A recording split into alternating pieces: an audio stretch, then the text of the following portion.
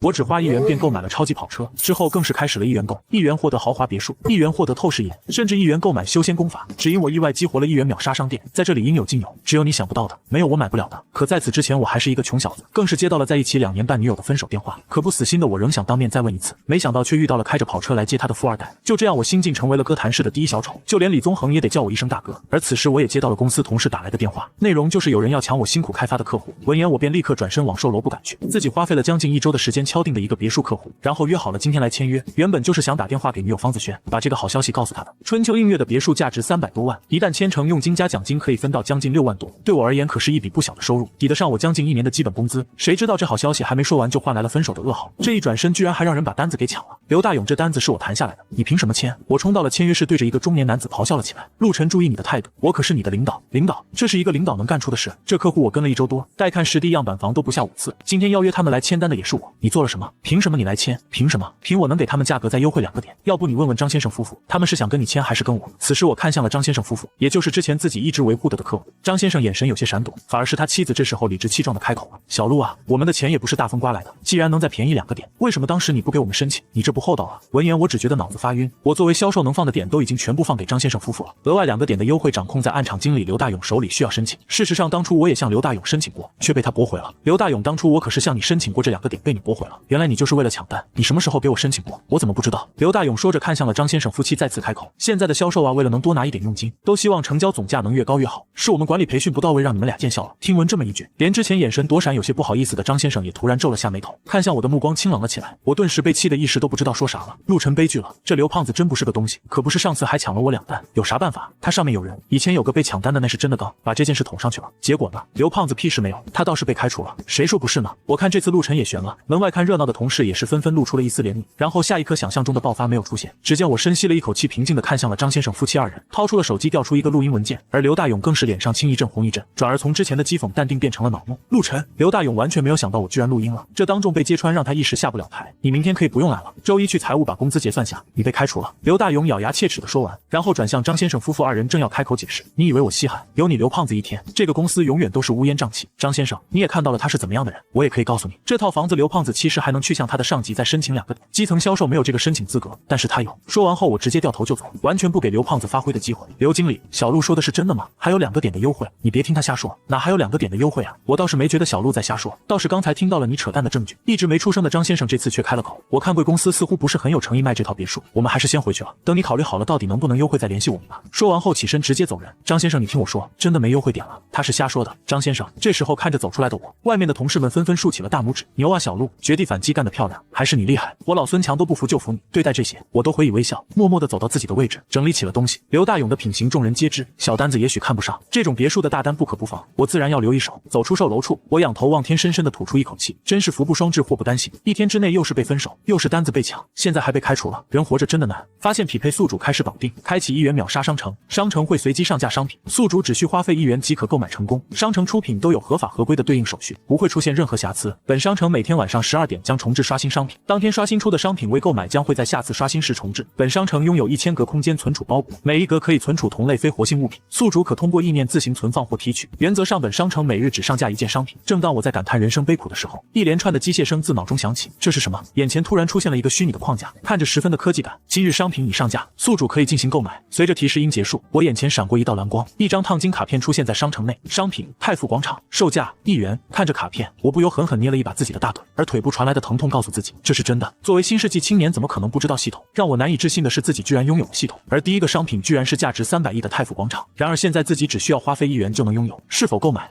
购买成功，宿主已拥有太富广场的全部产权，相关文件已放入商城包裹，宿主可通过意念自行提取。随着意念移动，一沓厚厚的产权交割文件瞬间出现在我手里。稍稍翻看了几页，越看越是心惊，这一切都是真的，真的是太富广场的所有产权交割文件。天啊，自己也有手捧300亿的一天，简直难以想象。狂喜早已将之前的阴霾扫清，随之而来的是意念移动，将这些文件再次放入了系统空间包裹。就在这时候，手机突然响了起来，一个陌生的电话号码打了过来。喂，请问是陆晨陆总吗？刚接通，一个后沉的声音传出，带着满满的恭敬之意。我是，请问你是？您好，我是太富广场物业公司总经理高建立，刚收到了陆总您收购太富广场的消息，所以需要跟您确认一下，您看你什么时候方便来办理下交接手续？正好这个季度的租金今天也刚交上来，一并在交接后可以转账给您。那我等会就过来吧，大概40分钟左右。我盘算了一下，从春秋映月的楼盘打车过去差不多也得有个大半小时。您现在就过来吗？好的，那我就在这边办公室等候陆总的光临。哦，对了，我们物业公司在 A 栋的52层。好，那等会见。挂完电话，我长呼了一口气，前一秒还在刘大勇这边受气，没想到下一秒连高建立这样的大佬竟然对自己如此恭敬。高建立虽说只是泰富广场的物业公司总经理，但是大家都知道这个泰富广场有如今的势力，它的运营和管理功不可没。很多大公司的老板都为能跟高建立见上一面拉上点关系而感到荣幸。人生的转变，有时候就是刹那间。挥去脑中所想，我直接伸手一招，上了一辆的士，直奔泰富广场而去。40分钟后，泰富广场坐门口，我仰头看了看高耸入云的办公楼，再次感叹了一番。刚准备进去，背后一道熟悉的声音响起：“陆晨，你怎么会在这里？”回头的瞬间，我整个心情不美丽了。喊住我的正是刚给自己分手的方子轩，而此时他双手挽着一个男人，正是之前开着法拉利去接他的那人。原来你就是陆晨。你好，我叫阮明亮，是轩轩的现任男朋友。早就听说过你，很感谢之前你对轩轩的照顾，不过以后他就由我负责了。阮明亮这时候直接上前伸出了右手，看似礼貌的对话握手，但他眼中的轻蔑和讥讽毫不掩饰。跟我分手就是为了他。无视了阮明亮，陆晨看向这个相处近4年的方子轩。没错，就为了几个臭钱。在看到阮明亮的一瞬间，陆晨就完全明白了，只是他没有想到4年的感情依旧扛不住糖衣炮弹的诱惑。几个臭钱？人家开的法拉利，住的别墅，公司开在泰富广场，还是在最核心的 A 座。看到我这个包了吗？2万8，人家眼睛都没眨一下就买了。你呢？每天2菜1汤，住着装修老旧的一室一厅，空调都老是坏，想买个包你都得凑半年的工资奖金。他有的是你几辈子都赚不到的，所以陆晨，我们到此为止吧。你就是追来我也不会跟你继续过。方子轩在这一刻仿佛豁出去了，一顿数落。一旁的阮明亮似笑非笑的看着这一切，似乎很享受。不过让他诧异的是，当听完这一切，陆晨并没有被激怒，反而是越来越平静。没错，这一刻陆晨出奇的平静，原本紧握的双拳也慢慢松开，因为这样的女人不值得。何况现在自己今非昔比，分手未尝不是个好事。我知道了，行，分手，以后我们没有一丝瓜葛。还有，我可不是为了你来这的。说完头也不回的走进了大楼。你这男人不行啊，还好你分手了，争都不敢争一下。阮明亮有些无聊的咂咂嘴，他是还蛮期待陆晨杠一下，好让自己发挥下装个逼秀秀实力。亮，他也看得清你们俩的差距，拿什么跟你争？完全不在一个层次啊！就你小嘴会说话，哈哈哈！一把搂过方子轩，在他的臀骨部拍了拍，俩人也走进了大楼。电梯口看到陆晨正在等着电梯，阮明亮左右扫了一眼，突然看向一个中年人笑了起来。林主任，这要求？哦，是阮少啊，这么早就来签约了？这离约的下午4点，还有点时间啊。被称为林主任的男人看到是阮明亮，挂上了职业的笑容。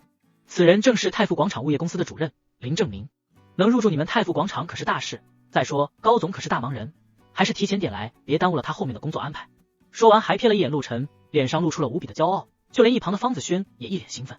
毕竟在江都市都知道泰富广场可不是谁都能入住的，有钱都不行。这次自己能被阮明亮带着来这里见世面，他可十分的激动，这到时候可是自己在亲戚姐妹朋友面前吹嘘的谈资。不过林主任，你们这里的安保似乎的加强，现在有些阿猫阿狗也能进来了。林正明听到这句话后明显一愣，随后顺着阮明亮的目光看去，看到了陆晨。衍生，这是林正明的第一印象，自己身为物业的主任，这里所入驻的公司老板乃至下属员工，几乎每一个他都认识。其次，陆晨这时穿的还是之前售楼处的工装，跟这边公司员工的制服完全不一样，很显然陆晨不是这座楼内的公司职工。不过他也没有说什么，尤其是从阮明亮那讥讽的眼神里看出了一丝什么。阮少，我们泰富广场本身就是服务业，打开门做生意，只要不是来捣乱的，自然欢迎所有人。也许人家是来这里办事的，还需几年啊？一句话出来，阮明亮脸色僵了一下，而陆晨倒是对这个林正明刮目相看，怪不得泰富广场能做到如今地步，员工素质确实高。叮，这时候电梯到了，众人也没再说什么，随着人流一起进入了电梯。52层，陆晨，你有完没完？一直跟着我干什么？这时候出了电梯的方子轩实在有点忍不住了，开口质问起来。笑话，我是来办事的，谁跟着你来的？你来这里办事，能别搞笑吗？陆晨的话一出，就连阮明亮都不由冒出一句，来这里的要么是来交物业费的，要么就是来洽谈租赁或者商场节日活动等业务的。可是不管哪一点，都似乎跟陆晨毫无关系。哎呀，陆总你可来了，欢迎欢迎啊！这时突然一道热情洋溢的声音传来，转头望去，正是高建立。陆晨收购了泰富广场，身为总经理的他自然看过了资料上的照片，所以一眼就认出了陆晨，赶紧出来迎接。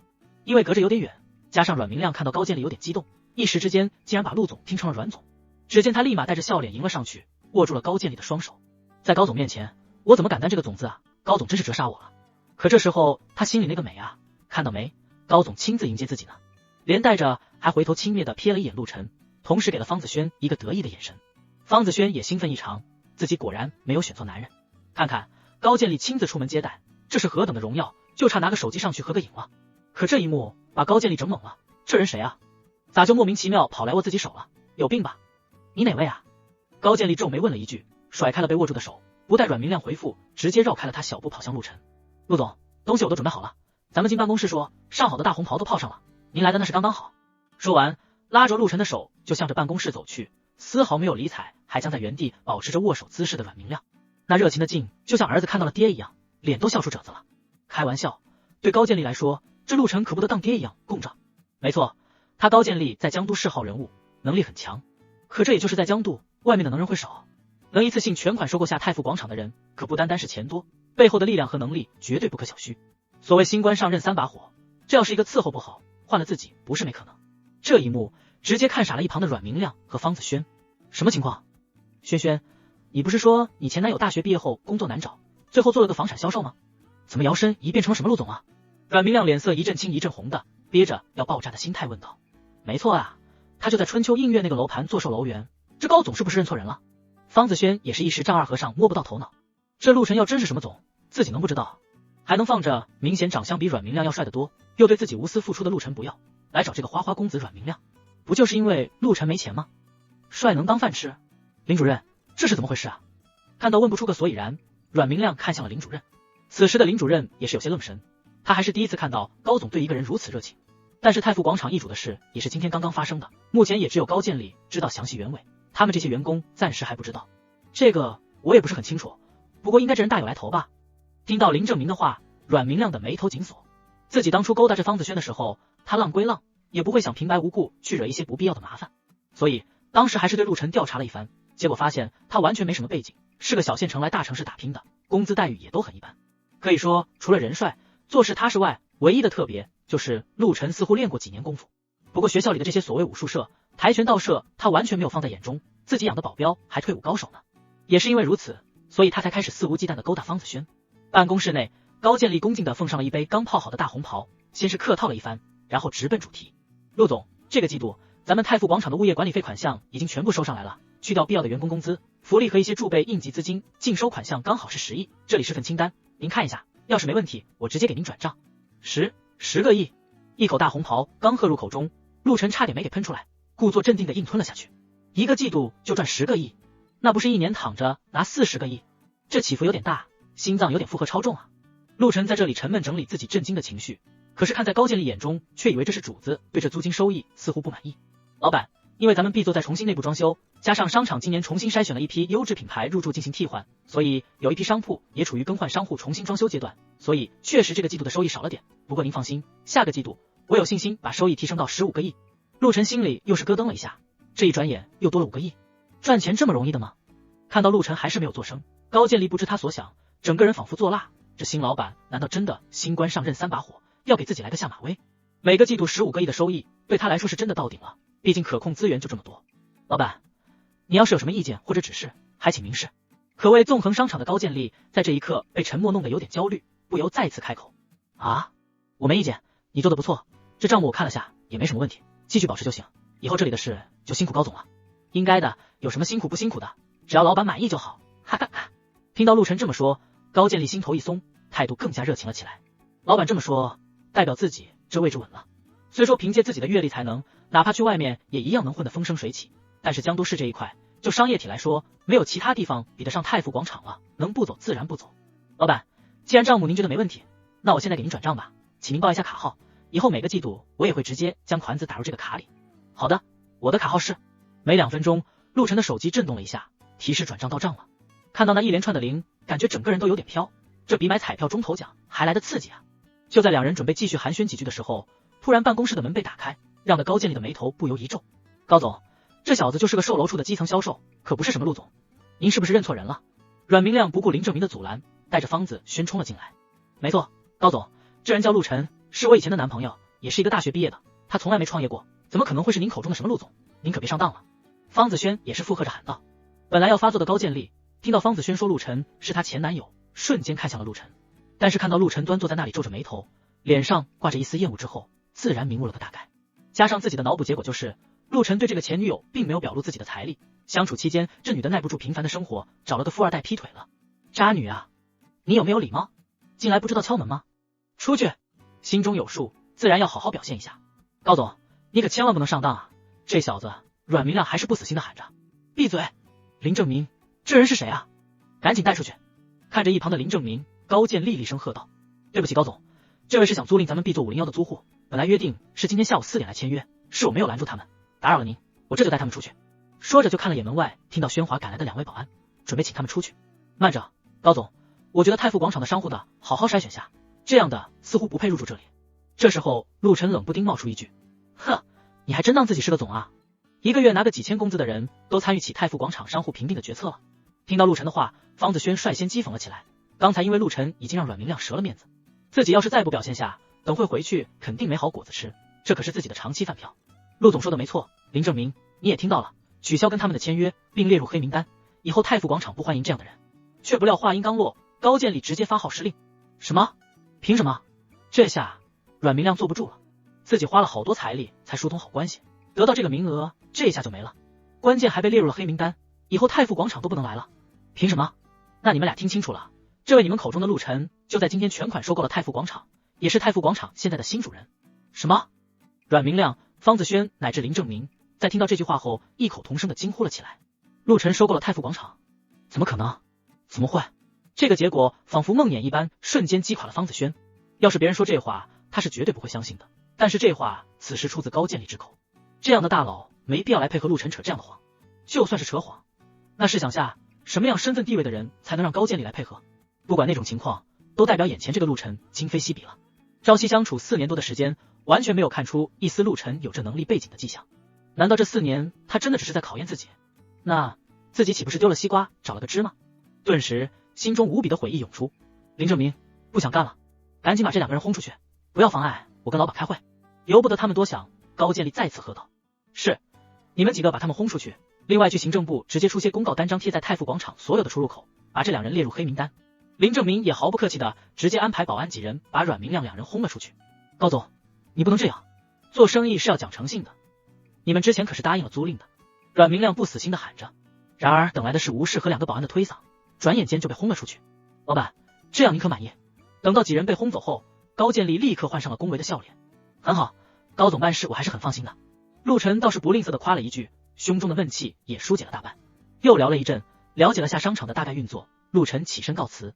临走，高渐离叫停了外面办公的所有人员，公开介绍了下陆晨是新老板的身份。就这样在众人的恭维下，总算进了电梯。楼下，阮明亮和方子轩被轰了出去。方子轩，你看你干的好事，你说你有点脑子吗？被人睡了4年，人家到底是干嘛的你都不知道，光长胸不长脑子的吗？这一刻，阮明亮把一切责任都推到了方子轩的身上。要知道，这次入住太富广场对他来说十分的重要。别看平时他锦衣玉食的，但是在阮家他不过是个次子，想得到家里老爷子的重用，自然要多多的表现。而入住太富广场就是老爷子一直想做的事，好不容易自己抢在哥哥之前得到了这个机会，本以为板上钉钉，昨天还在家里吹嘘了半天，并且保证这次入住绝对不会出现问题，这才被老爷子夸了几句，并承诺只要入住成功，那么阮氏集团旗下的金茂地产就会交给他打理。可如今不但签约不成，还上了黑名单，代表这事永远不可能实现了。回到家中，自己那大哥还不趁机发难，在老爷子那边肯定也讨不得好。阮少，这不能怪我啊，他从来没有表露过啊。被阮明亮如此说，方子轩委屈的都要哭了，心说我要是知道还会找你。看看人家太富广场啊，说收购就收购了，你呢，只是想着租赁入住都得舔着人家。这一比较，顿时伤心欲绝，自己这是造的什么孽？好好的专事黄老五不要，换了个这玩意，我不管，你等会看到他下来去求他，不管用什么办法，必须让他让我入住这里，成了少不了你的好处，要是不成，哼！阮明亮此时心烦意乱，狠狠地对他吼道。哦，方子轩不敢违逆气头上的阮明亮，点头应承。想到陆晨以前对自己的万般好，心里更是后悔了。不过他也想着，等会是不是自己能挽回2人的感情，要是行的话，谁还搭理阮明亮这渣男？这时候，陆晨从 A 座走了出来，他双眼一亮，连忙跑了上去。陆晨，对不起，我知道自己错了，谁都有做错事的时候，看在咱们4年多的感情，你原谅我吧。撒开你的手！看到方子轩上来就拉着自己的手一顿道歉，陆晨没来由的觉得恶心。别这样，我真的知道错了，都是他不断糖衣炮弹诱惑我，一会给我送化妆品，一会给我送包，是我没有把持住。不过我发誓，我跟他还没有发生过关系，我还是干净的。双手被甩开后，方子轩突然抱住了陆晨的大腿，跪倒在地，哀嚎了起来。哼，你觉得我会信吗？之前不是说我跟他没得比吗？不是我有眼无珠，是他跟你没得比，他连你的脚趾头都比不上，我知道错了。陆晨听到这话愣了一下，不由摇头，第一次发现方子轩居然能说出这样的话。而在一旁的阮明亮脸色阴沉的都快能滴出水来了。行了，别再恶心我了，想做我的女人你不配。说完抬腿就走，只留下仆地痛哭的方子轩。哼，你行啊，我连陆晨脚趾头都比不上是吧？那你回去找他吧，傻逼。别啊，不是你让我不管用什么办法都要挽留的吗？方子轩本想借着4年多的感情赌一把，也许陆晨会心软，完全没想到他会如此决绝。既然陆晨留不住，可不能再跑了这个饭票。你不能走，你睡了我，要对我负责啊。看到阮明亮转头要走，他一个挺身从地上爬起，飞扑了过去，一把抱住了阮明亮。睡了你？你刚可是说你是干净的。再说了，我睡的人多了，难道睡一个就要对他负责？那你排队都得绕着太傅广场几圈了，滚吧，你个扫把星。说完直接一把推开方子轩，拔腿就走。哇，这一下方子轩瘫坐在地痛哭了起来。短短半天的时间，一切都没了。离开太傅广场后，陆晨看了看手表，才下午4点多，正想着要去哪转转，毕竟刚得到了10个亿，不挥霍下还真对不起自己。就在这时，系统提示响起，叮，检测到宿主反转成功，奖励1次秒杀机会。叮，商品已上架，宿主可自行决定是否购买。突如其来的提示音让陆晨一愣，不是每天只有1次秒杀机会吗？不过他还是打开了系统商城。卧槽，这一看整个人都恍惚了，不由爆出了一句粗口。商品弘扬豪府1号楼整栋，售价1元。看到这个，陆晨是真的惊了。要知道弘扬豪府跟自己目前租住的弘扬小区都是同一个开发商开发的，并且2个小区相邻而建，但是价格却是天差地别，一墙之隔，价格翻了3倍多。简单的说，弘扬小区就是普通住宅，刚需毛坯房，售价在1万5左右一平，而弘扬豪府则是全部精装修，错，严格的说是豪装房，售价则是在5万左右一平。里面的房子每一户都是经过专业的设计，风格大气，屋内家电家具一应俱全，且全部是1线品牌，完完全全的拎包入住。这2个小区因为选址在江都市开发区的 CBD 核心区周边，所以这2个小区的租户特别多，当然也因为价格差，租住的人员经济能力也差异较大。弘扬小区里租住的大多都是普通的上班族，而弘扬豪府里面全都是精领和一些小老板，而现在居然1元就能拿下弘扬豪府的房子，最关键的是整栋，这得多少套？购买！意念一动，手机的震动传来，被扣款1元。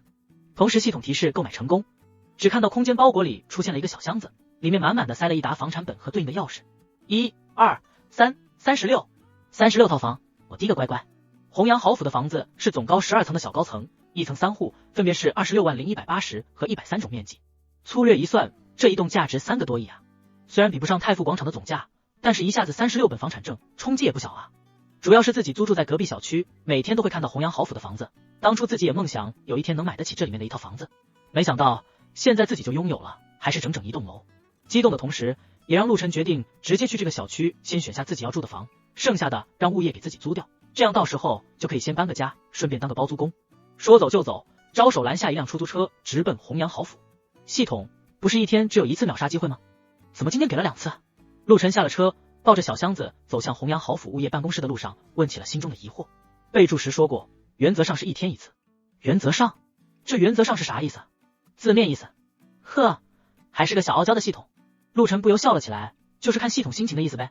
不过不管了，多给就是福，反正每天1次的保底秒杀机会，跑不掉就对了。物业办公室前台，您好先生，有什么能为您服务？看到陆晨走进来，前台的一位接待人员立刻站了起来，脸带微笑的询问起来。你好，我手里有空置房，想要租出去，现在大概什么价格？好的先生，那请您出示一下要租的房产本，我来帮您登记下。目前市场价格来说，这边的房子如果整租的话，价格会偏低一些，如果按照单间来拼租，那么整体收益会高一点。您看您准备整租还是拼租？前台人员微笑着问道。那就拼租吧。好的先生，拼租的话，按照一个单间5000来算，100平的有3个房间，可以租到1万5一月；168平的有6个房间，可以租到3万1月；至于280平里面拥有10个房间，可以租到5万1月。另外，业主享受我们物业免费代理租房服务，物业费是5元1平方1月，将会在收到的房租内直接扣除，余额会直接打入您指定的银行账户。至于屋内的水电燃气以及网络费用，都是由租户他们自己承担。接待人员耐心的解释道。哦，可以，那麻烦给我登记一下，一共33套。陆晨盘算了下，自己留下顶层的3套自己住，也不怕别人影响到自己。剩下的33套，按照这么算，一共可以收到104多万一个月的房租，扣除连自己住的3套物业费，总共是3万多，自己也有每月100万左右的收益，又是一笔不菲的收入，完美。想着，他把早准备好的箱子推了过去。啥？33套？这一下，接待人员直接傻了，不可置信的翻了下箱子里几本房产本，户主名都是陆晨，顿时整个人都一激灵。您稍等，您的这个业务得让我们经理给您对接。说着就撒腿跑了进去，半路就听到他的声音传了出来：经理，那个传说中的神豪来了！这一喊不打紧，整个物业公司的员工全都从各个办公房里跑了出来，进行了一波围观。哇，这就是那位买楼买一栋的神豪啊！我的天，居然这么年轻，还这么帅！顿时，物业办里面叽叽喳喳一片喧哗，一些女员工更是使劲的搔首弄姿，不断抛着眉眼。这种高档小区里的金龟可不少，指不定被看中了，那就是人生的转折。何况还是这么大一只镶钻的帅龟，都干什么呢？散了！一道身影急匆匆的跑了出来，并且厉声驱散了这些莺莺燕燕。这可是大主户，自己手下这些人什么心思他哪能不知道？可不能让他们给祸害了。能买一栋楼的人会看得上这些人？您好，陆先生，我是这里的经理孙德富，这是我的名片，早就听说了您的大名，今日一见，果然年少有为啊。孙德富一边说着，一边恭敬的双手递上了名片。你好，那我这房子租赁就麻烦你给我办理一下了。陆晨有些好笑，这房子也是刚刚到自己手里，怎么就早听说自己大名了？果然会拍马迎合的人更能上位。没有问题，现在就给您登记。没多久就全部办理妥当，效率是真的高。那个孙经理，你能不能联系到搬家的人？我在隔壁弘阳小区有点东西要搬一下。陆晨想了想，今晚索性直接就住这边了，反正拎包可住，只要把那边的一些日用品和换洗的衣物搬一下就行了。主要是那边的空调这2天又坏了，现在正值夏天8月中旬，这晚上没个空调可着实躺不下去啊。没问题，我现在就亲自带人去给您搬。于是陆晨带着孙德富一行人来到了隔壁的弘阳小区。可是刚走到自己租住的房子门口，发现大门居然虚开着，里面还有争吵的声音传出。闻声，陆晨不由怒火一下子冒了起来，看来是该教你做人了。你可真是我的好闺蜜，让你帮我转交下钥匙，你倒好饭都做起来了，这是要趁虚而入。方子轩怒目而视屋内的姚安琪，自从半个多小时前在太傅广场被陆晨和阮明亮双双甩手后，他痛苦了半天并没有死心。他觉得4年多的感情不见得没有挽回的余地，于是好好收拾了下自己的妆容，赶到菜场买了一堆陆晨平时爱吃的菜，准备回到出租户给他准备一顿丰富的晚餐，更是去买了一套特别性感的透明内衣，打算晚上使出浑身解数来好好勾引下陆晨。可是当他赶到出租户后，居然发现安琪早就把晚餐准备好了，还把屋内都打扫了一遍。尤其看到桌上的饭餐都是陆晨喜欢吃的，更是怒火中烧。感情安琪早就想挖墙脚啊！我没有啊，我是坚劝你不要分手你不肯，所以买了点陆晨爱吃的，准备开导下他。毕竟你们相处了这么久，你这样做他会难过的。安琪就像做错了事的小媳妇一样，缩在一边唯唯诺诺的低声应道：他难过跟你有什么关系？别以为我不知道你想什么，不就是你之前一直暗恋他，还垫交了他母亲的医药费，结果阴差阳错的陆晨以为是我，后来跟我好了吗？当初我也纳闷，怎么陆晨突然对我这么好，不过事后我知道了也问过你，你并没有要说穿这事的意思，还鼓励我们在一起。哦，我知道了，是不是陆晨之前穷，所以你就把他让给了我，让我跟着他过苦日子，现在知道他发达了有另外的身份，就急着来献殷勤了，顺便再揭露之前的事来丑化我，抬高你自己，让陆晨感激你而接受你。你可真行啊！方子轩自说自话的给安琪强行加上了自己的脑补。我没有啊，你怎么能这么说我？安琪听得一头雾水，不过心里早被委屈所占据，只顾着哭，也没有深思化理这陆晨发达了，身份不同了的这些信息。他就是怕陆晨被分手后会难过，所以准备做一桌陆晨喜欢吃的菜来宽慰开导下他。哼，果然是防火防盗防闺蜜，滚，这里不欢迎你，以后离陆晨远点。向来霸道的方子轩直接对着安琪吼道，更是一把抓住安琪就往门外推。该滚的人是你！突然一声暴喝响起，大门随之被推开，一脸怒容的陆晨出现在门口。陆晨，你回来了。我滚开！陆晨直接推开方子轩，一把拉过了安琪护在身边，关心的看向他。要不是在门口刚才听到他们的对话，到现在陆晨都不知道，原来之前他母亲的医药费是安琪垫的。怪不得跟方子轩在一起的4年多时间里，安琪和方子轩的一些表现都有点奇奇怪怪，现在回想起来都能想通了。你没事吧？我没事。安琪也被突如其来的一幕弄得束手无措，感受到陆晨双眼的关切，安琪的脸上没来由的红润了起来。尤其被陆晨双手护在身前，两人贴得很近，彼此的呼吸都能感受到，让他的心脏骤然跳动不止。安琪，你个臭不要脸的，当着我的面勾搭陆晨！看到两人如此的气氛，方子轩坐不住了，直接嘶吼着冲了上来。啪！一个巴掌甩过去，方子轩应声摔倒在地上，脸上浮出鲜红的五指手印。陆晨，你敢打我？方子轩不可置信地看着手扬在半空还没收回的陆晨，双目通红。自两人相处以来，陆晨对他几乎都是百依百顺，别说打，连骂一句都舍不得。现在居然为了安琪动手打了自己。于是他看向安琪的目光充斥着恶毒，如果眼神能杀人，此时安琪怕已经被刺得千疮百孔了。打你，今天我还要教你如何做人。孙经理，你刚才也看到了，这女的私闯民宅，不光对我的女朋友恶言相向，还企图动手，还请帮我报个警，这种恶势力作风一定得严惩。没有管方子轩那恶毒的眼神和要吃人的表情，陆晨看向了孙德富。没错，陆先生，不光是我的这些同事都可以作证，我这就报警。说着就拿起了电话拨打执法司的电话。能在弘阳豪府当上经理的，哪个不是人精？扫一眼就大概明白怎么回事。你们胡说，我才是陆晨的女朋友，她是狐狸精，这房子之前一直也是我住在这里的，物业的人可以证明，你们这是污蔑。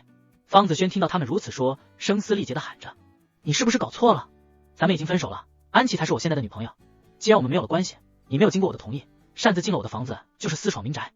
没错，我就是物业的经理，我们都目睹了刚才的一切，可以证明事实就是如此。听到陆晨的话，孙德富立马附和道，你们。这时候执法司的人来了，了解了下情况后，直接扣走了方子轩。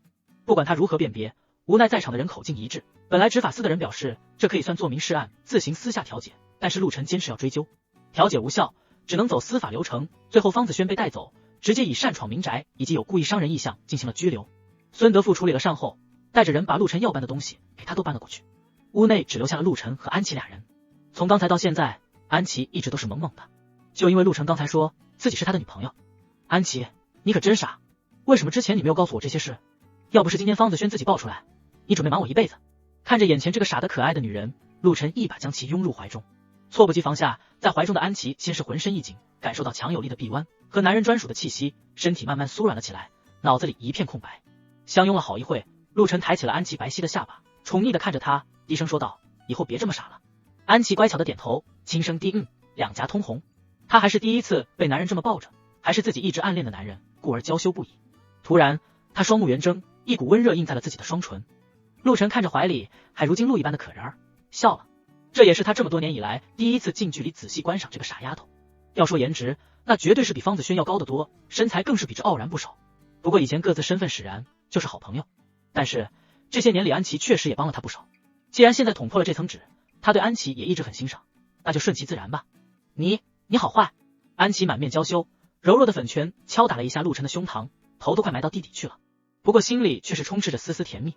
两人温存了一会，开开心心的坐下，吃起了安琪早就准备好的晚餐。虽然就3菜1汤，很普通的家常菜，但是都是之前陆晨喜欢吃的。有说有笑，一顿饭边吃边聊，竟然吃了将近2个小时，更是把之前种种全都说穿，两人的心又更近了一步。而当安琪听到陆晨如今既收购了太傅广场，又买下了隔壁弘阳豪府整整一栋楼市，安琪也是震惊当场，久久没有缓过神来，但是也没有深究陆晨是如果做到这一切的。对安琪来说，只要陆晨幸福开心，他就开心。饭后，陆晨拉着安琪去参观了自己的新宅。进去的一刹那，别说安琪被惊艳到，连他自己都震惊了。到底是豪宅，尤其是280平的房子，整个屋子都有智能式的星空顶，还有全方位环绕式的大阳台，让人在屋内就可以眺望四周的全景。今晚要不别走了？在阳台拥着安琪眺望远处景色的陆晨，突然凑到安琪耳边轻声问道。明显感受到怀中的安琪身子一紧，不过还是见到他轻轻点了下头。陆晨嘴角一扬，右手一抄，在安琪的惊呼声中，一个公主抱把他抱了起来，向着屋内走去。夏日晚风徐徐吹之，映衬着摇曳的身影，勾勒出一幅令人陶醉的画卷。凌晨，丁，商场已刷新，新商品已上架，宿主可以自行决定是否购买。陆晨迷迷糊糊睁开眼睛，看了一眼身侧已经熟睡的可人儿，不由轻笑了起来。点开系统，他看了过去，商品紫睿豪府1号别墅，售价1元。看到这个商品，陆晨心中顿时惊涛骇浪。做过房产销售的他，自然知道紫睿豪府是什么样的存在。要说今天的弘阳豪府是豪宅，那么紫睿豪府就是豪宅中的巅峰。因为这弘阳豪府1号楼整栋36套房子的总价是3个多亿，而紫睿豪府里面最差的一栋别墅就得过3个亿。而紫睿豪府的别墅价格越好，房号越前，之前一套3号别墅售价就达到了10个亿。至于这个1号别墅，那是有钱也不见得能拿到。陆晨还听说过有人曾经想用30个亿买下一塔，但是最终没有成功。可想而知这1号别墅得有多牛。震撼的余烬还没消退，脑中的提示音再次响起。叮，恭喜宿主拿到一血，奖励惊喜10连抽。还有这好事？抽奖获得的物品只需1元即可兑换，是否开启抽奖？开启。意念一动，一个大转盘出现在自己眼前，不过奖品都是问号。10连，一瞬间转盘转动了起来。叮，恭喜宿主获得古井贡酒1箱，兑换价1元。叮，恭喜宿主又获得古井贡酒1箱，兑换价1元。叮，恭喜宿主获得茅台1箱，兑换价1元。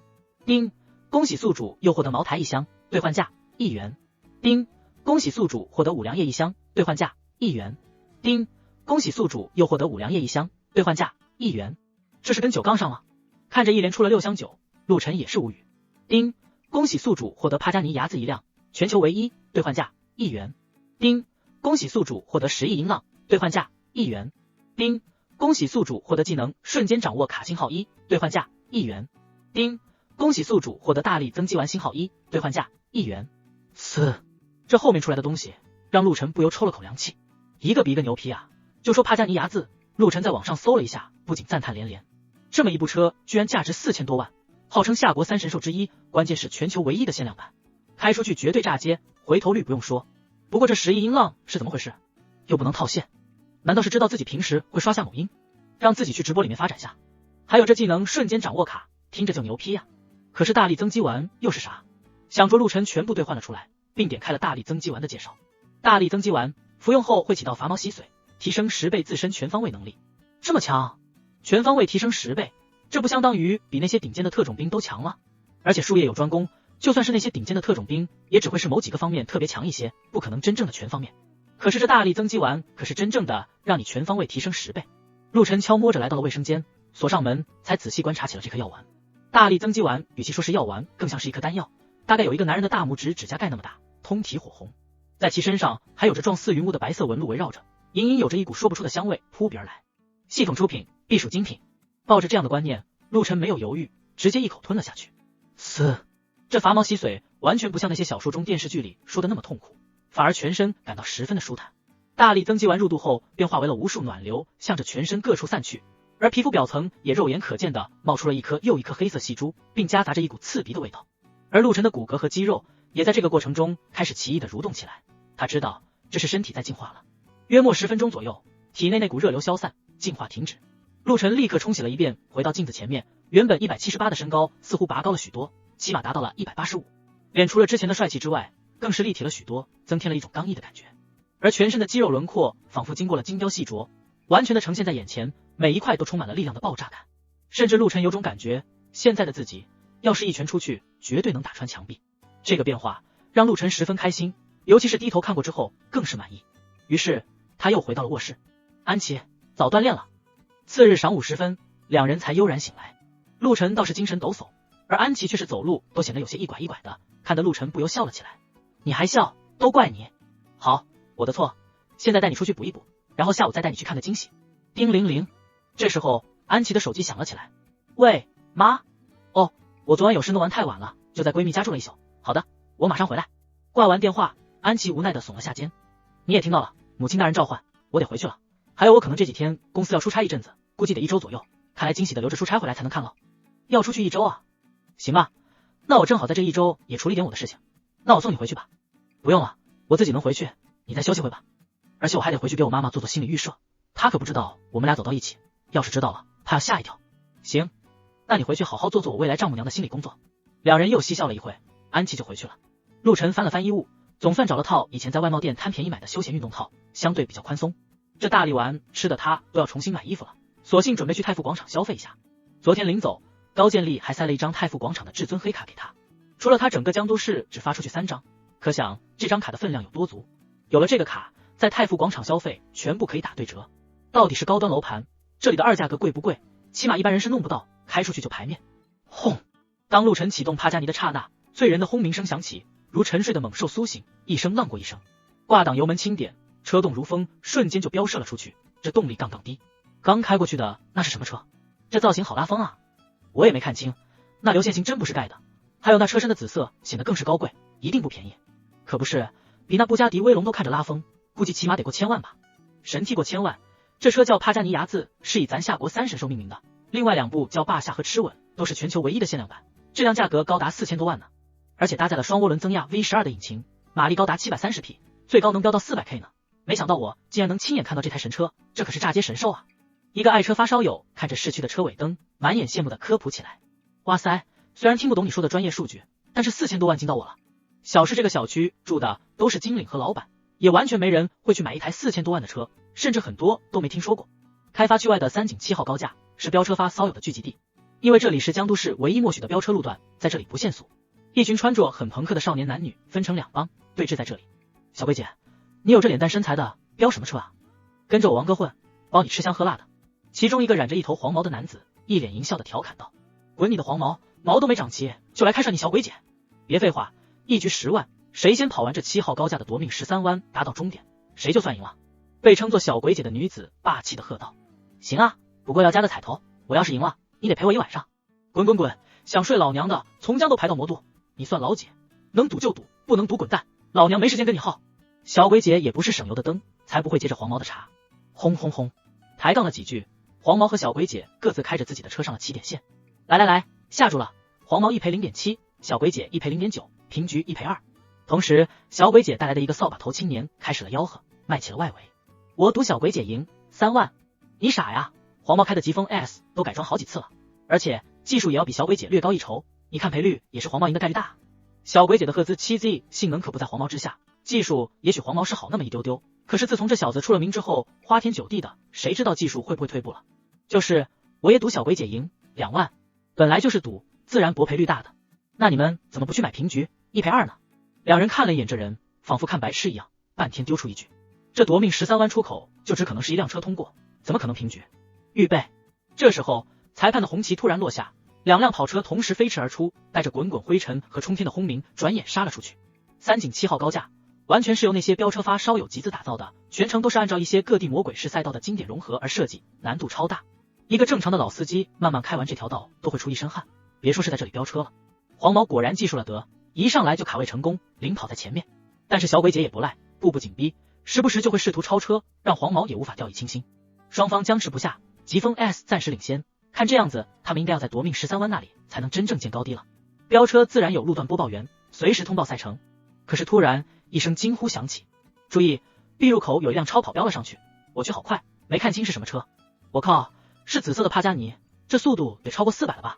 众人还没反应过来，2号监视口的人已经喊了起来。这一下所有人都惊悚了起来，这 B 入口的监测位到后面这个2号监测位相隔了1公里多，也就是1000米，这两人通报只相隔了6秒，这代表什么？代表这车只花了1秒跑了将近200米，时速远超400，这还不是关键。要知道这条高架赛道全程都是弯，你在直线上冲刺1秒200米都已经很难了，何况是弯道？你不要刹车的吗？几分钟前陆晨开着帕加尼牙子是很 happy， 但是由于自己之前考了驾照之后也一直没能买个车，所以也不敢开快，完全领略不到这车的快感。有豪车却没有单手法拉利的技术，那多掉价。于是陆晨直接使用了技能瞬间掌握卡，并且选择了掌控车技。叮，使用技能瞬间掌握卡成功，宿主车技得到提升中。叮，恭喜宿主掌握 C 级赛车手技能。叮，恭喜宿主掌握 B 级赛车手技能。叮，恭喜宿主掌握 SSS 级赛车手技能。一连串的系统音响起，每响一次，陆晨都觉得自己瞬间脑子里多了些什么。直到提升到了 SSS 级赛车手技能被掌控后，他看向车子每个部位都不一样了，一时之间犹如人车合一，自己的身体也是瞬间调整到更契合帕加尼飞驰的状态。轰轰轰，油门踩下，帕加尼牙子如同离弦之箭，瞬间飙射而出。就这样一路开一路嗨，陆晨直接冲上了三井7号高架。都知道这里是不限速的飙车宝地，自己拥有了 SSS 级赛车技能，自然要过来爽一把。车子如鬼魅般直接冲上了高架的 B 入口，疾驰而去。仅仅一个细微的调整，帕加尼就顺滑的通过了入口处的几处弯道，非但没有减速，反而更快了几分。似乎有人正在这里比赛。从入口处过来就看到了每隔开一段就有个播报员拿着对讲机在那边，而开了没多久就看到了前面你争我夺的2辆跑车，明白自己这是赶上别人的比赛了。听说来这里的很多都是专业的赛车选手，既然碰上了，那就试试我这掌握的 SSS 级技术跟他们的差距在哪里。机会难得，陆晨嘴角上扬，油门一下踩到底。轰，一声带着特殊韵律的爆吼响起，帕加尼犹如一头紫色雄狮，疯狂地咬了上去。此时小鬼姐和黄毛也早从耳机里听到了播报员的通报，知道有车上来。不过他们俩也没在意，就他们这速度，就算 B 入口进来也不见得追得上他们。可没一会，他们从后视镜看到了一个黑点出现，紧接着这个黑点迅速放大，化为了紫色魅影，直接咬了上来。靠，这是啥玩意？这么快？两人都是一惊。哼，想超过我？门都没！小鬼姐看到后面的紫影妄图从自己左侧超车，直接方向盘一打，抢占左道。可是却不料紫影只是虚晃一枪，一个 S 走位，瞬间贴着赫兹 7Z 的右侧穿越而过，没有一点多余的动作。什么鬼？被瞬间超车的小鬼姐整个人都被惊呆了，这超车的时机间距控制的简直神了。前面的黄毛看到小鬼姐眨眼就被超车，也是浑身一震，来的绝对是个硬茬。似乎也是这份紧张让黄毛居然发挥出了超长的技术，这货再怎么说也是之前参加过国际比赛的赛车手，卡位实力不是吹的。一时之间倒是让陆晨的车超不过去，眼看前面就是夺命13弯的入口了，黄毛更是得意了起来。只要一入这个口子，赛道的距离更窄，想超车那就更不可能了。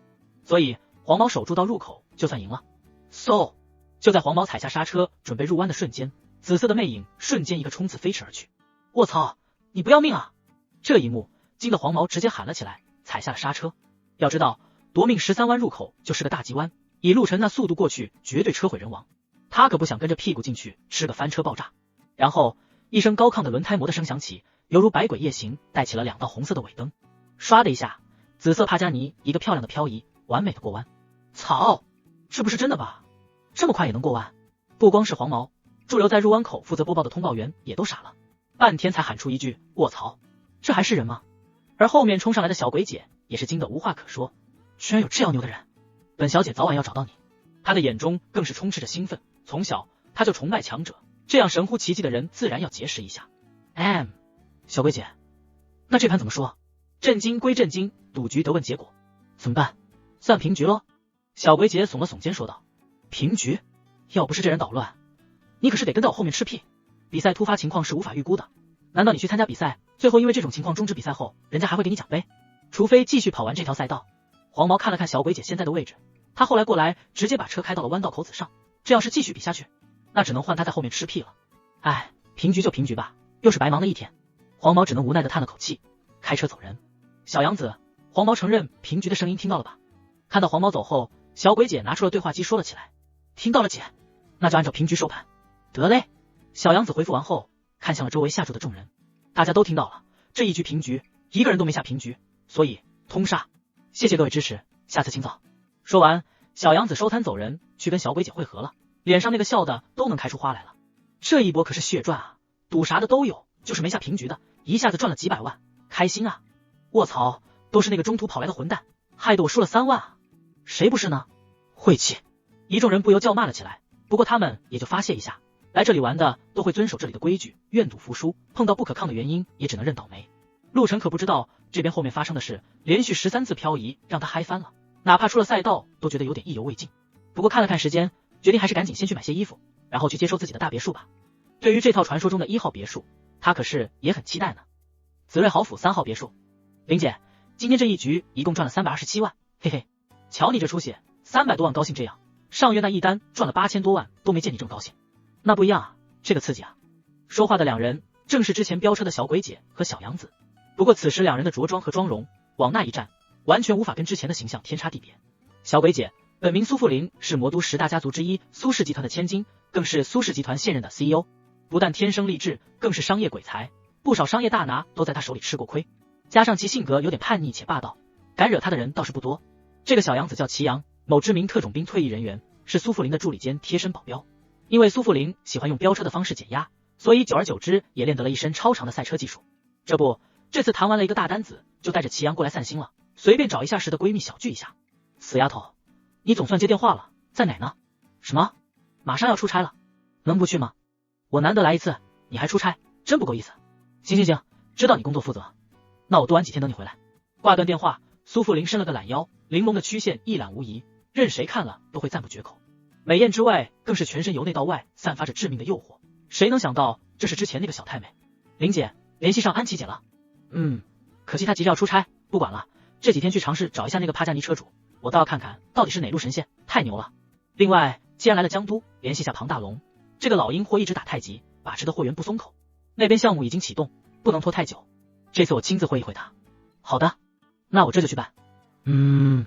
秦老爷子呢？怎么没在家？害他老人家还不是出去打拳了，就这爱好。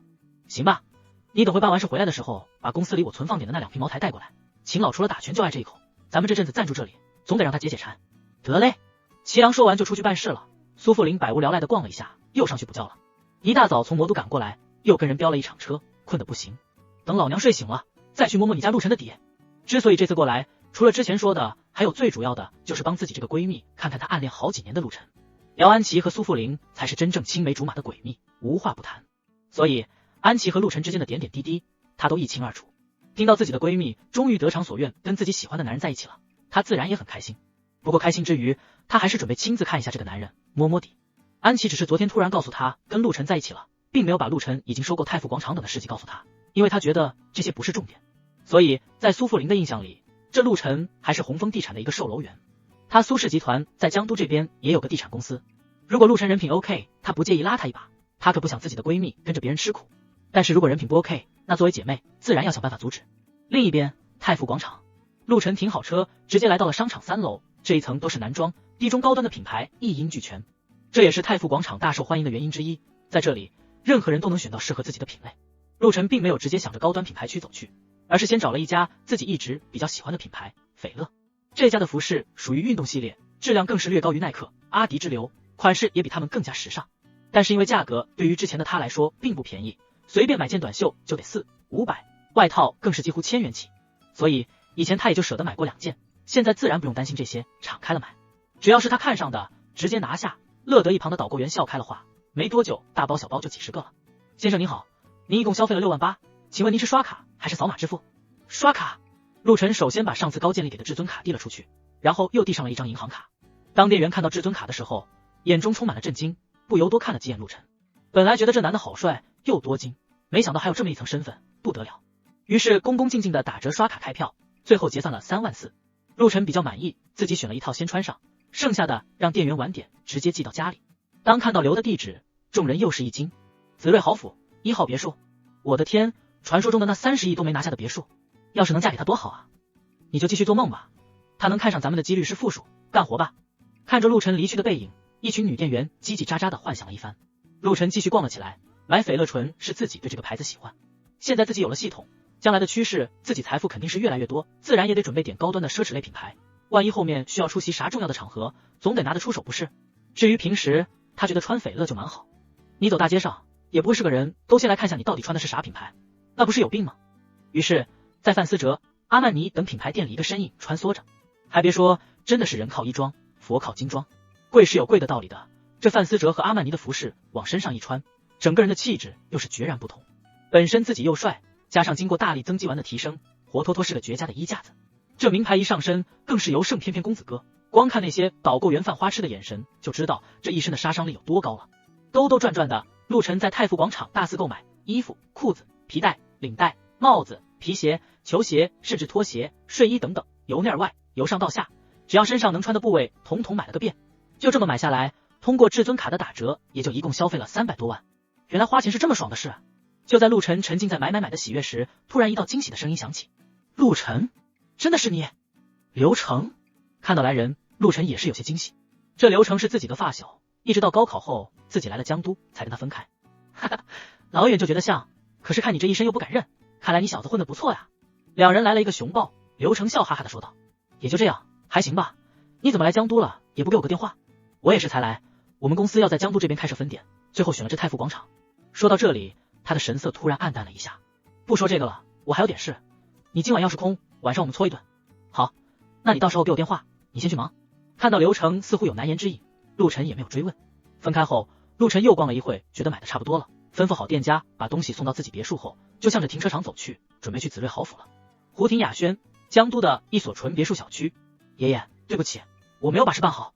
此时阮明亮灰头土脸的站在一旁，低头说道：“堂上主位，一个两鬓鹤发的老者端坐于此，这人正是阮明亮的爷爷，阮氏集团的掌舵人阮华英。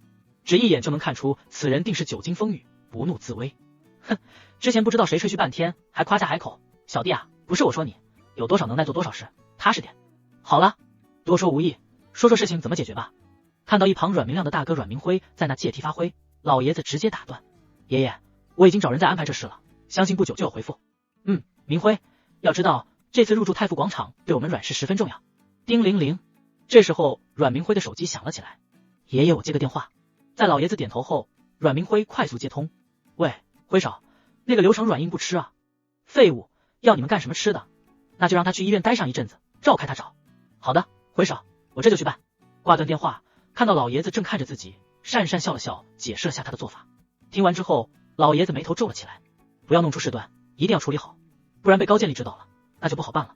爷爷，我知道他们那个公司是3人合股的，也是走了狗屎运，这次标到了入驻机会，其他2人那边我都谈妥转让细节了，偏偏这个流程一根筋，不然早就办妥了，现在只有让他去医院待一阵子了。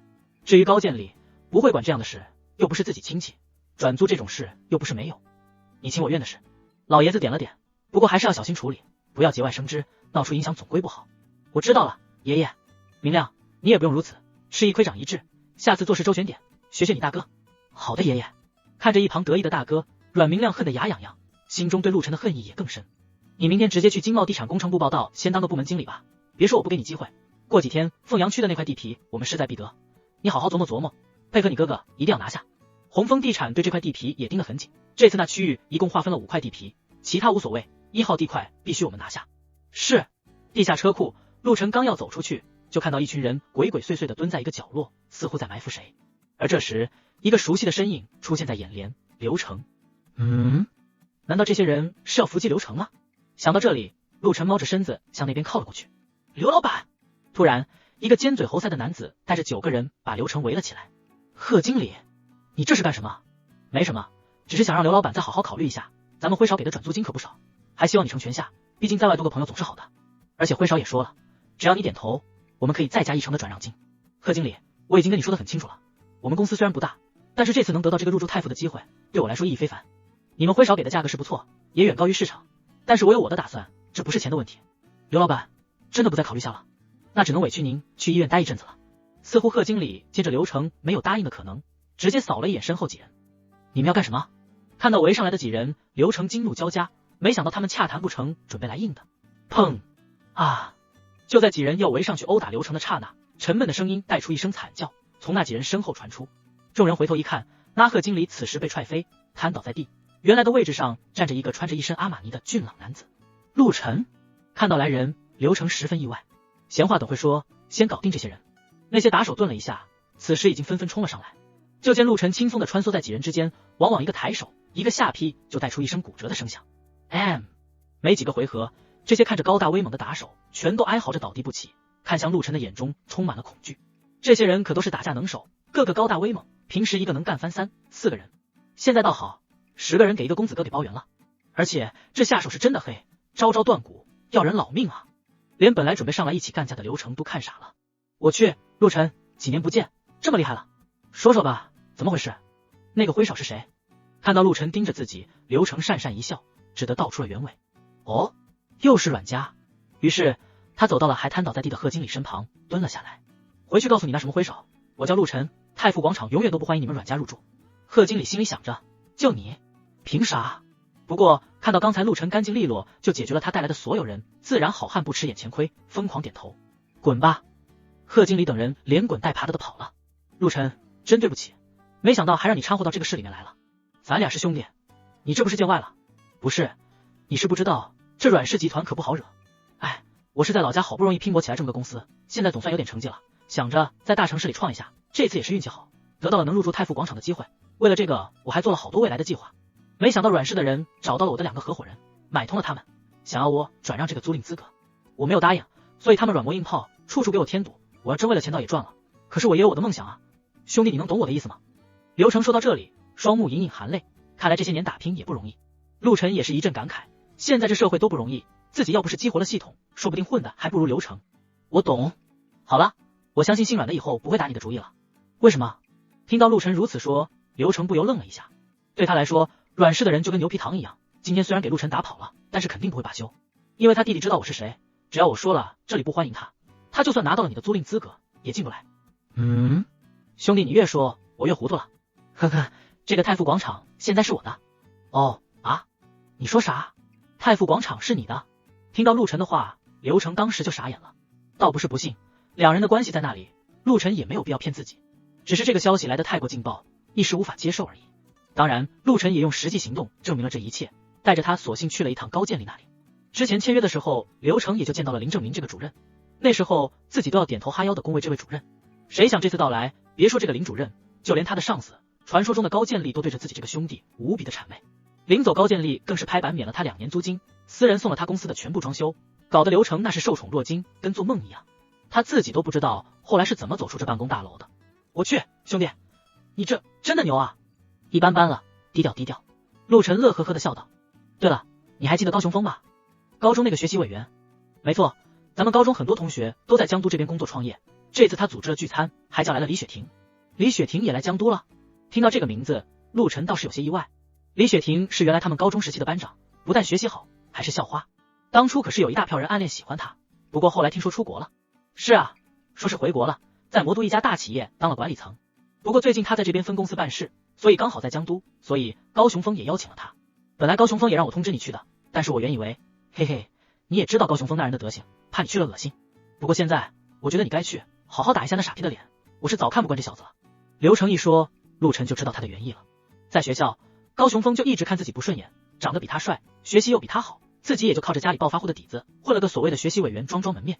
关键是这小子一直很喜欢李雪婷，但是每次献殷勤都吃闭门羹，偏偏李雪婷那时候就喜欢凑在陆晨一起，跟个跟屁虫一样，这看得高雄峰自然牙痒痒。故而一有机会他就会找陆晨的茬，为此几个人没有少杠过。在刘成的话里得知高雄峰这2年似乎运气很不错，家里的生意也做到了江都，手里也赚了点钱，所以呢知道李雪婷到了江都，又心思活络了起来，借此想再看看有没有机会追到手。顺便得知陆晨居然在做房产销售，也准备叫他过来踩上那么几脚。作为兄弟的刘成原本知道这事，自然是不想通知陆晨的，不过今天看到陆晨的能量后，反倒怂恿他过去了。行，那后天我就陪你去做。拗不过刘成的软磨硬泡，想着也好久没见当初那个跟屁虫了，顺便去看看，就答应了下来。那就这么说定了，后天晚上6点，福海酒楼。刘成见陆晨答应了，很开心，对后天的聚餐有些期待了。两人唠了一会就分开了，陆晨也直接开车来到了子睿豪府。你说什么？事情办砸了？此时胡廷雅轩阮家别墅内，阮明辉看着回来的贺经理，火冒三丈。辉少，本来是要办成了，可是谁知道突然冒出来个叫陆晨的，他很能打，我们就栽了。说到这里，声音越来越小，头也低了下去。啥？你们10个人都搞不过那个什么陆晨？都是吃干饭的吗？一帮废物！那人真的很能打，兄弟们全都骨折躺医院了。我是因为他要我带话，才没打残我。带话？带什么话？他说他叫陆晨，太傅广场永远都不欢迎你们阮家入住。哼，好大的口气！这人是谁？听到这个话，不光是阮明辉，就连一直端坐在后面一言不发的老爷子也是眉头紧皱，怒气上冲，直接厉喝。阮家发展到现在，虽说在江都并不是什么顶尖家族，但也不容小觑，可不是随便谁都能威胁的。爷爷，这人还真有这权利。这时候，一直冷眼旁观的阮明亮开口了：爷爷您忘了吗？这次我没拿到入住权，也是因为这个陆晨，而他就是现在太傅广场的新主人，所以他说不让入住，我们还真的没办法入住。这时候阮老爷子才想起了自己小孙子之前说的话，原来又是这个陆晨。那入住太傅广场的计划暂时搁置，这地方能入住固然好，但也只是锦上添花，进不去也不强求了。现在你们俩全力筹划拿下凤阳区的那块地皮，这个才是重中之重。未来咱们阮氏能不能更上一层楼，就看这次了。老爷子沉默了一会，再次开口：好的，爷爷。另一边，陆晨已经来到了子睿豪府，这刚到门口就被这里的气派震撼到了。都说小区的门就是牌面，这子睿豪府的大门框架居然全部采用最顶级的象牙石手工打造，洁白如玉，每一个弯角和衔接处都经过了精雕细琢，完美的契合在一起，仿佛这座大门就是浑然天成一般，十分的大气。门口的保安也都是1.8米以上的大高个，个个魁梧不凡，长相也都是中上，还别说，有的帅的甚至比一些流量小鲜肉都不差。可想而知，得用什么样的价格才能让他们来这里当保安？在门卫登记了下信息，保安就放行了，并且安排了一个保安开着小区专用的电瓶车在前面带路。毕竟这个别墅区大得很，都是依山傍水的，虽说有路标引导，但是这样的豪宅物业不就是卖的服务吗？到底是最高端的别墅区，一路上每一处景观都恰到好处的呈现，并按照春夏秋冬4季变化为主题栽种绿化，真正做到了一步一景。这里所有的别墅都是大独栋，除了每一户拥有上千平方的室内面积之外，还附带了最少10亩的私人花园。而越往里，别墅的价格则越贵，尤其到了5号别墅开始，简直可以用庄园来形容了。终于，陆晨随着保安的引导来到了1号别墅门前，而子睿豪府物业公司的总经理带着一大批员工已经早早在这里等候。您好，尊敬的陆晨先生，我是物业公司的总经理汪启明，欢迎您正式入住子睿豪府。陆晨也是第一次来这样的地方，见到这么大的排场还是有些震撼的。粗略扫了一眼，这总经理怕是把物业公司所有闲着的工作人员都叫来了吧？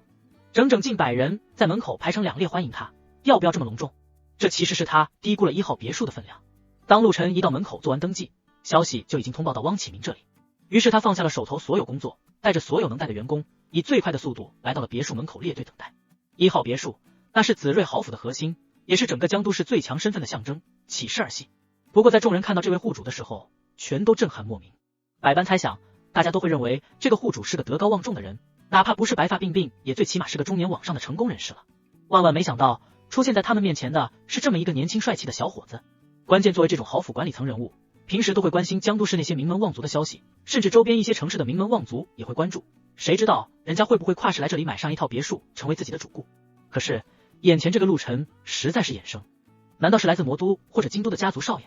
汪启明心中猜测，既然不是本地的名门望族，似乎也只有那2个地方的望族少爷才有实力拿到1号别墅。尤其看到陆晨开来的帕加尼牙字，更是让在场众人双眼异彩连连。在这里工作的人对名牌名车这些都十分的敏感，自然一眼就看出了这辆超跑的不凡。尤其是看到这车身龙身图案的时候，更是脑中冒出了一连串的数字，4000万。到底是1号别墅拥有者，这开个车都是4000万往上的，并且这辆全球唯一的帕加尼牙字可不光光有钱就能买到，如同眼前这套1号别墅一样，不由让众人对陆晨的身份和身后的背景更加的好奇。在总经理的陪同下，陆晨参观起了这套传奇的别墅。一个入户门就把高端做到了极致，外面的智能锁都是什么指纹认证加上钥匙和密码锁。可是这里除了这些之外，还有人脸识别、瞳孔验证、声线认证等所有你想得到想不到的功能一应俱全。尤其是这个系统是全物联网，并配备了超强的警报系统，假设户主碰到了什么问题或者危险，只要户主一个意念，保安室和物业公司能在第一时间知道，并根据系统对危险等级评估，自动选择是否直接报警。所以整个屋子充满了科技感。整套别墅拥有3600个平方，共分为地上3层、地下2层，另外拥有一个占地15亩的环绕式户外花园。1号别墅拥有3个泳池，一个在室外还伴有水上滑梯设计，一个在屋顶是个空中泳池，第3个则是在地下2层，是个室内泳池，并且都是恒温的。这样以后想游泳，不管是春夏秋冬还是雨天雪地，都可以随时享受游泳的乐趣。整套别墅拥有15个卧室，每个房间都是套房设计，自带衣帽间和卫生间。不开玩笑的说，这下不怕家里人多抢厕所了。15个卫生间，半个月你用起来都不带重复的。另有4个书房，中西厨房各一个，3个客厅，2个餐厅，2个水吧，2个洗衣房。屋内所有的家具家电都是市面上你能找到的最新款且最豪的配置。总之一个字，贵。陆晨先生，给您汇报一下，这边住户入住后，我们会安排管家来面试，薪资到时候由您面试后自行决定。请问您对管家有什么要求吗？陆晨这倒是给问懵了，自己啥时候用过管家啊？这不是大姑娘上轿第一回吗？也没什么要求，女的，单身，跟我差不多大，执行力强的就行，月薪就定个10万吧，你看着办。于是他故作震惊的说道，心里想着，还好之前做房产的时候听过同事聊过，这里管家的月薪好像是2到10万不等，自己这是1号别墅，怎么也得10万一月吧。可是他却没想到这一开口，那些跟来的员工全都眼睛绿了，就连汪启明也是心道，果然是个大家族公子，这出手就是不一样，能当陆先生的管家真是无比荣幸，我一定会为您好好挑选，这个价格我相信来的人一定会让您满意。啥意思？看着众人古怪的表情，陆晨心中不禁疑惑起来。这是后来他才知道，原来这里一般管家的月薪也就2万，哪怕2号别墅的管家月薪也就5万顶天了。要知道这汪启明身为总经理，在这里的月薪也就5万，10万自然大家看他的眼睛都是绿的，谁不想当这份差？卫生有专门的保洁做，这些都含在物业费里面，管家无非就是管理这些人，给户主提供一些助理服务，处理其他的一些琐事。再说了，陆晨又帅又年轻还多金，看上去还单身，这样的人谁不爱？于是这些跟来的女员工纷纷异动，只要是单身的都准备等会回去提交下资料，看看自己能不能被选上，甚至幻想着要是自己被选上，说不定以后还能跟陆晨发生点啥呢。这不，他们这回看向陆晨的眼神更加饥渴了，并且有些大胆的都开始搔首弄姿了，搞得陆晨浑身一个机灵。我去，怎么他们眼神这么吓人呢？妖魔鬼怪，退！送走了汪启明这些人，陆晨总算能自己在屋子里待一会了。这房子是真的大，我这个人住着有点冷清啊，晚点找个时间把父母接来，不过在这之前得先给他们做下心理建设，不然一下子住这样的房子，他们估计得吓傻。想到这里，他直接拿起手机往母亲高小兰的卡里直接打了20万过去。才转过去没多久，母亲的电话就来了。晨晨，你给我转这么多钱干嘛？中彩票了？妈，这不是前阵子卖房市场好，多卖了几套房子，赚了点钱，又跟朋友合伙做了点生意，赚到了吗？哎呦，那你留着自个儿用啊，我跟你爸在家又用不了几个钱，大城市开销大，处处都得花钱。还有你做的啥生意啊？靠不靠谱啊？可得小心啊，现在的资本家吃人不吐骨头，咱隔壁村那个老杨头前些年做生意风光的很，前阵子说是给人骗了，钱都给卷跑了，你可得长点心。听到老妈啰里啰嗦的一堆话，陆晨非但没有嫌烦，反而觉得十分暖心。这些道理难道自己都不懂吗？不是不懂，这就是父母的心。在父母眼里，自己永远是长不大的孩子，总怕自己在外面吃亏受苦，所以才会一直念叨。妈，我知道了，我会小心的。而且吧，你儿子这生意估计是要越做越大了，以后我一定要买个超大的房子，喊你和爸一起过来住。哎呦呦，那感情好。不过你有钱了，别想着买房子给我们住，还是先买套婚房跟轩轩丫头把婚早点结了吧。你们给我们生个大胖小子带，我就开心了。老妈，忘了给你说，我跟方子轩分手了。啥？分手了？怎么回事？你们可是在一起4年了。于是，在老妈的逼问下，陆晨如实交代了一番，不过暂时没有说到安琪的事，不然陆晨也担心这转眼就换了女朋友的事，会不会对他们来说太刺激？可谁想到母亲直接霸气说道：哼，分得好，这样的女人要不得，只能同富贵，不能共甘苦，早晚出事。儿子，我支持你。谢谢妈。又跟母亲聊了一会，挂了电话，躺在了沙发上。当目光扫到一旁的酒柜时，突然想到之前抽了6箱酒还没拿出来，正好酒柜里空荡荡，拿出来摆放一下也不错，好歹都是茅台5粮液。于是他直接通过意念把6箱酒拿了出来。1960年的5粮液，1953年的车轮牌茅台，1979年古井贡酒。看着上面的标签，陆晨脑子一顿懵。无他，因为陆晨不懂酒，白酒平时更同事聚餐也会喝，不过都是二锅头、江小白之类。庆功宴的时候倒也喝过茅台、5粮液之类，但是说实话，还真没关注过什么年份、什么车轮牌的。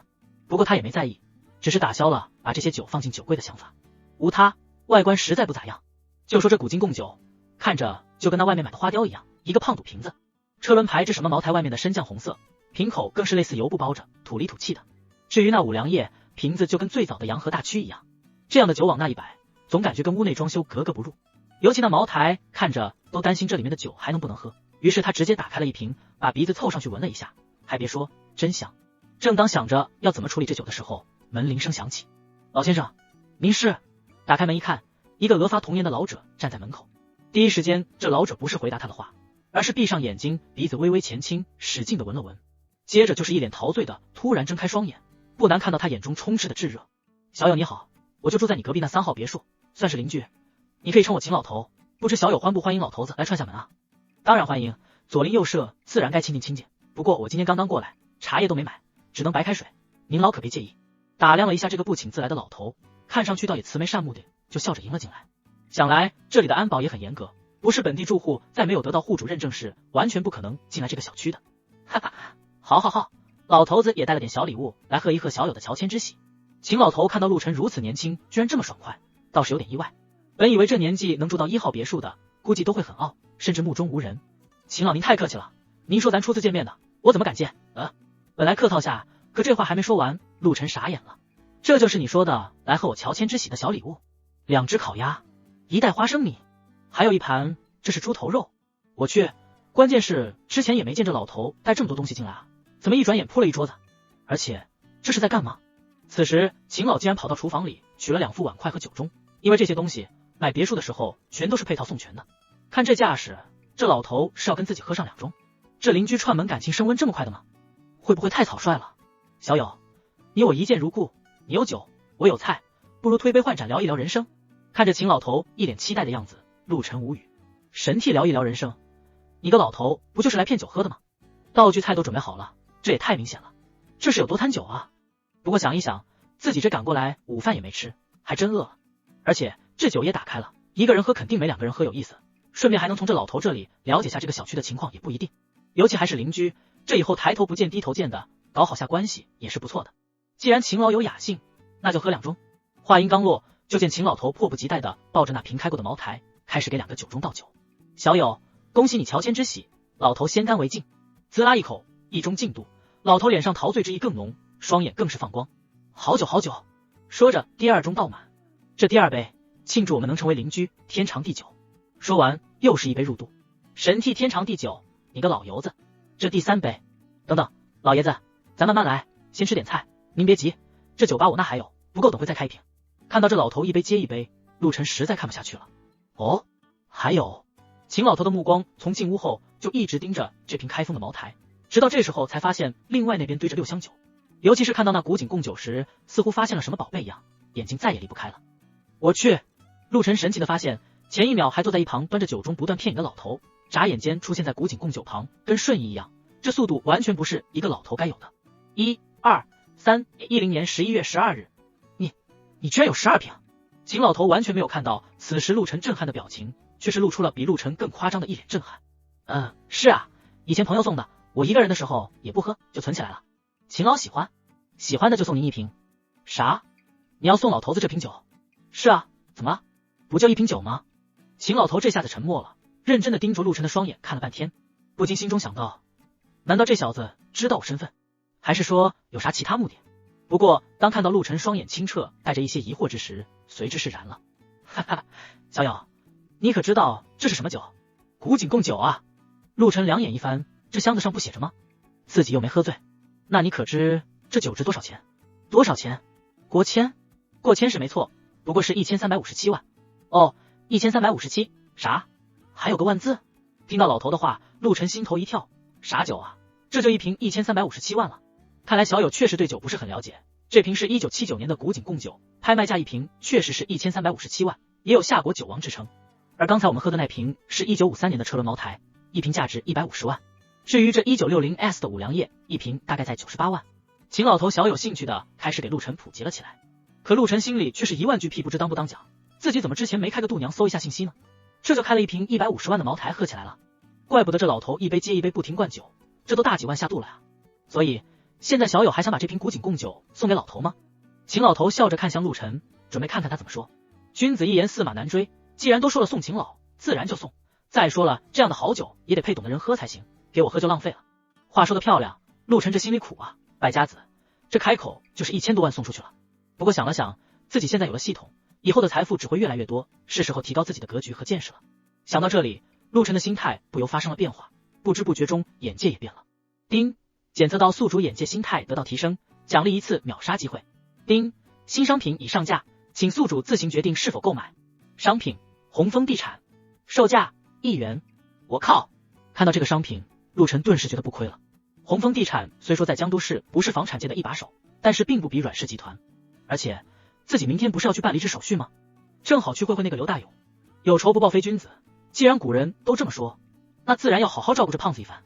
此时听到陆晨决定依然送自己1瓶古井贡酒，秦老头不由对陆晨更是好奇。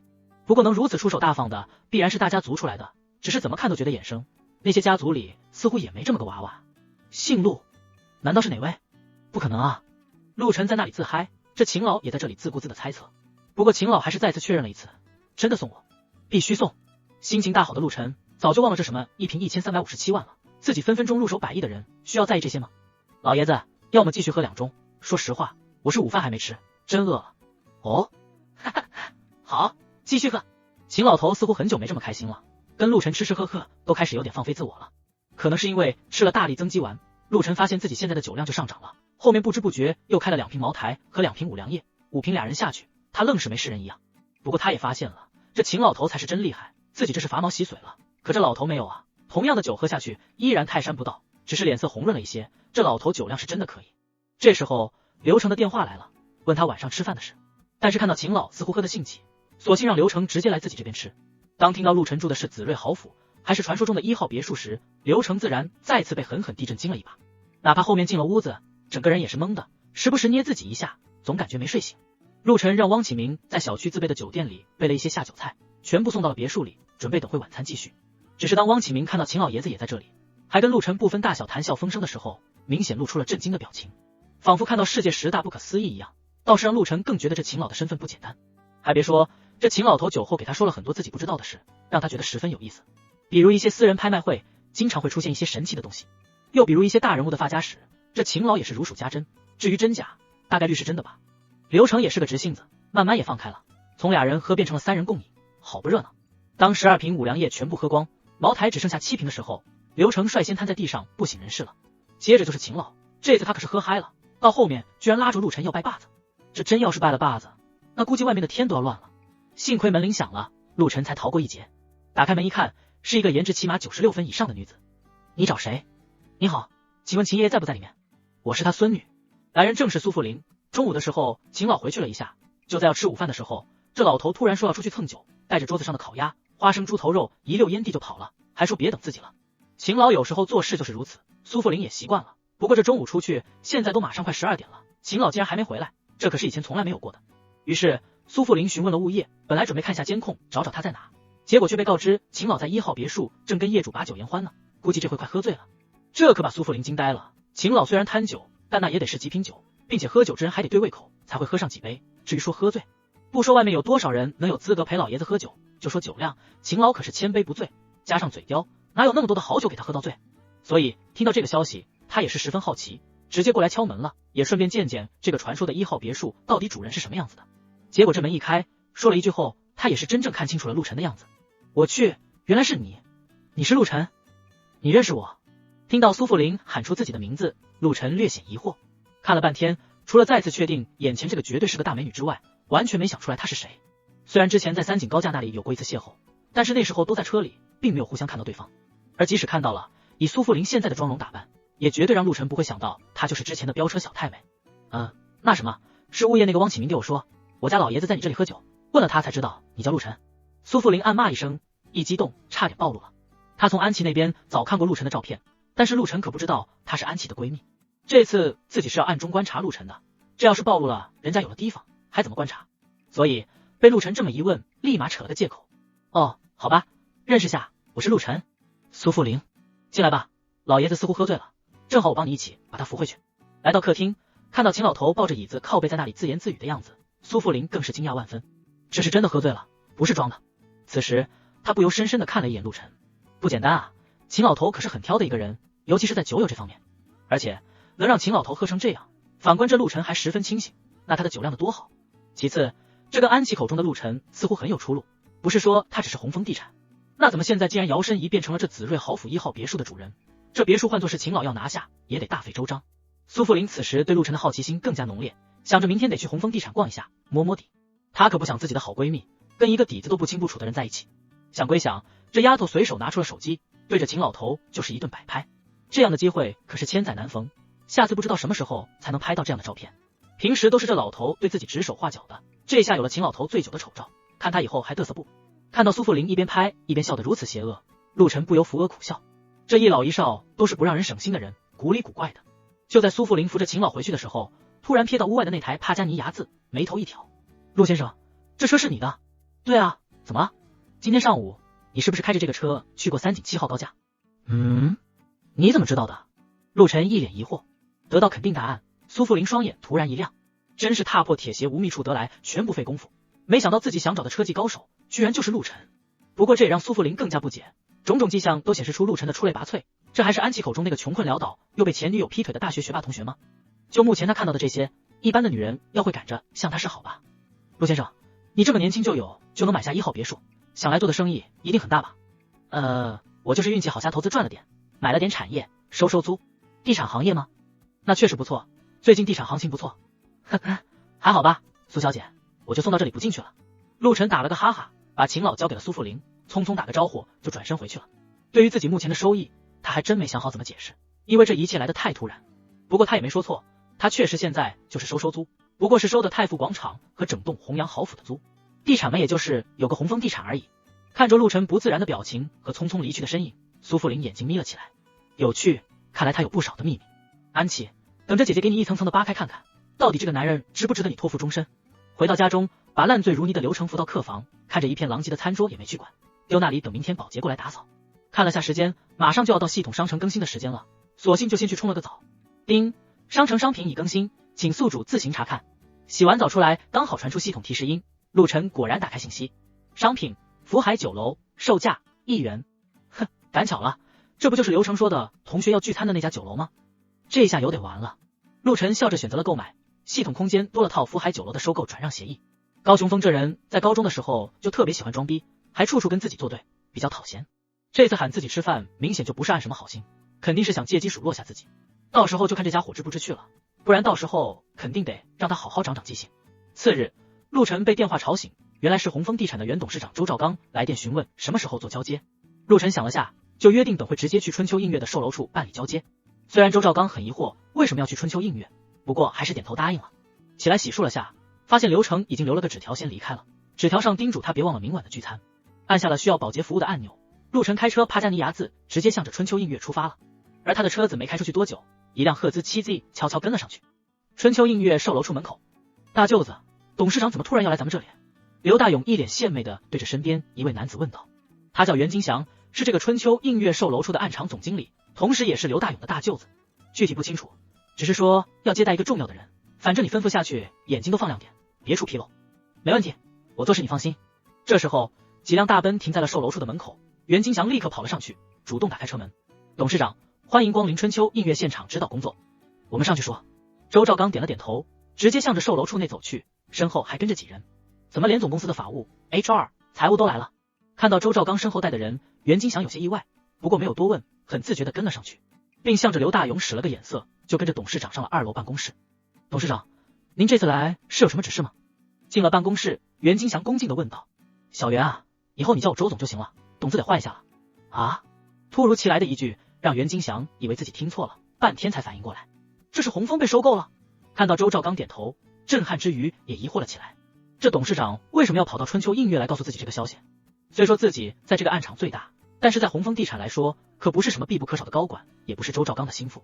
毕竟在红枫地产里，这样的楼盘可不在少数，暗场经理可是有好几个。似乎看出了袁金祥的疑惑，周兆刚笑着说道：来这里是因为新董事长说来这里交接。哦，周总看来心情不错呀。恍然之余，袁金祥再次问出了自己的疑惑。按说周兆刚董事长的位置被换，不是应该沮丧吗？怎么看着反而心情更好呢？当然好，本来我还为凤阳区外围的那几个楼盘的事发愁呢，这来个新董事长，不就可以让他想办法了吗？虽说前阵子房地产出现了一波红利，但是现在对红枫地产来说反而是个转折点。上次拍的凤阳区外围地块，现场检测下来地基不是很理想，跟原来的规划有偏差，如果按照原计划造高层，很难达到合格的抗震级别。这一来就要变更房屋性质等事宜，并且重新规划。但是前期地基工程都已经开工了，这一停每天都是钱，很容易导致资金链断裂。而马上就要开拍的凤阳区地块，手里的资金链不足，那么拿到1号核心地块的可能就几乎没有了。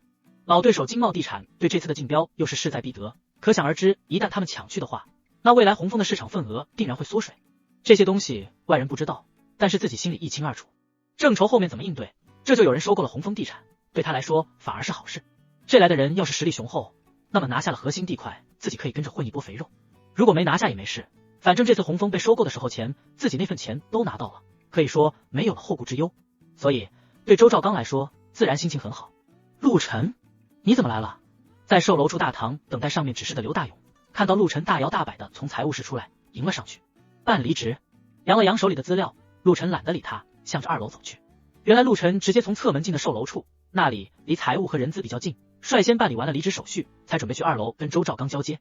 哎，既然办完离职了，就赶紧走。2楼是你能去的地方吗？看到陆晨往2楼走，刘大勇直接把他拦了下来。上次被陆晨一顿搅和，最终张先生夫妻那套别墅并没有成交，所以对此刘大勇还是憋着一股怒气的。让开！哟呵，上次的事还没找你算账，你啪！响亮的巴掌声在售楼处回荡，导致整个售楼处都为之一静。刘大勇更是被这一巴掌扇得蒙在当场，自己被打了。我靠，陆晨居然打了刘大勇！虽然看着很爽，但是这下麻烦了，这家伙睚眦必报的，还是太年轻啊！陆晨以前的那些同事纷纷小声议论了起来，有单纯吃瓜的，有幸灾乐祸的，更有为陆晨担心的。你敢打我？保安，给我把他轰出去！对刘大勇来说，在这售楼处向来春风得意，无人反抗。本身自己就是主管，暗场最大的领导还是自己大舅子，谁敢不开眼来顶撞？这碰到了陆晨，不但上次被顶撞害得自己少了一笔收益，这次居然还动手了，瞬间让他暴怒了起来。刘大勇，本来你今天要是安分点，也许我还不见得对你如何。既然你自己急着作死，那么我现在告诉你，你被开除了。啥？开除我？哈哈哈，就凭你？保安都死了吗？赶紧把这人丢出去！听到陆晨的话，刘大勇怒极而笑，这小子简直在天方夜谭，一个被开除的售楼员，现在反过来说要开除自己，能不让人笑掉大牙吗？这陆晨怎么说出这话？开除刘大勇？是啊，有点莫名其妙啊，这不是陆晨被开除受刺激了吧？围观的员工也听得云里雾里，而在刘大勇的怒吼下，暗场的保安也赶了过来。虽然这些保安也知道刘大勇的人品，但是碍于人家是领导，为了混个口饭吃，只得听令行事。人在屋檐下不得不低头啊，他们看向陆晨的眼神都带着些许歉意和责问，那意思就是在说，你干嘛惹这个混球？这下让我们难做了呀！住手！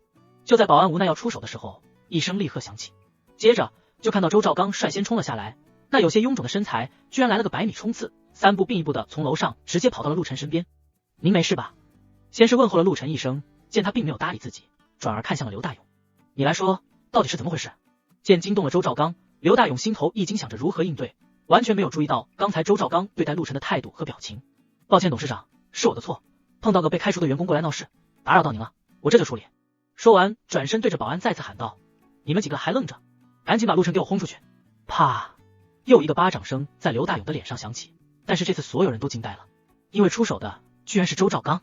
混蛋，你轰谁出去呢？陆先生已经收购了红枫地产，现在他才是红枫地产的董事长。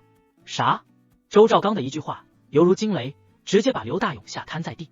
四周旁的众多员工也是瞠目结舌，一脸的不可思议。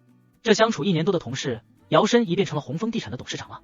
我去，这也太戏剧化了吧！我的天，朝夕相处1年多，原来是个隐藏富豪啊！从陆晨第一天来的时候，我就觉得他绝非常人，果然我没看错。滚蛋！那你还一直使唤他给你复印文件？那不是天降大任于斯人也，必先 闭你个头，你个大忽悠！这一刻，从楼上跟下来的袁金祥也是心里一个咯噔。刘大勇和陆晨的恩怨，他之前也听说过，但是因为只是个小员工，他也就置之不理，没当回事。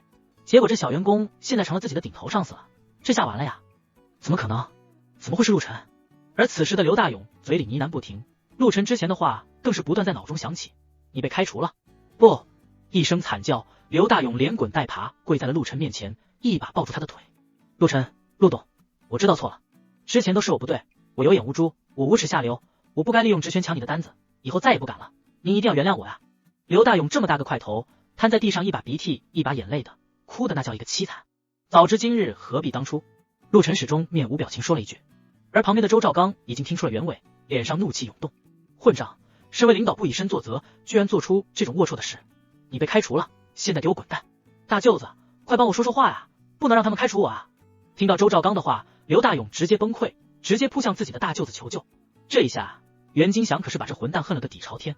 这混蛋不喊没事，一喊陆晨和周兆刚全部看向了自己，这替不是拉自己下水吗？帮你个大头鬼！保安，把这货给我直接丢出去，真是害群之马！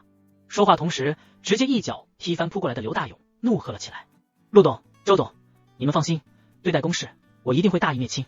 袁金祥现在满头大汗，急着跟刘大勇撇清关系。哼，没有你的默认撑腰，这刘胖子能翻得起浪花？你也被开除了啊！听到陆晨的话，犹如来自地狱的审判，袁金祥也一下子瘫坐在地上。自己熬了很多年，终于爬到了如今的位置，却不想因为踏错一步，如今自毁前程。都是你，我跟你拼了！羞怒交加的袁金祥此时恨透了这个祸害自己的刘大勇，直接扑了过去，扭打在一起。保安，把他们俩都给我扔出去！是。看到周兆刚发话了，一群保安直接围了上去，3下5除2就架着2人丢了出去，那下手可不是一般的重。活该，恶有恶报。就是这2货狼狈为奸，坑了多少咱们同事了，总算遭到报应了，以后的日子会好过了。真没想到陆晨居然成了咱们的董事长。是啊，董事长一来就为民除害，真了不起。众人只觉得大快人心，纷纷发泄起了压抑很久的怒意，并转对陆晨吹捧起来。陆晨则没有去管这些，敷衍了一下就跟着周兆刚上楼办理交接了。对他来说，心中也是无限感慨的。这些同事说好听的，叫人在屋檐下不得不低头；说直白就是懦弱自私，对待恶势力不敢勇于面对，只想着保全自己。但是这些东西用如今的身份自己去说，也许他们会听，那也只是碍于身份。他不是圣母，没必要去一个个言传身教的纠正别人的三观。人都有自己的命数，你永远也喊不醒一个装睡的人。再说了，以后他和这些人的世界不会再有交集，那多说了又能如何？正想着，系统的提示音响起，叮，宿主剔除害群之马，获得1次秒杀机会。叮，商品已上架，请宿主自行决定是否购买。陆晨一愣，他发现似乎自己每次打脸或者完成某些特定的事件后，这系统都会奖励1次秒杀机会，这就像是打游戏找隐藏任务一样，还蛮有期待感的。看来以后得多方面发展下，看看能不能多触发下这样的奖励了。想着意念一动，点开了面板，商品庞氏集团 35% 股份，售价1元。居然是庞氏集团！看到这个，陆晨不由再次惊喜。庞氏是江都市最强的几大企业之一，而且也是省内最大的建筑材料供应商，并拥有自己的5个码头和一个当地最大的船运公司。它的市值比太富广场还要高出1倍多，将近700个亿。这一下子给了自己 35% 的股份，那自己不成了第一大股东了？记得以前看过新闻报纸上介绍过，这庞氏集团的董事长庞大龙似乎也就拥有 32% 的股份。不提谁控股掌权，就单单这 35% 的股份每年分红，怕不得靠近200亿。这要是加上自己的太傅广场和弘阳豪府的收益，妥妥已经达到年入超200亿的。楼上办公室，周兆刚交接完所有的手续后，也如实把鸿丰地产目前将要面对的事情给陆晨详细说了一遍。你的意思是最好能拿下凤阳区那块核心地皮咯？是的，那块地皮一共会分为5个地块招标，就在明天。因为现在大家经济上来了，都开始关注养生度假这些元素产品，而这个地块正好在海边，如果在那里建造高端住房，一定很多人会抢购。尤其是核心1号地块，位置最佳也是最大的，但是也是最贵的。我估计很有可能最后这另外的4块地皮加一起都及不上这1号地块的价格。哦，我知道了。这时候陆晨的电话响起。喂，妈，你怎么现在来电话？有事吗？晨晨，我是给你说一声的。你姥爷之前葬的那块墓地年久失修，你姥姥一直想换，但是始终没找到个好地方。正好这次又提到，恰好咱隔壁镇上新建了一个墓园，我就把你给我的那20万去抢了一块和墓，准备把你姥爷的墓先给迁过去。哦，就这事啊，您自己看着办，要是钱不够您给我说。够了，我这不是跟你说一声吗？你在外面忙也要注意按时吃饭，身体要弄好。知道了，妈，我等会再给你转点过去。不用了，你自己留着花，我这不是还在赚钱吗？留太多在我身上，我也怕自己花不完啊。您就留着以备不时之需，或者就当帮我存着了，我还在开会，先不说了，等会转给你。那好吧，妈帮你存着。挂了电话，陆晨笑了笑，又转了50万过去母亲的账户。有钱了，自然要先孝敬父母，主要是怕转太多吓坏了父母。哪怕这样，看到50万到账后的高小兰都吓了一跳。要不是刚才儿子说在开会，指不定就打个电话过去问长问短了。不过心里还是高兴的，自己儿子长本事了，赚大钱了。孩子他爸今晚加菜。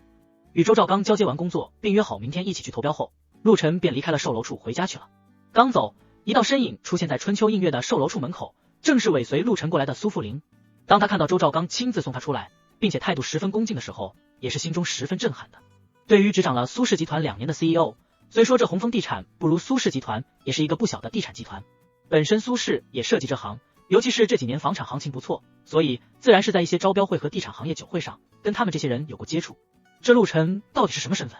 我怎么越来越看不懂了呢？叮铃铃，此时电话响了起来。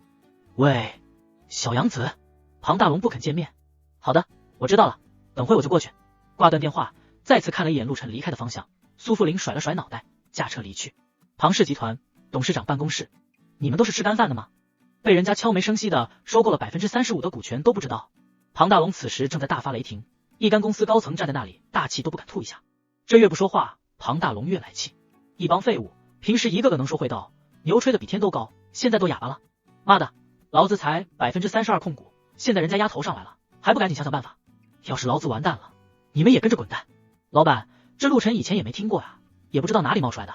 一个高管开口说道，人家要吃下你的公司，还得递个人资料给你，告诉你我要收购你公司了。滚犊子，我看是你们的日子太好过了。老板息怒，我们已经在想办法吸收回购那些散户的股份，另外我觉得咱们先打个电话过去探下口风，看看他到底收购咱们的股份意欲何为。此时总经理王少强开口说道。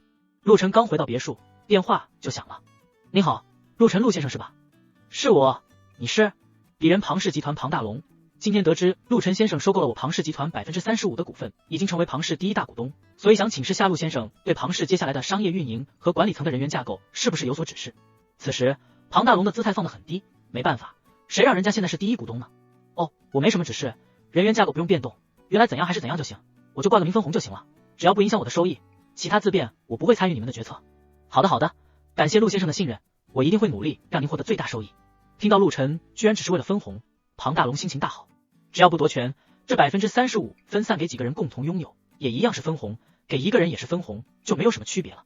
不过他对陆晨的身份反而更加敬畏，庞氏集团可不小，换成别人要是掌控了35%股权，肯定立马召开股东会议要夺权了。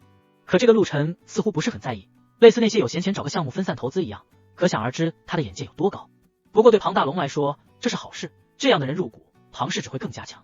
而陆晨挂断电话后不禁有些唏嘘，曾几何时，那些原本在江都叱咤风云的大佬人物，现在一个个跟自己说话都小心翼翼了。人都有虚荣心，这一刻反正陆晨的虚荣心得到了极大的满足。今天闲来无事，想到之前系统奖励了10亿英镑，就躺在沙发上刷起了久违的抖音。在关注列表中发现自己以前经常看的一个小主播小火柴正在开播，直接就点了进去。欢迎像风飘了8000里，是阿飘啊，都好久没见了，今天怎么有空来玩啊？哈哈，柴姐好啊，最近忙。俩人也算是老相识了，以前没事他都喜欢刷一些唱歌的才艺主播，挂着听听歌。因为收入有限，看到对胃口的，也就是加个粉丝团，点点赞，偶尔刷个鲜花和啤酒啥的，难得会送个价值52的热气球。也因为如此，那些大主播完全看不上，都不怎么搭理，甚至大部分的中小主播也是爱答不理的。主播这个行业还是很现实的，你礼物刷得多，各种舔到你怀疑人生，但是你不刷，谁认识你是谁？唯独这个小火柴，哪怕自己去了什么礼物都不刷，也从来一视同仁，并没有区别对待。所以后来陆晨也就经常到这里来挂机听歌。不过也因为这丫头比较佛系，虽然拥戴的玩家不少，但是有实力的大哥还真没几个。一些大哥刷各种大礼物自然都是有目的的，不然谁给你刷？小火柴要说颜值，那绝对是超过95分以上的，加上唱歌很有味道，又有画画的才艺，倒是也拥有了一批铁粉。所以对他有目的的大哥并不少，但是他全部回绝了那些人的过分要求，也导致了那些人觉得无法达到目的，就去找了别的主播，甚至有些心理 BT 的玩家还经常在连麦的时候跑到对面去打他。在抖音输了 PK 是要被惩罚的，虽然很多粉丝都看不惯，也曾众筹 PK， 无奈有些大哥实力确实豪横，实在是打不过。陆晨先是续了下灯牌，因为好久没来，灯牌已经暗了，随手又是点亮了几个小展馆，每周一抖音都会重置展馆礼物，留给玩家来给主播冠名礼物。感谢阿飘的灯牌，欢迎回家。再次感谢阿飘冠名啤酒。阿飘，今天你是发工资了？看到陆晨一下子点亮了4、5个展馆，虽然都是小礼物，也将近100了，小火柴作为主播自然要感谢一波。是啊，刚发工资。陆晨打了个哈哈，平时也就是发了工资，在周一的时候自己会给他刷那么一点点。那你省着点，之前你可是说得存钱给你女朋友买包的，不然她要跟你拼命了。小火柴揶揄的笑道。包不用买了。为啥？我们分手了，人家看不上我这个穷光蛋。真的假的？不说他了，分了也好，省钱。陆晨说完，再次给他点了10个墨镜，直接把墨镜的展馆也给冠名了。呀，感谢阿飘冠名墨镜，你这是开始放飞自我了呀？那是，单身就是好。哈哈，兄弟说的是天涯何处无芳草，拜金的女人不要也罢。就是，同是天涯沦落人，兄弟我也是过来人。听到陆晨的话，房间里的一些老粉也认识他，都纷纷开口。就在这时候，一个连麦发了过来，看到对面的昵称，整个公屏都为之一静。短暂的沉寂后，众人都爆发了。靠，怎么随机连都能连到这货？真是冤家路窄，一大早碰到鬼了。对面的主播昵称是叫微雨，十足的绿茶婊。听一些知道内情的玩家透露，这主播还经常走私，不是好鸟。不过女人肯变坏，自然有钱来，尤其是在这满是 LSP 的网络之上，所以很自然的，微雨拥有了几个实力不错的 LSP 玩家，其中就有个叫战神的玩家，以前就动过小火柴的脑筋，自从被拒绝后，就经常在对面打他。而且这个玩家似乎还是有点实力的，几次小火柴这边的众筹反击都被他一个人给碾压了。微雨知道后，自然千方百计的制造机会连麦小火柴，甚至为了博得这个大哥的礼物，经常开小号守着小火柴。他什么时候随机 PK， 微雨也会跟着点匹配键，这样就会很大概率匹配上。一旦连上，他自然就会呼叫战神上来打小火柴，趁机收获一批礼物。哟，这不是小火柴吗？真是巧了，又连上了。我们家战神哥哥可是想连你很久了呢。阴阳怪气的声音传来，惹得小火柴直播间里的玩家又是一波怒喷。小火柴，这一把咱们怎么玩？定下惩罚吧。过程出镜，输了唱首歌吧。小火柴想了下，直接说道。唱歌？那多无聊啊！抖音上各种认证歌手一堆，要听歌大哥可以去听他们唱不是？那你说罚什么？被微雨阴阳怪气的话，弄得小火柴也有点烦躁。这样吧，战神哥说了，过程跑步，输了在脸上画个大乌龟，脖子上写个没人要。这话一出，直播间瞬间炸了。挂了他，欺人太甚，这简直就是侮辱人。这批每次都这样，真无耻。他就是靠着这些博眼球吸引大哥的，不然怎么混钱？似乎知道对面的玩家会说这些，微雨再次开口。怎么，不敢接了吗？也是，一群穷屌丝就想着白嫖，真要 PK 的时候屁用都没有，也就只能口嗨了。说完更是比了个小拇指往下的动作，充满了挑衅。靠，给他脸了，打！兄弟们都去充钱，这么多人，我还不信打不过对面了。没错，我刚去对面看了下，虽然那个战神在，也就5个人，其他几个最高也就20级，应该打得过。好，我赞助300，现在就去充。我能力有限，但是我也充300，大不了后面几天吃泡面。被微雨一击，众人全都沸腾了，这正是他想看到的。要是小火柴这边上的票太少，那么自己这边圈大哥的票自然就上不去。至于自己，那是绝对不会输的。他可是通过私聊知道了这个叫战神的玩家，家里可是开着2个厂呢，怎么可能会输给小火柴家里的这群乌合之众？PK 开始，计时5分钟。一上来，微雨那边战神就上了3000分，相当于300元，抖音的比例是1.10分。小火柴这边也不差，几个玩家一起上，直接凑到了3500分，赶紧跑起来！就是滚刀主播，输了不跑。由于分数超过了对面，微雨居然在那里撒娇喊票，并没有及时站起来原地跑步。小火柴这边的玩家都开始叫嚣了起来，甚至有人直接冲到对面的直播间大喊主播滚刀。可是刚喊几句，对面战神再次上分，直接一根火箭，分数来到了13000总分。急什么？没见到战神哥哥上火箭了吗？一群乡巴佬，小火柴起来跑步，看到自己家的分数一下子压过去了，微雨那是眉飞色舞，嘚瑟的不得了。小火柴没有说什么，直接站起来开跑。兄弟们，压过去，咱们人多量大，这点分可以追的。喊话的兄弟直接一个价值120的跑车率先刷了出去。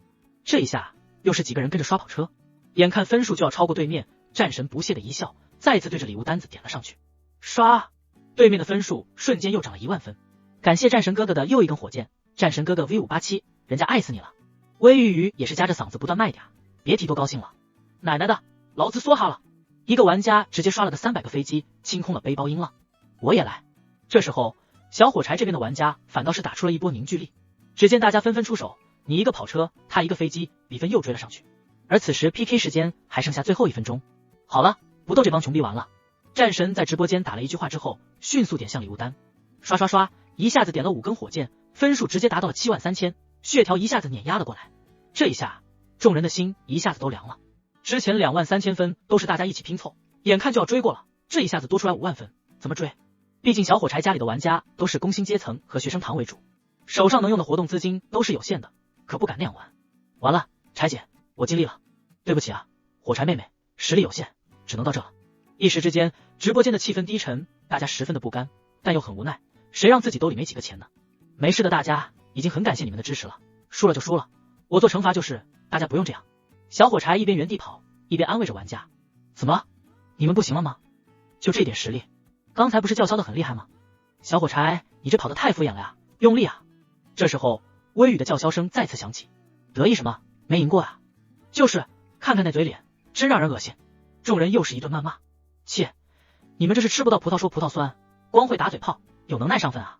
跟我们家战神哥哥比，你们啥都不是，一群穷屌丝还学人看直播。微雨那是怎么难听怎么说，但是直播这东西，有分就是老大，你再不服，没分也是没有话语权。对于微雨的讽刺，战神反而觉得很满意，看着时间还剩下最后几秒，对方看样子也没有反击能力了，战神已经准备好看小火柴用水自泼的惨状了。谁让这里的不识抬举，活该！可是就在最后1秒，直播间20个火箭突然窜飞而起，分数也是瞬间碾压过去，最后比分定格在了223215比73000。胜利的字样闪起，两边的直播间都陷入了突然的安静。下一秒，小火柴的直播间爆发了。卧槽，我没看错吧？20根萝卜，我去，没想到阿飘才是好啊，以前你可够低调的呀，这一把打出了我火柴军的霸气啊，真给力！是啊，阿飘你太牛了！众人震惊之余，全部欢呼了起来。之前压抑的气氛一扫而空，房间所有的玩家全部都在艾特陆晨。谢谢，非常感谢阿飘的火箭雨。小火柴被这一幕都已经弄傻了，捂着嘴无比激动。这是他直播以来第一次看到这么多的火箭，到现在公屏上还在放着火箭的特效，而且这也是他第一次能打赢微雨。哪怕再佛系，在不断被微雨压迫欺负后，也是想赢一次的。柴姐，不用这么见外。陆晨打了一句话，就是柴姐，飘哥都是自己人，不用那么见外。没错，不过柴姐，是时候让对面那绿茶表演乌龟大法了。对，赶紧让他开始惩罚。此时众人都很期待对面的惩罚，被压迫了这么久，总算是解气了。更有一部分人直接冲到对面的直播间，开始喊着要求惩罚。哼，不敢明着干，就会做点偷鸡摸狗的事，不要脸。微雨不满地说道。别找借口， PK 又没规定不能偷塔，过10票就可以偷，你自己不守塔怪别人喽。就是自己没用，输了想滚刀啊。谁滚刀了？我是不服，有本事明着干，偷塔算什么本事？有本事再打一场。无视火柴家过来的玩家刷屏，微雨继续叫嚣。对于刚才被偷塔，战神也是恼火。他之前开小号过去看过，里面虽然有个30多个人，但是基本都是2到5级的号，在斗音里称作农民号，也就是白嫖客，只有3个20级的，2个25级和一个最高27级的号挂着。在斗音刷到30级才不过是消费了6000元，所以30级以下的号大多数可以无视战斗力，所以他也没想到有着5万分的差距还能被偷塔。此时战神也开口了，微雨让他再打一局。看到战神如此说，微雨眼睛一亮，看来战神要动真格的了，那么自己自然又能狠狠的捞上一笔。好的，战神哥哥。小火柴，咱们再来一局，如果这次你输了还是刚才的惩罚，要是我输了，除了刚才的惩罚，我再深蹲500个。小火柴没有回应，在他的认知里，陆晨以前来都是挂机为主，几乎不打 PK， 最多一次也就给自己上了个52的热气球，今天一下子给自己上了20根火箭，已经是意外中的意外了，可能是看到自己被欺负，一时脑热冲动的行为。毕竟以前他们闲聊的时候，从陆晨的话里感觉他的条件也属于一般，自己这些家人什么经济能力，他大概心里也有数，毕竟都陪伴自己1年多了，上一把几乎能打的都支持了，这要是再打一把，拿什么打？怎么不敢了？就只有偷一把的实力？别让我瞧不起你，刚才那偷塔的那什么飘呢？还打不打？随着微雨的再次叫嚣，所有人的目光都集中到了阿飘身上。要不打了吧？家人们，赢一把就行了，我们还是继续唱歌吧。怕因为大家的压力弄得陆晨不舒服，小火柴率先开口：柴姐，跟他打。此时陆晨在公屏上打出了几个字，一瞬间点燃了整个直播间。好样的阿飘，以后你就是我的大哥，这才是男人，不服就干，搞起，干他丫的！真的打吗？小火柴有些担忧的再次问道。打啊！陆晨再次扣了一个字在公屏，给予肯定。好，我们再来一局。长呼了一口气，小火柴发出了 PK 申请。哼，这次看你怎么赢。这一次战神一开始就直接上了30根火箭，30万分直接压了过来。哇，感谢战神哥哥的30根火箭，爱死你了。对面的，你赶紧。微雨那恶心的夹子音顿时发起了嗲来，就在他准备让小火柴做惩罚的时候，一下子被对面的分数吓到了，因为他被秒了。卧槽，这是多少个华子？150万分，15万，那就是50个华子。我的天，都说华子雨，以前只是听说，今天我竟然亲眼看见了，太牛了！没想到阿飘是个隐藏神豪啊，能打出华子雨的，那绝对是豪了。第一把你说他脑子发热说得过去，这第二把上来就秒，不是脑子发热就能做到的，这是真的有实力啊！可不是，阿飘哥太帅了。阿飘哥缺不缺挂件，人家颜值不比柴姐差，而且还是处哦。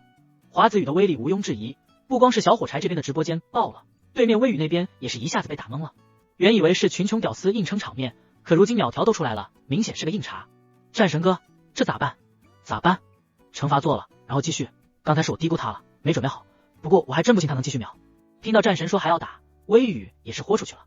为了钱，惩罚就惩罚吧。于是他在脸上画了一只大乌龟，并在边上写了没人要3个字。可是他并没有做500个深蹲。我们再打一把，到时候深蹲一起做，放心，我不会赖账。还打？小火柴皱眉，这是没完没了了。你说打就打，要打也可以，把惩罚先做了。就是惩罚一直拖着不做，还打个鬼，挂了他。滚刀主播一点意思都没，不要给他打，就想着来刺激 GDP， 渣渣一个。看到众说纷纭，微雨一咬牙，开始了深蹲。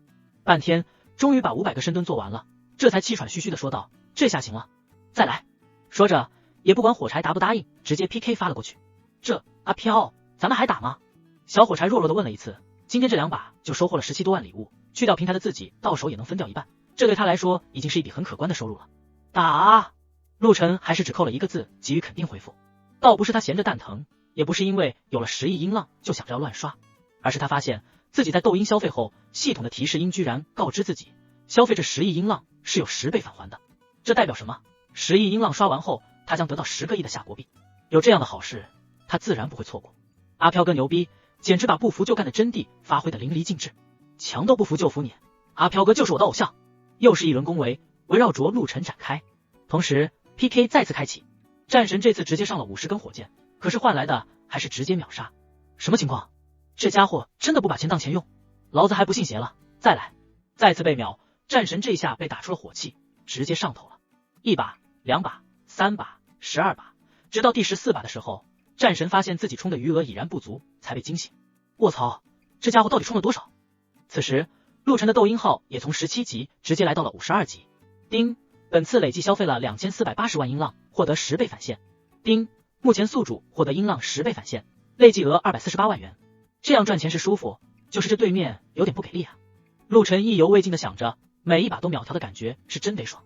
不过这半天过去了，对面的战神已经不再叫嚣了，看来也就这点实力了。我去，阿飘哥都到52级了，这不是说刚才一下子刷了240多万？乖乖，我低心脏，这都够买套房了。可不是嘛，哈哈，这下柴姐要一夜暴富了呀，羡慕。直播间的气氛十分热闹，连番的胜利他们也与有荣焉。而此时对面的微雨已经浑身颤抖，画着大乌龟的脸已经没有了血色。一把500个深蹲，后面又打了15把，这得7500个深蹲啊。虽然这15把自己也是赚到了好多，不过还是被吓得两腿一软，直接晕了过去。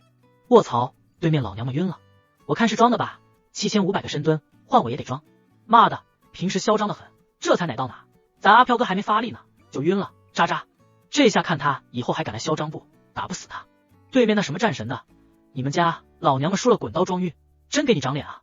大家别损他了，他也可怜，给人家打了半天，人家钱赚到了装晕了，把他晾着了，冤大头啊！哈哈哈！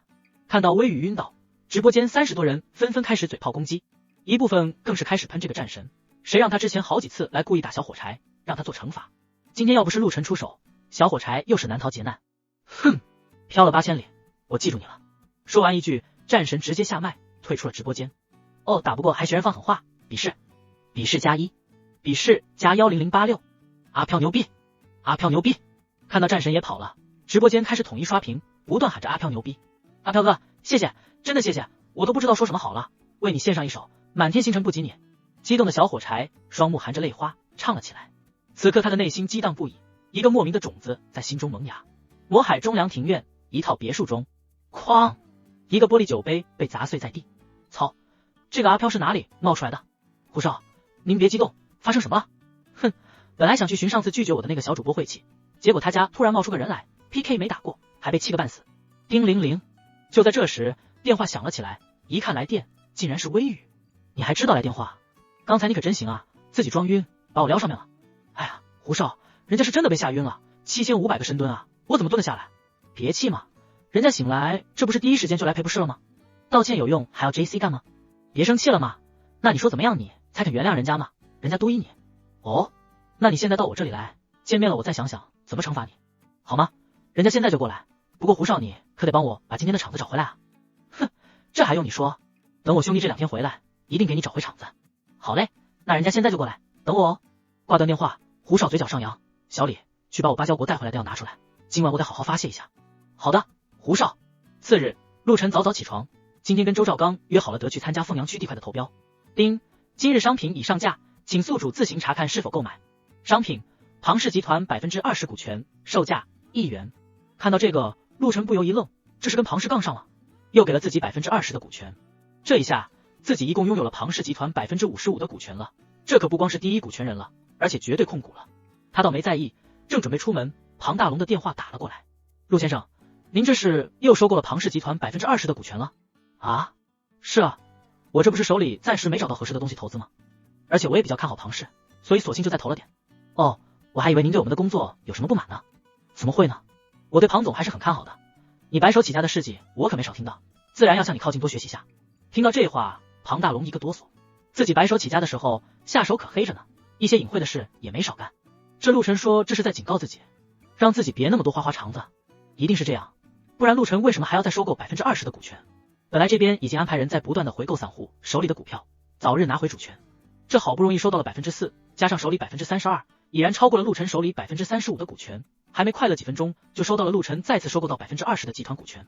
这一下，陆晨成了绝对控股方，自己想掌权的想法已经回天乏术了。庞大龙越想越心惊，这陆晨不简单啊！别看资料上小伙子一个，但是每一步似乎都走在自己前面。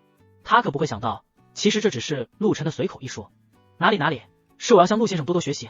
您这么年轻就有如此成就，这一对比，我这把年纪可是都活到狗身上去了。庞总谦虚了，我还是那句话，集团的事你看着办，不损害我的利益，我不会参与管理。我这还有事，就不多聊了。好的，陆先生再见，有空请您吃饭。电话挂断，庞大龙瘫在靠椅上，后背已经惊出了一身汗。小王，你把陆晨的照片全都发到各个部门，通知他们，这是咱们庞氏集团的新任董事长，而我现在是代理董事，一定要让他们都把眼睛放亮点，这个人绝对不能得罪。庞总，咱就这么放弃了？不放弃你能咋样？这人不简单啊，一般人能这么悄没声息的就收走咱们集团55%的股权，尤其是这后面的20%股权，我让你忙前忙后托了这么多关系，这些天才收到了4%，人家呢，分分钟20%到手了，这还不可怕？不过现在能确定的一点就是，如果我们按照以前那样正常运作，保障利益，他不会参与任何意见，但是一旦触及到他的利益，那估计我们都要完，所以一定让。是，庞总。陆晨可不知道庞大龙在那边自行脑补，把自己想的那是又神秘又可怕的。此时他已经来到了招标大厅门口，等周兆刚出来接他。哟，这不是陆晨吗？回头一看，来人正是阮明亮。陆总不在你的太傅广场，怎么跑这里来了？你管我？看到是他，陆晨只是瞥了一眼就转过身去。你就是陆晨，太傅广场的老板。此时身后的阮明辉走了出来。陆先生，大家都是生意人，何必为了一个女人弄得大家如此生分？聒噪！你！没想到陆晨完全不给面子，阮明辉碰了一脸灰。老板，此时周兆刚走了过来。老板，红枫地产是你的？听到周兆刚的话，阮明辉二人面露惊色，随即脸色冷了下来。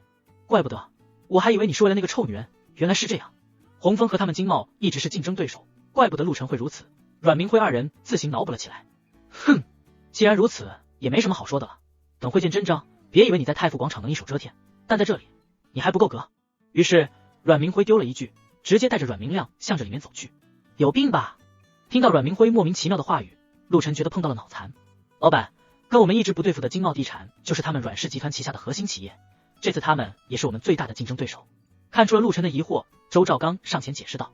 不过他此时的心里也十分震惊，没想到陆晨还是太傅广场的老板，那他身后有多大的背景？哦，原来是这样。这下陆晨算是明白这阮明辉为什么会那样说了，不过也只是嗤笑了一下。老板，投标时间到了，咱们先进去吧。陆晨点了点头，在周兆刚的引领下一同走了进去。各位，此时拿出来拍卖的是凤阳区的1-5号地块，相信大家都已经拿到了相关的资料，那就话不多说，直接开始拍卖。首先拍卖的就是这次的5号地块，底价3亿，每次叫价不得少于1000万。叫价开始，话音一落，各方开始举牌。3亿1000万，3亿5000万，3亿7000万，价格一路上涨，没多久已经来到了4亿、5亿。此时陆晨直接喊价，他并不是乱喊，是经过了红枫团队的多次核算，这个价格已经是这个地块的接近极限的价格了，再多一些的话，那利润可就太薄了。那人谁啊？一下抬高到5亿，有病吧？没见过，衍生。不过他举的是红枫地产的牌，他们这些人自然不会认识陆晨，所以看到他都感到疑惑，尤其是看到他直接报了个临界线上的价格，纷纷议论了起来。5亿3000万。看到其他人都退却了，阮明辉突然开了口，并且挂着一丝玩味的笑容。阮明辉直接报了个真正的极限价，再多那几乎就要亏本了。6亿，我就出这么多，阮总要是继续加价，我就让给你。陆晨想都没想，直接报了个谁都想不到的数字，并且十分挑衅的看向阮明辉。陆老板说笑了，我可没那么多冤枉钱来跟你争。看到陆晨居然报出了6亿的价格，他直接选择了放弃，哪怕他在挑衅自己。还是太嫩，一气之争，花6亿买下5号地块，这还没开发就已经是亏钱了。原以为能吃下太傅广场，同时掌控红枫地产的人会是个厉害角色，不过尔。阮明辉不屑的笑了起来。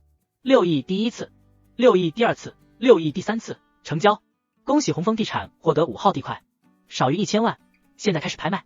6亿，这才开始，陆晨直接报出了6亿，弄得整个会场一片寂静。我去，这人疯了吧？5号地块出6亿已经是亏了，这4号地块比5号其实还小一点，他还出6亿。所有人对陆晨的做法完全不理解，这拍了地都是希望回去要赚钱的，这还没开发就亏钱是个啥情况？就连周兆刚也眉头皱起，改征的不是1号地块吗？为什么陆晨却把钱浪费在了这些附属地块上？不过几次要开口都被陆晨示意打断，他只能忍着。同时陆晨再次看向了阮明辉，笑着说道，阮总要不要争一下？只要超过6亿我就让给你。呵呵，陆总大气，您开心就好。心中却是想着，我争你个大头鬼，明知道亏本我去争，白痴。不过眉头却是皱了起来，事出反常必有妖，没道理2次都是亏钱抢地，单纯就为了赌气。果不其然，4号地块很顺利的再次被陆晨拿下。接下来的3号地块和2号地块，同样陆晨以6亿直接喊价拿了下来。不是别人不想拿，而是这个价格拿下来绝对是亏的。这人到底什么情况？钱多没地方花，明知道亏还拿。我刚问了下，听阮家的人说，这人是红枫地产的新任董事长陆晨，而且还收购了太傅广场，背景应该大着呢。哦，居然收购了太傅广场，那可是最少市值300亿啊，看来是真的钱多。钱多也不是这么花啊，我看就是个二世祖败家子。而此时的周兆刚已经坐不住了，这次为了争夺1号核心地块，一共筹备了30亿。按照计算，这1号地块的极限价值也就是28亿，所以是很有希望争一下的。可现在陆晨倒好，前后2-5号地块就直接花没了24亿，这最后的1号难道不要了？老板，这相信我。不等周兆刚说完，陆晨直接打断。周兆刚见状咬了咬牙坐了回去。块的核心总面积更是其他4个地块的面积之和，至于其他的价值全都在资料页内。话不多说，1号地块底价15亿，每次叫价不得少于3000万，现在开始拍卖。15亿、17亿、20亿，这一下所有来参与的公司全都沸腾，叫价声此起彼伏。才一会时间，价格已经从15亿来到了20亿。此时阮明辉直接站了起来，25亿。这个价格一出，很多公司都颓然坐了下来。投标之前，阮明辉其实早就摸清了各家参加拍卖的公司对于这次1号地块能给出的预算，所以他直接报了25个亿，这个价格已经远远超出了其他公司的预算，除了自己的老对头红枫地产。不过因为陆晨之前拿下了2-5号地块，直接消耗了24亿，那么据他得到的资料，这次洪峰一共准备了30亿，现在也就剩下6亿了。当然，因为知道陆晨收购了太富广场，并不排除他还有另外的准备。不过他也不担心，要是最后这陆晨依旧是用明显亏本的价格拿下1号地块，固然他们阮氏会有些损失，但是并没有什么大碍。但是陆晨肯定会因为此次大亏一场。可是他万万没想到，陆晨有个系统。丁，完成凤阳区2-5号地块全体中标，奖励1元兑换资金150亿。听到这个提示音，陆晨笑了。之所以他哪怕明知道亏本也要拿下2-5号地块，那是因为进来的时候系统居然给了个任务，只要投得2-5号这4个地块，就能获得1元兑换300亿的奖励。用24亿换300亿，傻子不换，一转眼10倍的收益，说出去不得吓死人。27亿，兑换完奖励的陆晨直接喊到了27亿。这家伙是真的有钱啊，前面已经花了24亿，这下又出价27亿，看来洪峰是有备而来的，我们还争什么？看戏吧，这次不知道鹿死谁手了。阮明辉听到陆晨报价，眉头也皱了起来，果然这家伙还有额外的准备。28亿，但是他依旧喊出了极限价，心里想着如果陆晨超过这个价格，他就不追加了，反正自己大不了就是少个项目，并没有亏损。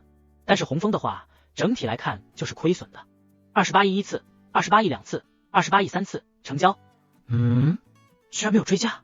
阮明辉有些疑惑的看了一眼陆晨，却发现他老神在在的也在看着他笑，不过这笑容很是古怪，具体哪里不对他也说不出来。不过28亿拿下1号地块，在预算之中自己集团还是能大赚一笔，看来陆董准备的还是不充分啊，承让了。哈哈。陆晨耸了耸肩，没有说什么，但是一旁的周兆刚全是一脸颓然。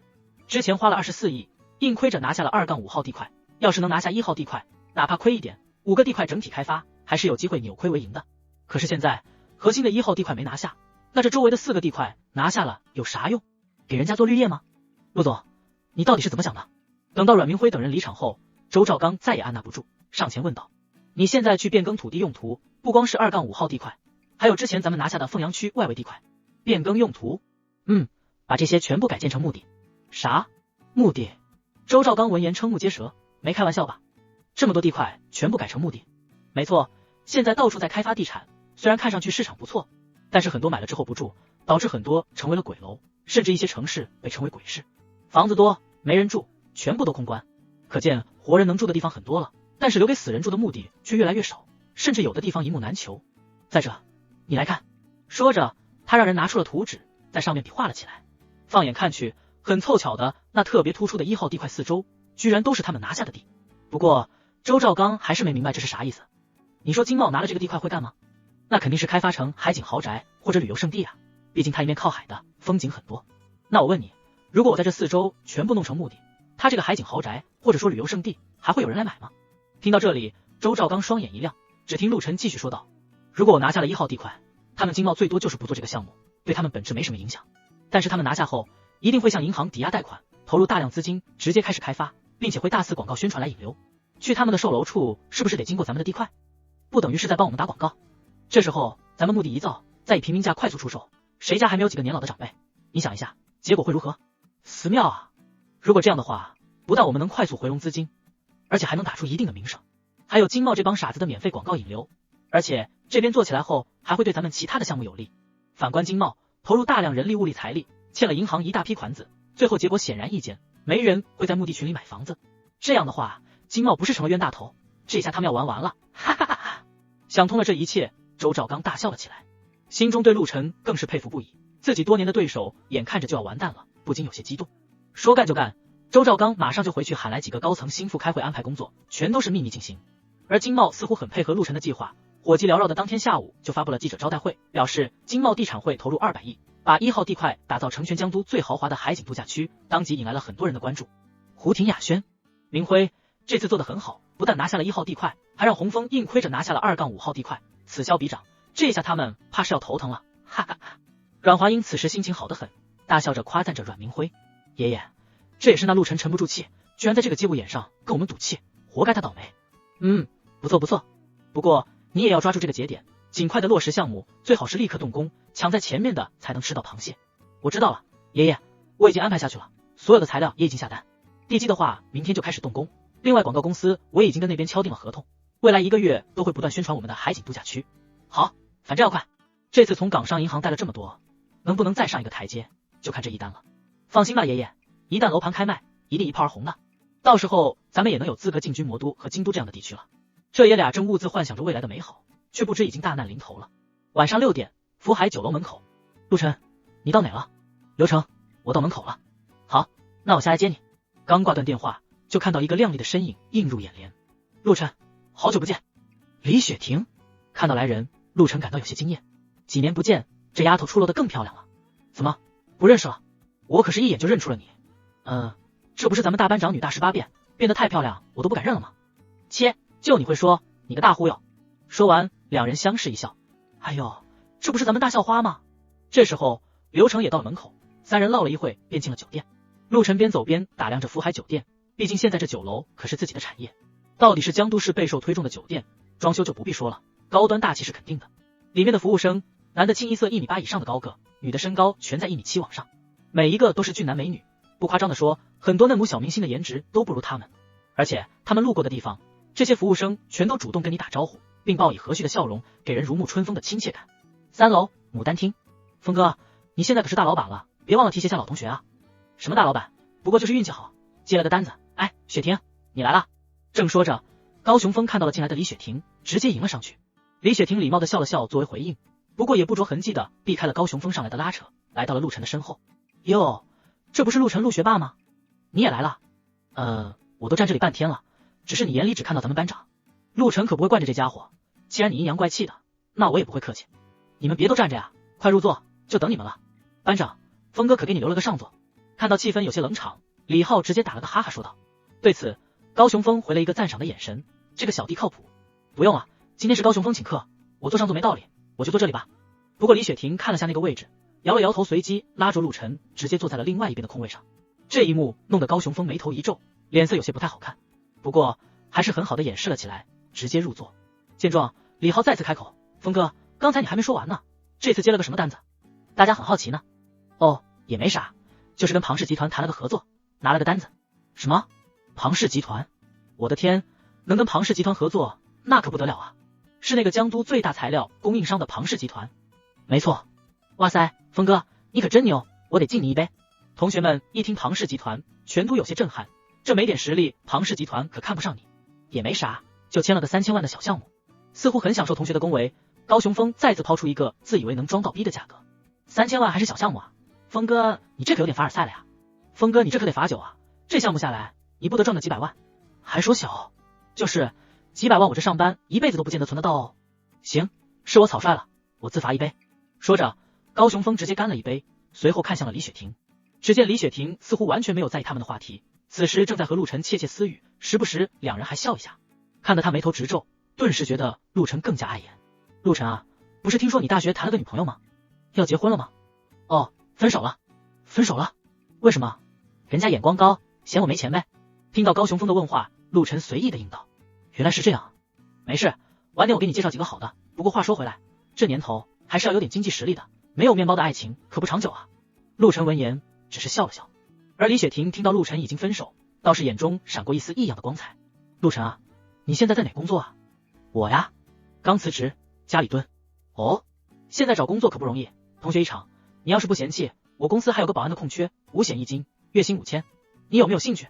哇，峰哥，你们公司保安待遇这么好，我这边拼死拼活的1月才3000多的工资，要不你考虑下我？是啊，峰哥，这么好的事也可以考虑下我。陆晨还没回话，其他几个同学倒是先喊了出来。你看，我觉得刘伟和赵亮更需要这个机会，至于我吧，太懒，还想摆烂阵子。听到这话，高雄峰眼中闪过一丝轻蔑，并装作不在意的把裤兜的钥匙掉在了地上。峰哥，你钥匙掉了，哇塞，这是买了保时捷718了。看到地上的钥匙，李浩直接惊呼了起来。啊，谢谢啊，也不是啥好事，先用着，等这次单子做完了，准备换个911。我去，羡慕啊！同学们都是普通上班族，对他们而言，别说是保时捷718和911了，App 系列就觉得已经很不错了。峰哥，你这又是开公司，又有豪车，听说你们家在江都市都买了别墅，咱们班也就你算是走向人生巅峰了。是啊，就说这福海酒店的位置都难定得很，我们公司老板上次想来这里吃饭都没订上，来这里吃饭也是身份的象征啊。可不是，咱们都是靠了峰哥的福啊。这时候，包厢的门被打开，2个服务生走了进来。尊敬的贵宾，你们好，这是我们经理送给你们品尝红酒，预祝你们用餐愉快。说完，直接把3瓶红酒全部打开，倒入醒酒壶，放上了餐桌，然后对着在座的深深一揖，笑着离开。我靠，竟然是85的拉菲，这可是上万一瓶啊，还一下子送了3瓶。峰哥，你可太有面子了，连福海酒楼的经理都亲自给你送酒。是啊，听说这福海酒楼的孙海经理平时就算是一些集团老板来了都不一定会见，没想到会给咱们送酒，太有面子了。众人一下子都激动了起来，纷纷向着高雄峰再次恭维了起来。一脸懵的高雄峰不明所以，自己这也不认识孙海啊，怎么就送酒来了？这次能预定到这里，还是因为之前跟着庞氏集团的一个经理来这里吃过饭，庞氏是这里的熟客了。这次为了装逼，他也是求爷爷告奶奶的舔了人家半天，才通过他好不容易订到的。不过心里虽然蒙圈，面子上还是坦然接受了同学们的恭维。哈哈，没什么，也就是有过一面之缘，大家聊得投机。这送酒估计是上次看到我跟他们的大客户庞氏在合作，才借花献佛的。他倒是也没说这酒是因为他送的，还算有点自知之明。就在这时，包厢门再次打开。陆总您好，我是福海酒楼的孙海，您来这里怎么不给我提前打声招呼呢？真是怠慢了。一个气宇轩昂的男子进了包厢，扫视了一圈，径直来到陆晨身边，热情的说道：哦，没什么，我就是参加个同学聚会。听到孙海是自我介绍，陆晨心中了然，他也是第一次来这里，自然不认识孙海，倒是那天得到福海酒楼所有权后，这个叫孙海的来过电话聊过几句。孙海能把福海酒楼做到如今规模，自然做事比较细致。早在陆晨收购酒楼后，就立刻把陆晨的资料仔细看了一遍，并把他的照片让所有员工都认了一下，以免到时候大水冲了龙王庙做出什么出格的事来。所以虽然陆晨这次没有通知他，但是当他一踏入福海酒楼，就被这里的员工认出，早就汇报到了孙海这里。这不，还在会所陪客户的孙海立刻起身告辞赶了回来，并预先让下属送上了3瓶拉菲。陆总，这酒还对胃口吗？你看我这之前正在陪个客户应酬，也不知道您来，要不要给你们换个至尊包厢？不用了，这里也蛮好。旁若无人的对话，看得所有人一愣一愣的。什么情况？这是福海酒楼的孙海孙经理，这酒不是送给峰哥的，是给陆晨的。这孙海竟然对陆晨如此卑躬屈膝，还喊他陆总，这陆晨到底什么身份？众人不断猜测，而高雄峰此时脸上的表情可是极度精彩。前一面还在吹嘘认识孙海，并且也默认了这酒是送给自己的，这话说出去还热乎着呢，下一秒就被打脸了。人家孙海人都来了，很明确的说出这酒是冲着陆晨给的，还问人家要不要换至尊包厢。这至尊包厢更是一价难求，钱多也不会给用，那是要有一定身份地位的人才能进的包厢啊。想到这里，众人惊得瞠目结舌，就连一旁的李雪婷也是小嘴微张，一脸惊讶。正当高雄峰进退不适，犹如作蜡之际，包厢外再次走进一批人。看到带头的那人，高雄峰犹如看到了救命稻草，惊喜的站了起来，连忙迎了上去。王经理，您怎么来了？欢迎欢迎啊，我们这边正好是同学聚会，你身后这位是？来人正是他上次谈合作的庞氏集团采购部经理王敬海，这位是我们庞氏集团的庞大龙庞总。王敬海看到高雄峰似乎有些意外，不过还是笑着点了下头，做了个介绍。庞大龙，听到这个名字，所有人都是心头一震，这可是江都市的大人物，庞氏集团的掌门人啊。而高雄峰也是感觉自己差点被幸福砸晕，居然庞大龙都来看自己了。哎呀，是庞总大驾光临，真是荣幸啊。说着就激动要上前握着他的手，可是下一秒庞大龙直接单手推开了他，向着陆晨走去。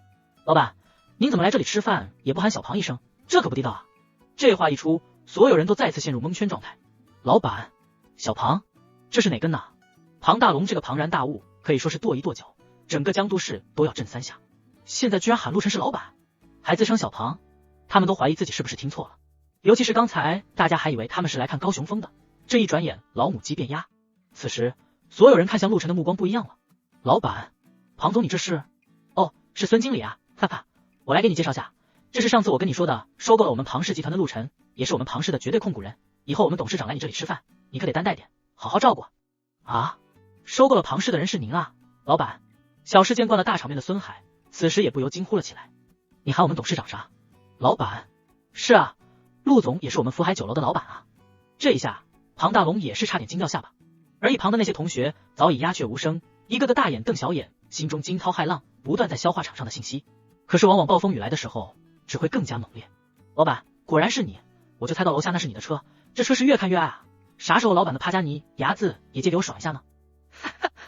老周啊，这要巧，你也是来吃饭的吗？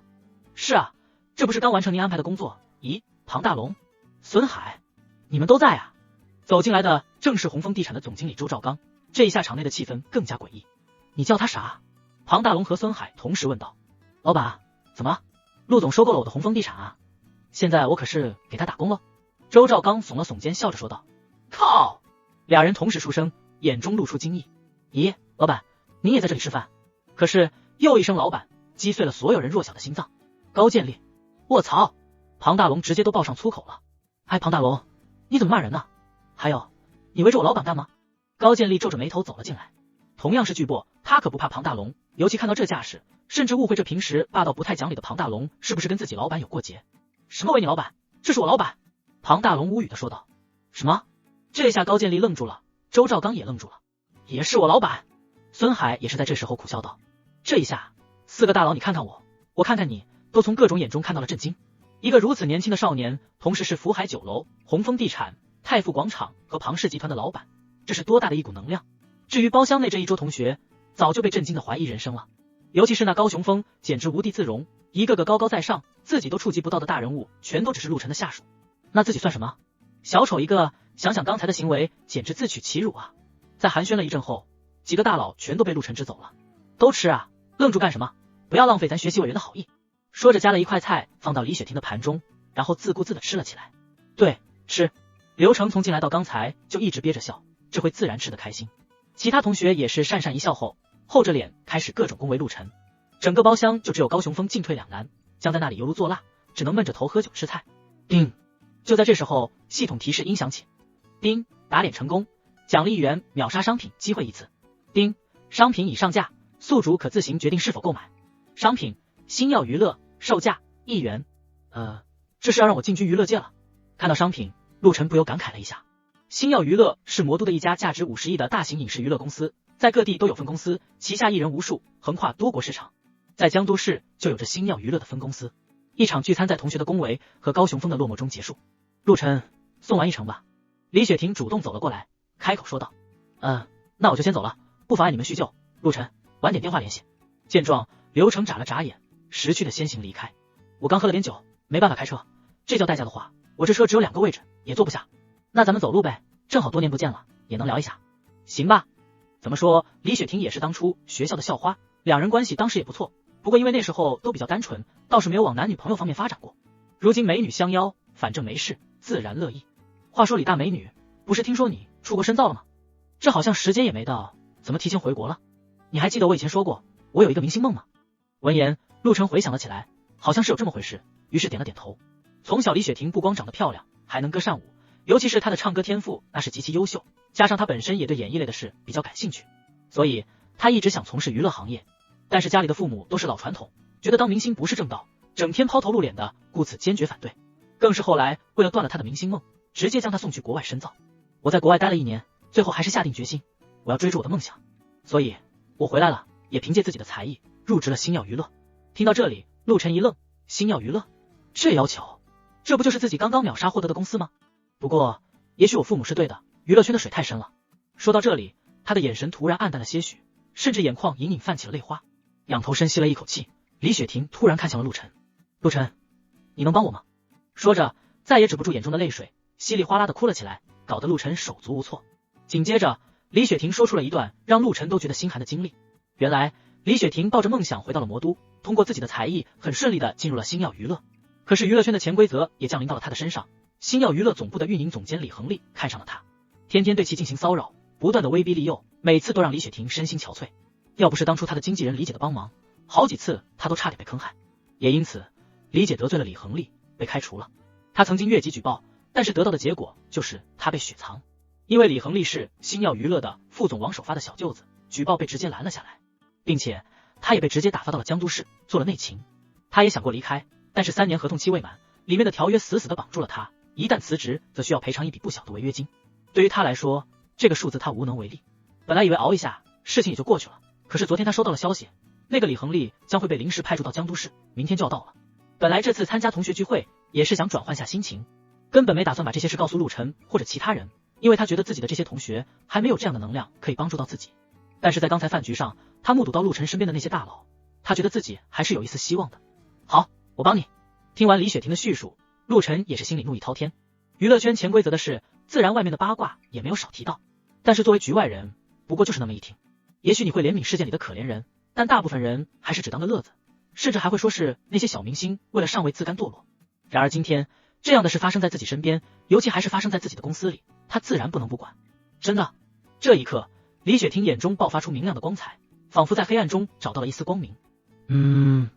看到陆晨肯定的回复，李雪婷再也忍不住，一下子扑进了陆晨的怀里。压抑了多时的无助，在这一瞬爆发，李雪婷嚎啕大哭了起来。陆晨任由她尽情的发泄，轻轻抚摸着她的秀发。放心，一切有我。陆晨回到家的时候，已经快要12点了，好不容易安抚好了李雪婷，把她送了回去，自己则是打车回到了小区。至于他的车，则是通知了汪启明，让他安排人拿了钥匙去帮自己开回来。倒是没想到，一个电话过去，来的是汪启明本人，热情的亲自去把车给自己开了回来，并塞给了自己一堆资料，都是最近来应聘管家的人选，已经把最优秀的一批筛选出来了。不过当陆晨看到筛选过后居然还有将近200多份资料的时候，不禁苦笑了起来。这价格开得太高，竞争的人可真不少。丁，商城商品已更新，请宿主及时查看。商品：威龙保全公司，售价1元。我去，这个可以啊！威龙保全公司其实就是主要提供一些富豪、政客的贴身保镖，以及一些大型活动的现场安保。而威龙保全公司是目前江都市最出名，也是服务收费价格最高的保全公司。因为这里面所有的员工全都是特种部队退伍回来的，个个能以一敌十，并且都有自己的一些个人才能。陆晨直接拨了个电话过去，让威龙的总经理洪天龙安排了2个保镖去保护李雪婷。根据他所述，这男的无孔不入，手段也极其险恶无耻。谁知道这货会不会提前过来找到李雪婷住宅去骚扰？另外也让洪天龙安排了4个保镖明天来找自己报道。安排完后告知了一下李雪婷后，他便打开了抖音。这一打开就看到私聊的信息已经被挤爆了，大多数都是因为上次的华子宇来撩骚的那些主播们。这种消息陆晨一概忽略，都是一些见钱眼开的绿茶们。清理了一下，他再次点进了小火柴的直播间，可是此时里面似乎火药味很浓，抬眼一看，居然连到的又是微雨。怎么今天大哥不在，不敢打了？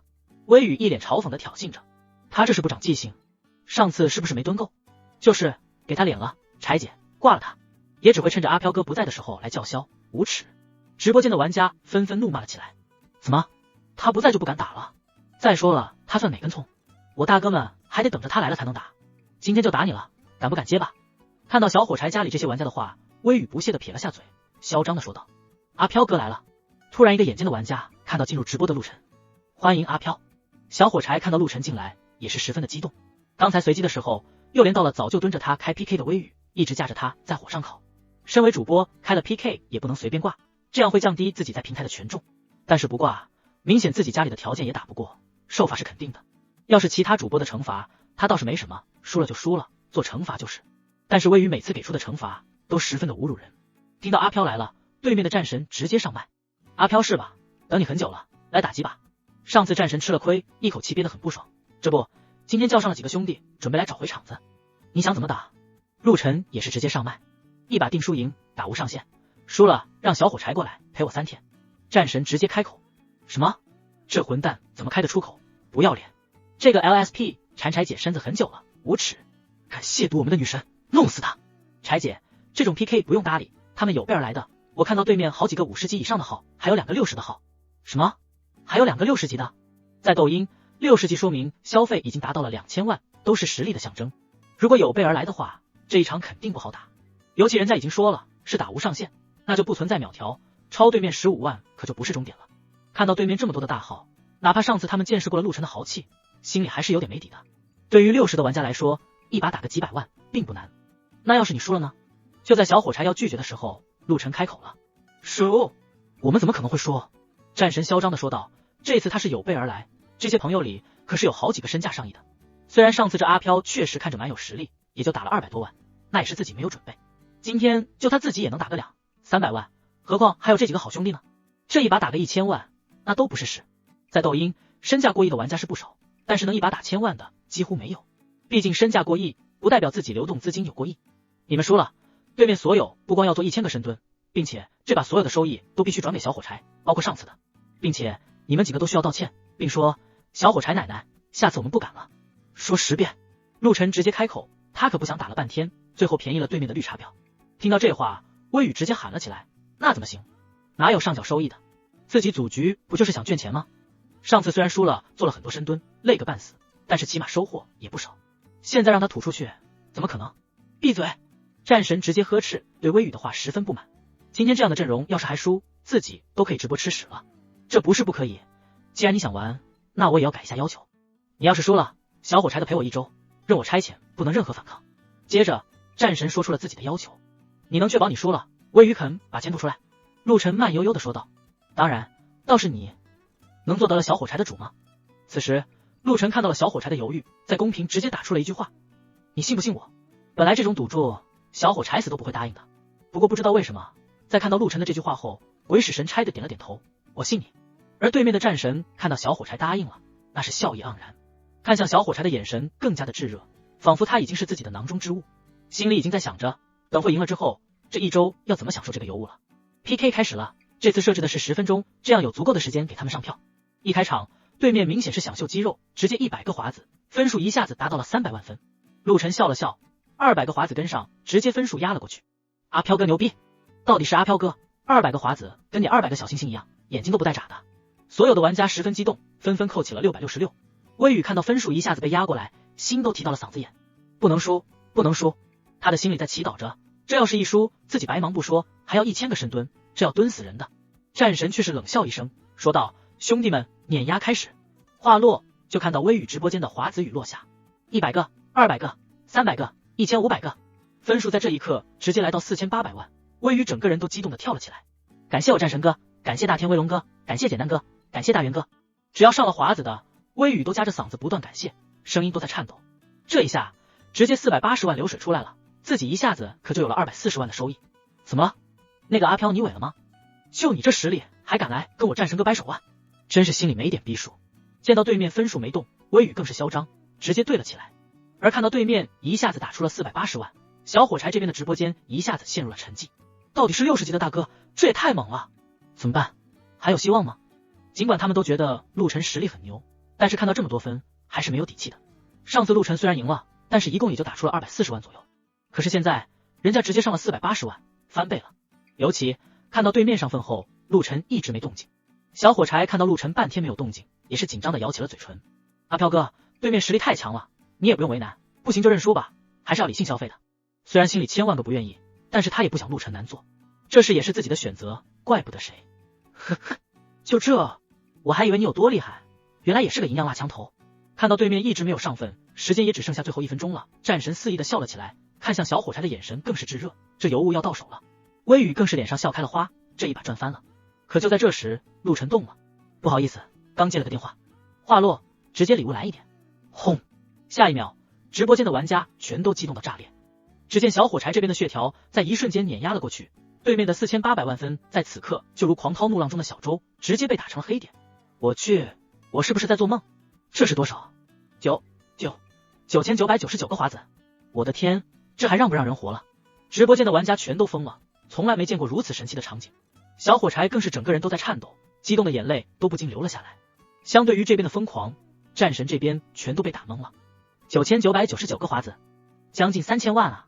这次哪怕他们有备而来，也就一共准备了1000多万，对他们来说已经觉得算是高估了陆晨。可是现在他们发现自己错了，这人似乎完全不把钱当钱用啊！一把3000万，就算身价过100亿的不敢这么玩。不是说玩不起，有这身价的大多都很理智，有这3000万做啥不好？打赏女主播，这价钱都能玩多少嫩模明星了？再说了，那些在大主播直播间猛刷华子语的什么大哥，有几个是真的？大多打的都是回流票、演员表和电商票。前两者是为了带动直播间的散户刷礼物，而后者电商票是刷给这些人气主播，为了后面这主播给自己的产品等带来收益才刷的，不然怎么可能给他们投入这么多？但是现在有人能在这个小主播身上直接一把打出3000多万，那只能说明一个问题，这人如果不是有毛病，那断然就是要么很有钱，要么是非常有钱。很显然这人是后者。胡少，这可帮不了你了，抱歉了，对面这实力太强了。被战神喊来的几个兄弟纷纷苦笑着打个招呼，退出了直播间。一群人气势汹汹来挑衅，结果被一个人碾压了，他们也没脸待下去了。而因为这一场9999的华子雨，小火柴的直播间人气瞬间达到了全平台第一。一瞬间，直播间的人数从开始30多人涨到了5万多人，而且还一直有人在进。每一个进来的玩家都被眼前的分数吓到了。我靠，这数据是不是假的呀？3亿多分，这是哪来的豪啊？长见识了，神豪在哪？快给我抱个大腿，人家能唱能跳能暖背，走过路过别错呀。在互相询问下，大致都了解了事情的始末，更是人人兴奋。这等会还得看对面道歉深蹲和喊奶奶呢。魏宇此时瘫坐在椅子上，脸色苍白，脑子里一片空白。完了，当 PK 最后1秒倒计时结束，胜利的字样飘起，小火柴整个直播间再次迎来了欢呼。来吧，请开始你们的表演。柴姐，先把你的账号发给对面主播，实时转账。陆晨平静的开口，可是这个声音听在微雨耳中，犹如催命之符。战神哥，真的要给啊？给！这么多人看着，怎么敢耍赖？那自己还要不要混了？微雨哭丧着脸，只得转账，整个人颤抖不已，心都在滴血。该你了。问了下小火柴，确认已经到账的消息后，陆晨再次发话，看向了战神。阿飘，这次我们输了，我认栽了，我可以道歉。至于韩奶奶，我看就算了，我另外补偿给小火柴100万，你看如何？不如何？是男人，说到就要做到。陆晨直接拒绝，一定要如此咄咄逼人。那你咄咄逼人的时候，有没有想过小火柴的感受？看到陆晨如此说，直播间玩家也纷纷附和。就是平时那么嚣张，硬逼着柴姐罚这罚那，轮到你自己了就耍赖啊？没错，不要滚刀，一口唾沫一口钉，别让我们看不起你。赶紧道歉韩奶奶，我可是流量上网，流量贵着呢。有机会能看到平日高高在上的人吃瘪，这些玩家更是来劲。更有一些仇富的玩家直接开始录屏，准备晚点发个视频再好好抨击一下。小火柴奶奶，对不起，下次我们不敢了。这样行了。战神咬着牙快速说了1遍、10遍，还有9遍。陆晨不依不饶，这种人就该治。当着这么多人喊完10遍，这以后也没脸再动小火柴的心思了。小火柴奶奶，此时他双拳紧握，指甲都卡到了肉中，眼神要是能杀人，此时陆晨怕不是已经千疮百孔。强忍着怒火和憋屈，战神还是喊完了10遍，然后直接下线，实在是没脸再待着了。轮到你了。此时陆晨看向了微雨。啊，阿飘哥，是我不好，你看我都把收益全部给了小火柴了，你就饶了我吧。我这也不容易啊，你看，要不咱们换个惩罚，或者我私下做给你看啊。微雨开始了撒娇卖惨，还不断对着陆晨抛起了媚眼。我靠，见过不要脸的，没见过这么脸皮厚的，真是活久见，斗阴遍地是妖怪。这样的活宝也不知道人家大哥怎么下得去口的，人家大哥牙口好，你就别羡慕了。讲道理，这关了灯身材还是可以的。这一下，这边直播间的玩家全都数落了起来。平时就嫌恶这微雨的嘴脸，但是人家家里条件好，打不过呀。此时墙倒众人推，还不上去多踩2脚？别废话了，赶紧做。陆晨对这样的女人也没有好感，兴不起一丝怜香惜玉。在众人的压迫下，微雨只得开始了漫长的深蹲之旅。你们看着他做完，我有事先下了。陆晨也没时间一直看惩罚，这1000个得蹲到什么时候？打了个招呼就要走。谢谢阿飘哥，咱们加个 V 吧。哦，好。听到小火柴如此说，陆晨先是一愣，倒也没拒绝。哎呀，柴姐你这从来不加 V 的人，为了阿飘哥破戒了呀？万恶的金钱，好羡慕。还是阿飘哥牛逼，把柴姐弄开窍了。这些玩家就是闲事不大，看到俩人要加 V， 那是又酸又起哄。陆晨也没搭理，加上 V 直接下线了。不过 V 上面小火柴的头像闪动了起来。阿飘哥，太感谢你了，我也不知道怎么报答你。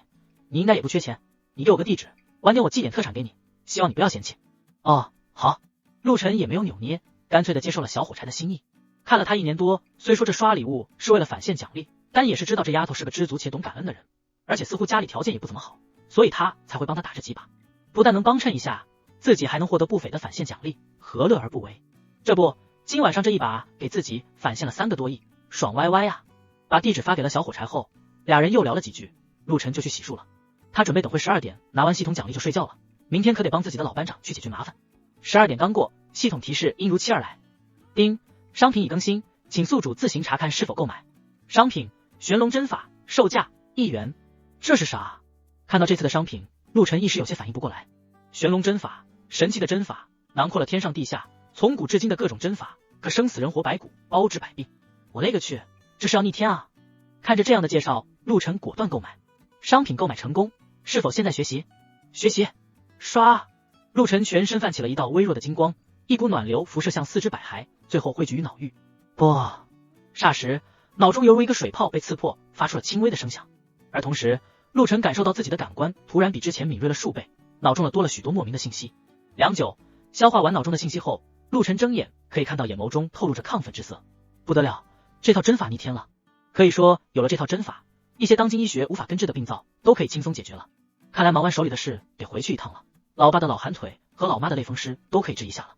想到自己父母当初为了供自己念大学，在田里忙这忙那，还兼职做了一些工地上的活，落下了一些病灶，这下有得治了。次日，陆晨起床就收到了小火柴的早安慰问，俩人聊了一阵子，才发现小火柴叫吴影，是魔都人，并约好以后要是去了魔都，他要请自己吃饭。陆晨也是笑着答应了。紧接着，威龙保全公司派来的保镖也来了，一共4人。经询问，这个保全公司的雇员都签署了类似雇佣兵的合同，个人资料全都保密，所以称呼也都是数字代号。而这次过来的4人也是保全公司的王牌4人，分别是1号、4号。陆晨倒也没有多说什么，这样自己也好记一点。这4人并不是想象中那种高大威猛的类型，反而看着更为精瘦，甚至可以说普通。但是陆晨经过大力增肌丸的提升，本身感官就强于普通人10倍，加上玄龙针法的加持，自己对人体的骨骼、经络、肉身乃至体内蕴含的能量值都能得到更多的反馈，所以只一眼就能看出这看似普通的4人都拥有着远超于常人的爆发力。对此他也十分满意。10点，他安排好4人的工作后，带着他们一起来到了星耀娱乐的江都分部。还没进门，就看到一个大约30岁的女子被7点8个人直接推了出来，随后李雪婷也追了出来，瞬间护在了那个女子身前。李恒利，你干什么？我干什么？李秀梅都已经被公司开除了，谁允许她这里的？当头的一个男人开口，只一眼就能看出此人平时荒淫无度，整个人都是虚浮之感。他是来看我的，你凭赶他走。虽然李姐被开除了，但是李雪婷一直跟他保持着联系。之后李雪婷被流放到江都市分公司，恰巧李姐就是江都人，所以经常会见面。而今天李姐也是被李雪婷叫来壮胆的，她对李恒利有着莫名的恐惧，却不想李恒利一看到李姐就怒火上头，直接让人赶了出来。无他，都是这个李姐当初坏了自己的好事，要不然李雪婷早就被他弄到手了。没想到这次来了，又看到李姐，直接喊了保安对其动手，才会有了当前的一幕。凭我是这里的运营总监，公司是随便让人进的吗？李雪婷，你都被流放到这里了，还不思进去，老跟一些猪朋狗友在一起，什么时候能开窍？公司是你家开的？突然一道清冷的声音响起。陆晨。看到陆晨的一刹那，李雪婷仿佛找到了主心骨，声音中都透着无比的激动，并且直接拉着李姐跑到了陆晨的身侧。陆晨对其笑了笑，宠溺的伸手摸了摸她的脑袋，放心，一切有我。李雪婷却是被这一摸，双颊绯红，乖巧的点了点头。看到这一幕，李恒利双眼眯了起来。请问阁下是什么人？见陆晨一身是阿曼尼，后面又跟着4个人，李恒利没有当场发作。李雪婷是我的同学。听到这话，李雪婷不知道为什么心里有着一丝失落，只是同学吗？同学？那我劝你还是不要多管闲事，这是我们公司内部的事。李恒利听到这人只是李雪婷的同学，脸直接冷了下来，尤其看到2人刚才很亲近的样子，心里更不是滋味。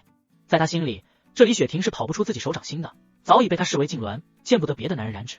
他的事就是我的事，我还偏要管了，你待如何？哟呵，狗拿耗子多管闲事，保安，给我把他们几个赶走。看到这陆晨不识好歹，李恒利也懒得多说，直接让保安动手。8个保安刚冲过去，一个人影就从陆晨身后闪了出来，接着就听到砰砰砰几声闷响传出，伴随着那几个保安的惨叫，8个人全都被踹飞了出去。看着眼前突发的一幕，李恒利愣在当场。他们这里的保安每个都十分魁梧，战力超绝，毕竟娱乐园经常会出现一些突发事件，所以请的保安必定都是身手不凡的。可是现在人家轻飘飘的就出了一个人，瞬间解决了这几个保安。看着躺在地上全都晕死过去的保安，李恒利浑身一个哆嗦。你们要干什么？这里可是法治社会。看到陆晨向着自己走来，李恒利莫名恐惧，甚至直接双脚一软，一屁都摔坐在了地上。李雪婷，你还想不想干了？赶紧叫你的同学住手，不然以后有你的好果子吃。无助之下，他竟然威胁起了李雪婷来。毕竟影像中，在自己的淫威下，这李雪婷向来都是懦弱只知道躲闪的人。陆晨来了到他身前，抬起了右手。不要，这里是法治社会。李恒利惊恐地喊着，右手落下，李恒利惊叫出声，却不想陆晨只是在他身上拍了几下，就收回了右手，并没有揍他。没错，这里是法治社会，我不会对你如何。哼，你还算明事理，今天的事我也不追究了，你们赶紧滚。李雪婷，给我回去上班。听到陆晨如此说，李恒利一咕噜从地上爬了起来，直接对着李雪婷喝了一声，就想率先离开这里。这些人看着就恐怖，你看看8个保安只是一个照面就嗝屁了，该滚的是你，李恒利，你被开除了。此时从公司里走出来一位中年人，正是星耀娱乐分部的总经理赵安。早在陆晨来之前，就给总部和赵安都通过了电话。就你有什么权利开除我？看到来人，李恒利不屑地喝道，自己是总公司来办事的，根本轮不到这个赵安来管。就说级别，自己一个总部的运营总监，职权更是比这个分部总经理来的大。我是没有权利，不过董事长有。董事长？在李恒利疑惑的时候，只见赵安走到了陆晨身前。这位就是我们刚收购了我们星耀娱乐的陆晨，陆董事长。什么？2声惊呼同时响起，分别是李恒利、李雪婷。李雪婷想过陆晨可能会通过庞大龙、高渐离等人的社会影响来帮助他渡过难关，却万万没想到陆晨竟然是星耀娱乐的董事长。而李恒利则是觉得大难临头，哪怕自己是总公司副总王首发的小舅子，但是在董事长面前那就是个屁。砰！想到这里，李恒利直接跪下了。董事长，是我有眼无珠，我是不好，我不该对李雪婷这样，以后我再也不敢了，还请看在我姐夫王守发的面子上，饶了我。你不说我还忘了，你能如此胆大妄为，你这个姐夫肯定也帮了不少。赵安，你直接通知总部，王守发也一并开除。另外，说到这里，他看了一眼还处于震惊状态的李姐，再次开口，运营总监的位置就让李姐来做吧。上次李雪婷述说李姐帮她的过程后，她也侧面了解了下此人。李姐为人厚道，带艺人的经验也丰富，运营能力也很强，不过就是性格耿直，太有正义感，曾经为了手下艺人的清白和福利，得罪过好多次上司，所以才一直无法升职。故而陆晨决定让他来做这个运营总监，在潜规则遍地的娱乐圈，能有这么一股清流，才能让员工更为安心的工作。好的，董事长。陆董。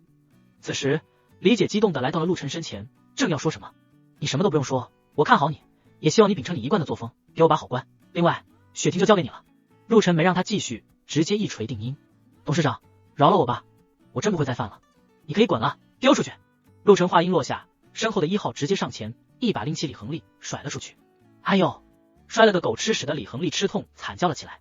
陆晨则看都没看，在众人的簇拥下进了公司。陆董，这李恒利在位期间毒害了很多艺人，就这样是不是太便宜他了？要不要全行业通报下他的恶行？他和他姐夫这么多年在娱乐园也拥有了自己的圈层，被开除后找个下家并不难，以他的尿性去了别的娱乐公司，怕是又要有很多艺人要遭殃。这时候李姐担忧的说道，因为他多次跟李恒利他们争斗，对他们太熟悉了。放心，他再也做不了恶了。门外李恒利骂骂咧咧的站了起来，妈的，咱们走着瞧，你以为离开星耀娱乐劳资就活不下去了？心情不爽，自然找地方要发泄，于是他直接联系了一个相好的，去酒店开了个房间。亲爱的，怎么今天这么早就下班了？别说那么多了，劳资今天火气大，赶紧给我下下火。哎呦，瞧你猴急的样子，你慢点。见到相好的来了，李恒利3下5除2，直接卸甲提刀就要上阵。可是半天之后，你怎么回事啊？半天都没反应。哎，我踢的我也不知道啊，完全没了知觉。这一下李恒利急了，哪还有心思继续，直接穿好衣裤奔向医院。在一系列的检查之后，医生给了一个让他绝望的答案：海绵体粉碎性破裂，无法治疗。这个消息犹如晴天霹雳，一下子击垮了李恒利，让他生无可恋。现在的他成了夏国最后一个太监。不，凄惨的嘶吼在医院的走廊响起，引起无数人的侧目。星耀娱乐分部总经理办公室，此时赵安等人离去，腾出了空间给了陆晨和李雪婷。没看出来，你好花呀！听完陆晨的解释，李雪婷整个脸都红了。原来之前陆晨拍了几下李恒利，不是无的放矢，而是用上了玄龙针法里的手法，直接破坏了李恒利的海绵体，让他终身不举。说是玄龙针法，不代表所有事情都需要银针才能出手。类似这种小手段，只要通过特殊的手法拍打人体的一些经络和穴位，就可以达到效果。而且这种手法完全查不出任何蛛丝马迹。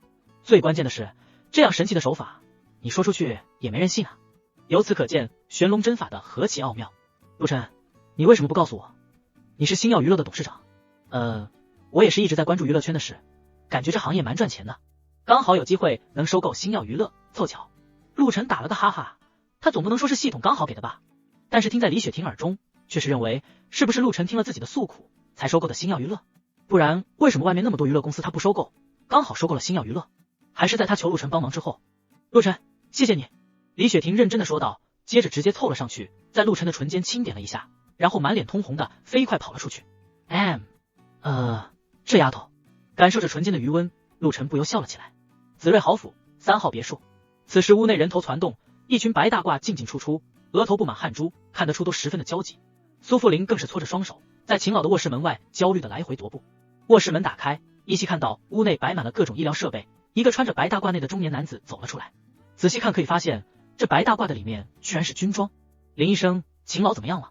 暂时是稳住了，不过要看今晚。只怪我医术不精啊。林天生，夏国天南军部中将，也是夏国的大国手，一手医术精湛无比。可是他居然说自己医术不精，可见秦老的情况有多糟糕。而一个中将又是大国手，居然能亲自来为秦老看病，这秦老的身份可见有多恐怖。秦老头，今天我来找你喝酒了。这时候陆晨的声音在门外响起。苏富林打开了门，俏脸上的憔悴和忧愁明眼可见。秦老病了，你改天再来吧。病了？从门缝瞥见了里面来回忙碌的白大褂，陆晨眉头皱起。感官敏锐的他自然也看到了这些白大褂里面的军装，看来这秦老头身份不一般啊，要不要我帮忙？于是陆晨开口问道。倒不是他喜欢管闲事，上次跟秦老头的那一顿酒倒是喝出了感情，而且这秦老头潇洒不羁的风格总给他一种小说里隐士高人的感觉。你能帮啥忙啊？别添乱了。此时的苏富林明显有些烦躁，无奈的挥手准备打发他离开，却不料陆晨直接推开他走了进去。哎，你干什么？一时不防给陆晨溜了进来，苏富林有些怒意，直接厉喝：小伙子，秦老身体欠佳，此时不宜打扰。这时候听到声音的林天生也是回首看向陆晨，可是陆晨却不管不顾，直接向房间走去。一进来他就感受到屋内的压抑和众人的焦虑，很显然秦老病得不轻，而且传承了玄龙针法后，陆晨有时候看到的东西不一样了。就在刚才，他居然感受到卧室内有着一股死气。眼看陆晨如此，众人都皱起了眉头，心道这人怎么如此无礼。陆晨，你过分了！看着陆晨闯过众人阻拦，走进了卧室，苏富林一改表面的端庄，直接吼了出来，更是追了上来，就要拉他出去。别闹！陆晨随手一点，下一秒众人傻眼了，因为苏富林如同定格一般，保持着上前欲要拖拽的姿势，嘴巴微张，僵直在原地。这什么情况？众人一愣，纷纷跑去查看，这一幕太诡异了。可是怎么看，苏富林现在除了眼珠子能稍稍转动之外，其他完全被禁止了，就连声音都发不出来。这一下，原本要上前阻拦的林天生等人全都停下了脚步，倒抽着冷气，一脸震惊的看向陆晨。太诡异了！苏富林更是心中惊涛骇浪，自己这是怎么了？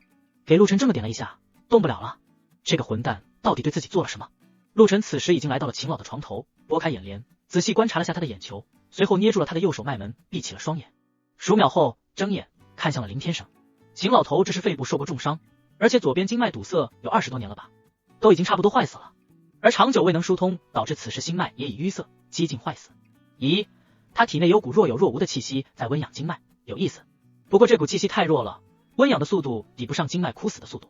听到陆晨抛出的一句话，林天生双眼突然睁大，震惊莫名。要是没有足够的功底，绝对不会在这么短的时间内道出秦老的问题，而且他居然连秦老体内那温养经脉的气息都能感受到，这就有点恐怖了。鄙人林天生，这位先生贵姓？陆晨。陆晨先生，你说的一点没错，秦老这是以前落下的毛病，我们也无法将坏死的经脉枯木逢春，只能减缓坏死的时间。不过你也看到了，拖了20多年，似乎也到了尽头。说到这里，林天生的眼中暗淡了些许。虽然看到陆晨之前的手段，林天生十分震撼，不过一想，能看出病灶，但是对于现如今的医学能力，对这样的问题是无解的。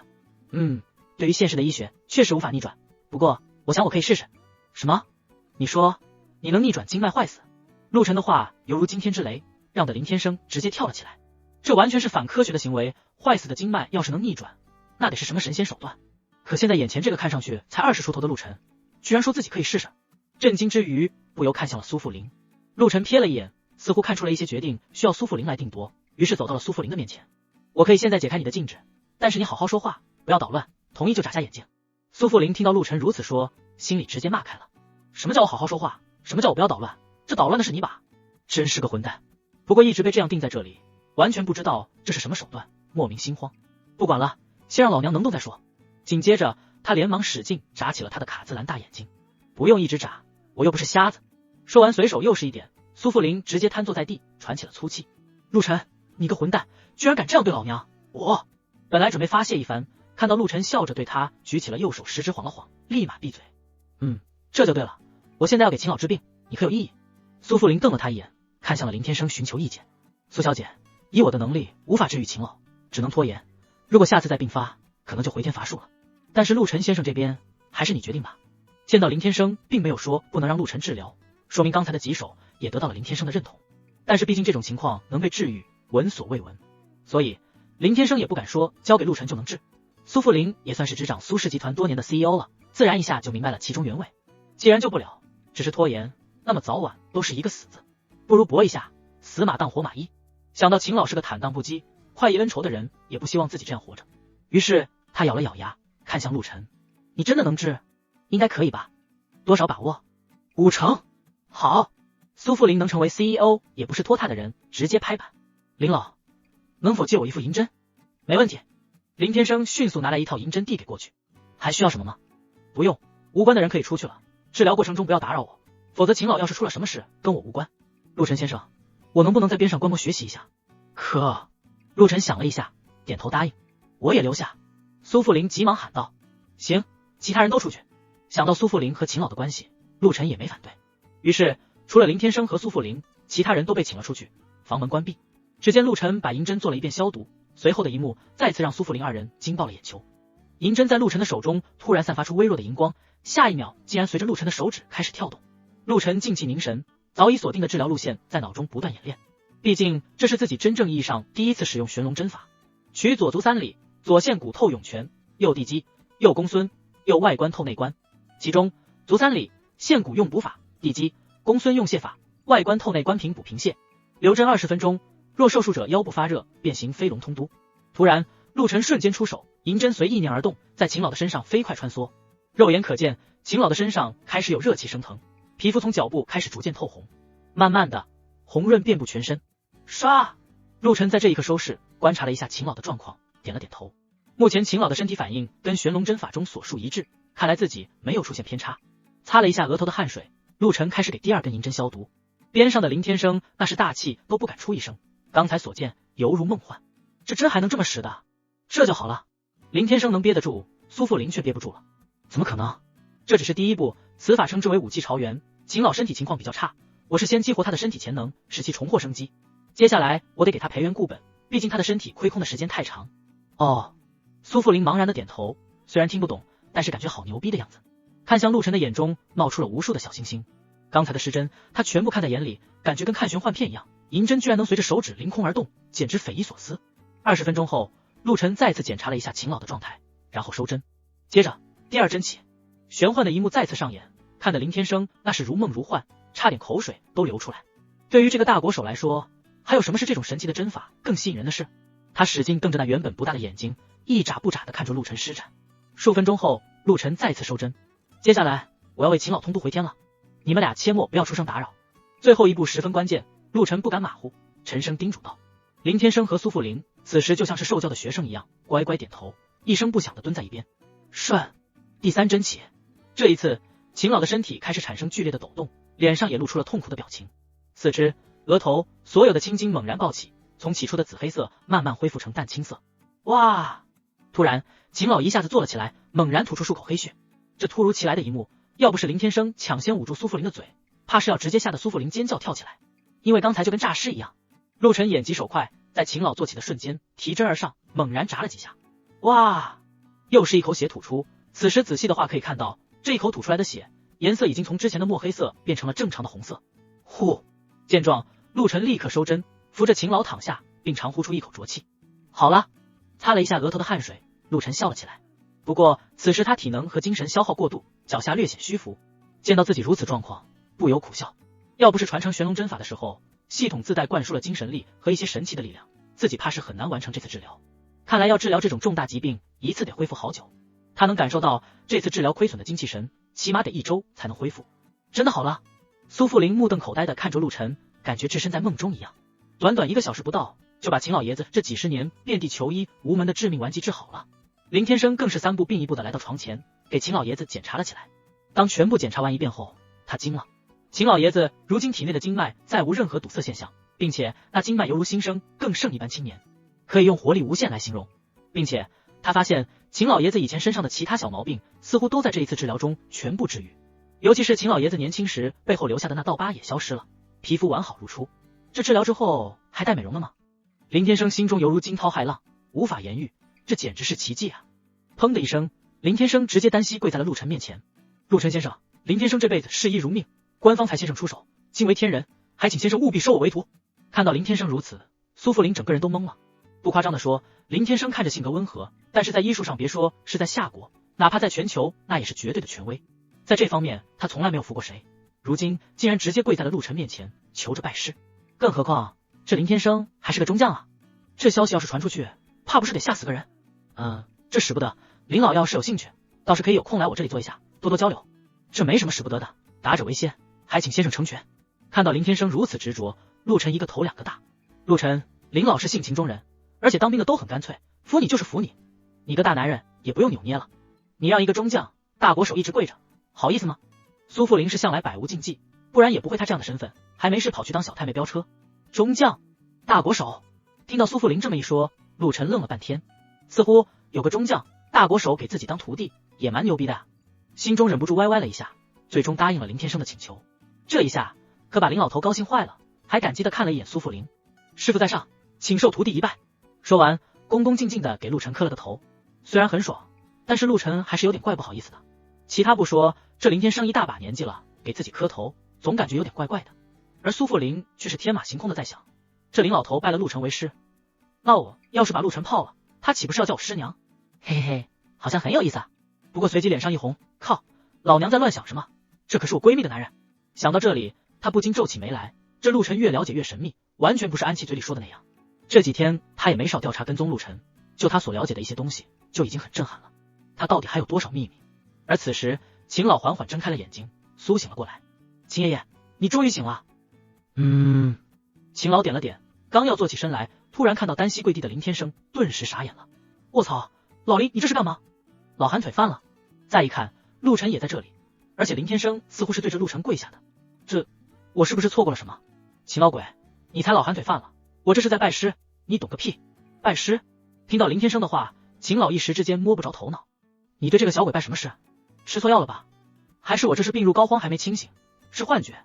对，一定是幻觉。秦老头想着想着，给了自己一巴掌。我靠，疼！其他人自然不知道秦老心中所想，就看到他自己扇了自己一巴掌。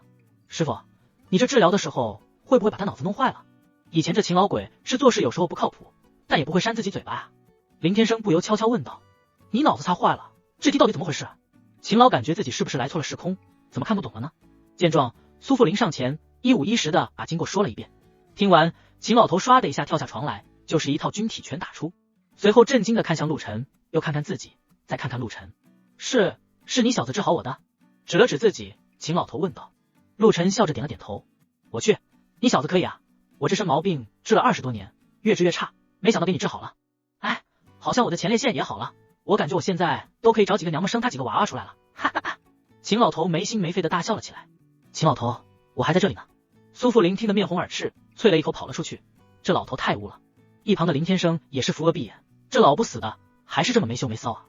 重获新生，困扰自己几十年的致命顽疾痊愈了，秦老头异常高兴，拉住陆晨就要去喝酒。今天咱们爷俩好好喝一顿，感谢你的救命之恩。不过咱今天喝我藏的酒，虽然不比你那几瓶贵，但是味道可不比你那差，关键是得劲。好，那林。一时之间，陆晨也不知道喊林天生什么好，喊徒弟有点怪怪的，实在也喊不出口。师傅，你叫我天生好了。林天生似乎明白陆晨的为难，直接说道。天生啊，等会去把我的藏酒拿出来，咱们3人一起喝，你知道放哪个吧？陆晨还没说话，秦老头率先呼喝了起来。哎，小友啊，你说你收了这林老鬼当了徒弟，他应该叫我什么？滚，各论各的，休想占我便宜。听到秦老头的话，林天生直接骂了起来。在俩老头的互对中，屋内热闹了起来。而在几杯烈酒下肚后，陆晨也知道了这秦老头的身份。秦老头名叫秦天龙，乃是夏国的战神，绰号龙神，在夏国身份极其尊贵，要论级别，犹在大将之上，比开国元勋还要威望更大。无他，年轻时他曾多次捣毁敌方进攻，被他歼灭的高官一本本子都记不下来，而且号称是夏国第一宗师。不过在20多年前的一次行动中遭到了暗算，才慢慢退了下来。数十年过去，各国虽然明争暗斗，但像以前那样的拼杀已经很少出现了，大多都是比财力、比盟国、比手段。现在的社会能用钱办事，谁还去动拳头？经此一事，秦天龙硬是要拉着陆晨结拜成兄弟，不答应就死赖着陆晨不放。这老头耍赖撒泼，那是真叫一个绝。无奈之下，陆晨只得答应。完事之后，秦老头那叫一个得意，立马对着林天生调侃了起来，喊他失职，气得林天生追着他打闹了半天，最后俩人都喝得烂醉如泥，连睡梦中俩人都在斗嘴，关键还都能对得上话，看得陆晨啧啧称奇。12点的时候，陆晨回到自己别墅里，系统的提示音也响了起来。叮，商品已更新上架，请宿主自行决定是否购买。商品2型智慧药水终极版，售价1元。2型智慧药水终极版，服用可达到过目不忘举一反三的能力，且能大幅度提升脑域和精神力。好东西啊！这次施展玄龙针法，让他深刻体会到自己的精神力不足。完事后，脑子还有点肿胀，当时问过系统，系统表示这是因为他自己的脑域度不够，所以能储存的精神力也就少，一旦消耗过大，就会出现头昏脑胀、全身虚浮的症状。没想到今天直接来了这个药水，突然感觉这系统十分的贴心。意念一动，2型智慧药水出现在手中。这是一瓶通体深蓝色的液体药剂，打开瓶盖闻了一下，倒是没有任何气味，于是一饮而尽。顿时一股清凉直串脑门，整个人都感到一个机灵。数分钟后，清凉感消失，陆晨觉得自己的眼睛除了更明亮之外，似乎能看得到更远的东西了，而且自己的听力、嗅觉都似乎有了很高层次的提升。他随手拿了本杂志，快速翻了下，然后合上，脑中居然如影片播放一般，里面的一字一句全都浮现出来，果然是过目不忘。陆晨都想着，这要是还在学校期间有了这玩意，自己还不得是个超级学霸。累了一天，陆晨就不打算刷直播了，洗漱了一下，直接躺尸。3号别墅，小杨子，明天约的是几点？玲姐，庞大龙说明天中午11点在同庆楼见面，谈一下合约的事。同庆楼？行，那你准备好资料，明天11点见。好的。挂断电话，苏富林皱眉不展。自己这次来江都还有要紧事，就是跟庞氏集团敲定合约，魔都那边的项目就要开工了。因为甲方特定要求有几种材料比较稀缺，他找了很多地方都是缺货，唯独庞氏拥有。可是庞大龙这个老狐狸知道苏富林这边急需这些材料后，坐地涨价，想狠狠地宰他一刀。几次谈判，这家伙都在打太极，仗着奇货可居，一步不让。但是自己没有太多的时间拖了，故而约了庞大龙明天最后敲定合同。也不知道这老狐狸明天会不会妥协。哎，怀着忧虑，苏富林缓缓入睡。次日中午，同庆楼515包厢。庞老板，上次跟你说的，你考虑的怎么样了？苏总，不是我故意抬价，你看我那个老朋友都找我几次了，也是要的这批材料，货就这么一批，给了他你这边要的量就达不到了。再商言商，确实是你们要的量更大，也是因为这，我先紧着你，不然我那老朋友给的价格可比我现在给你的价格更高。苏富林闻言眉头紧蹙，这老狐狸又来这套，鬼知道你老朋友给的什么价，甚至有没有这个老朋友都难说，反正他是不相信。但是不相信，人家手里卡着货源，你一点办法也没有。关键是这个甲方也很执着，给他们协商过是否可以换其他材料替代，回复是不行，这就搞得他十分郁闷。此时包厢门被打开，进来了一位大肚便便的中年男子。庞老哥，你这可不厚道啊，我都说了出高价要你这批材料，你怎么又跟人家再谈了呢？要不是小李说漏嘴了，我都不知道你在这里要跟人家签约了。一进门，此人就埋怨了起来，回头还看了一眼跟在后面进来的一位年轻人，这人正是他口中的小李，也就是庞大龙。庞大龙瞪了一眼小李，表示不满，接着换了一张笑脸说道，张老弟啊，你也要体谅哥哥的难处啊，你要的量不大不小的，这批货暂时就这么多，近期是无法补货的，那你只拿走一部分，剩下的我就不好处理了啊。这不，苏总要的刚刚好，所以才来谈一下，你不能因为他要得多就给他啊，总要有个先来后到啊。我可以给你更高的价格，在上次咱们说的价格上我再提高1成，你看如何？这个老张闻言急忙说道，张先生，你这乱抬价格可就有点恶性竞争了，再说了，先来后到那也是我们先联系的庞总啊。听到这话，苏富林立马说道。看到这人冲进来，他听了一会，感情真有人要问庞大龙买这批材料。虽然他依旧觉得此事有点蹊跷，但是他赌不起，要是材料给这人拿走了，那自己那边的项目可就告吹了，所以必须要争取一下。闻言，老张看向了庞大龙，张老弟，还真是这位苏总先联系的我。庞大龙如实说道。他先来？那苏小姐签约了吗？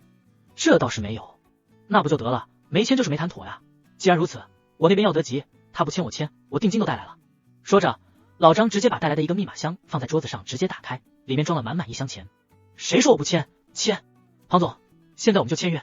见状，苏富林急了，直接拍板拿过了庞大龙直接准备的合同，签名盖章。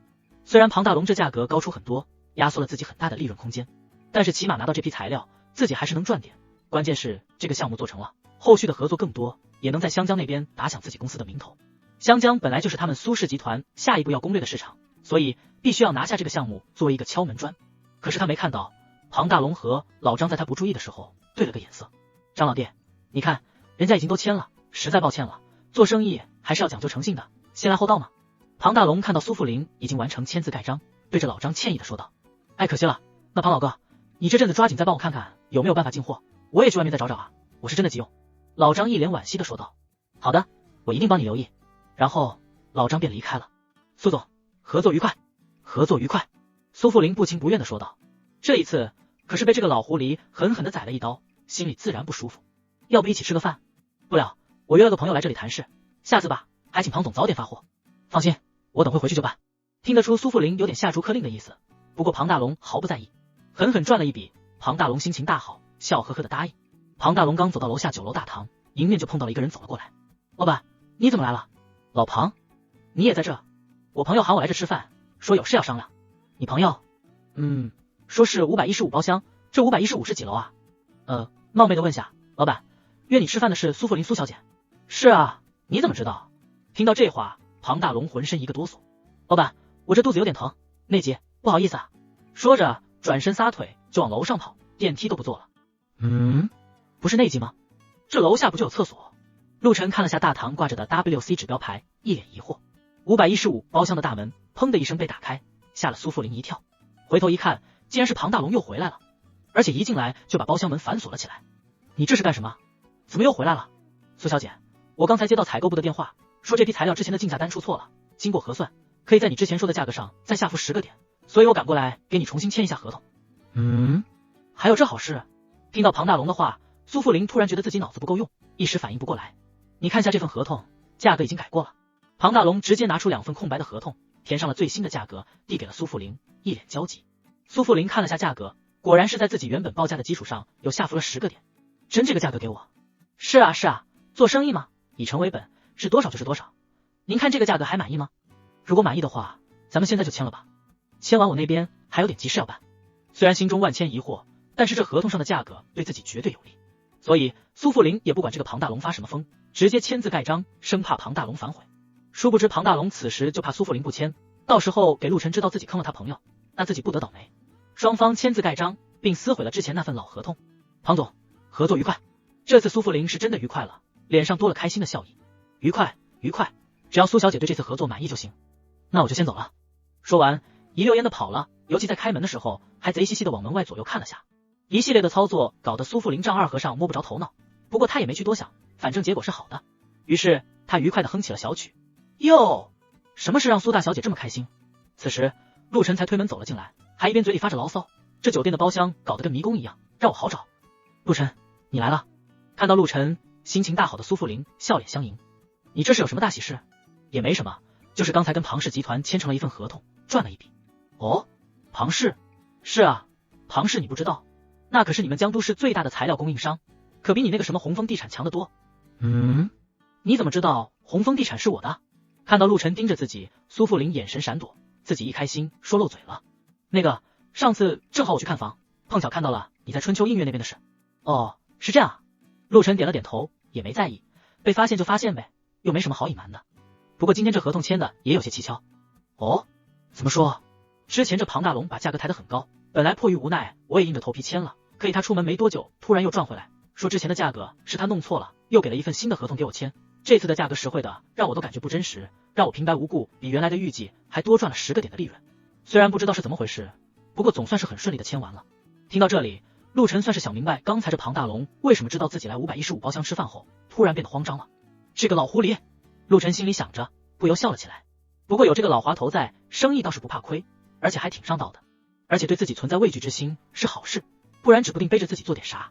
当然陆晨也知道，这一系列的转变也是因为上次在福海酒楼的那次相遇，让他们知道自己的产业可不止他们一个，所以才会如此。那你今天叫我来是啥事？不会单纯就是为了吃饭吧？这个我确实有事需要你帮忙。看到苏富林支支吾吾，陆晨不由好笑。原来苏总裁也有小女儿扭捏的时候啊。有什么事直说好了。切，我也是女人。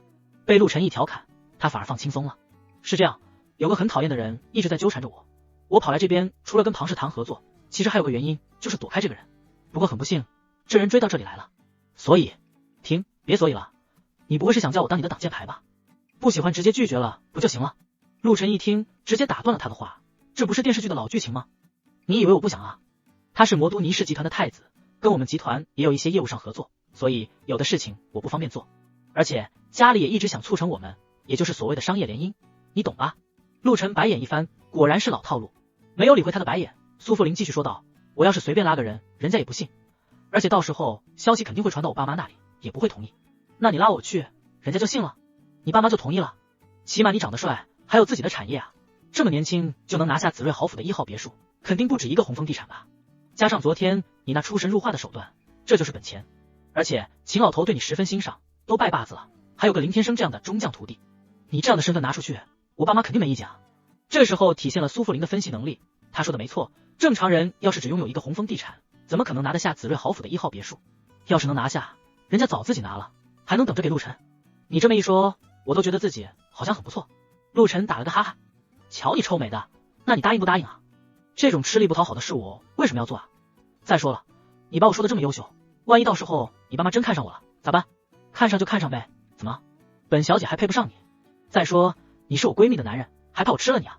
看到陆晨似乎还嫌弃的样子，苏富林有点恼火，自己长得不差吧，在魔都想追自己的人一堆，这家伙还嫌弃上了。你闺蜜？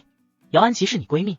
听到苏富林的话，陆晨一愣，随即追问道，哎呀，是了，姚安琪是我从小一起长大的闺蜜，所以你放心，真要那啥了，她也是大的。被陆晨一气，自己又说漏嘴了，于是苏富林脑子一热，又说错了话。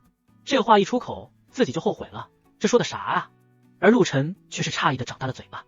我靠，这丫头什么意思？做小的都愿意，姐妹花似乎也不错呀。男人嘛，总有歪歪的时候，何况是苏富林这样的大美女。不过想是一回事，做又是另外一回事，心里想着，却是最终点头答应了下来。最主要是这丫头还当着自己的面打了个电话给安琪，把事情全部说了一遍。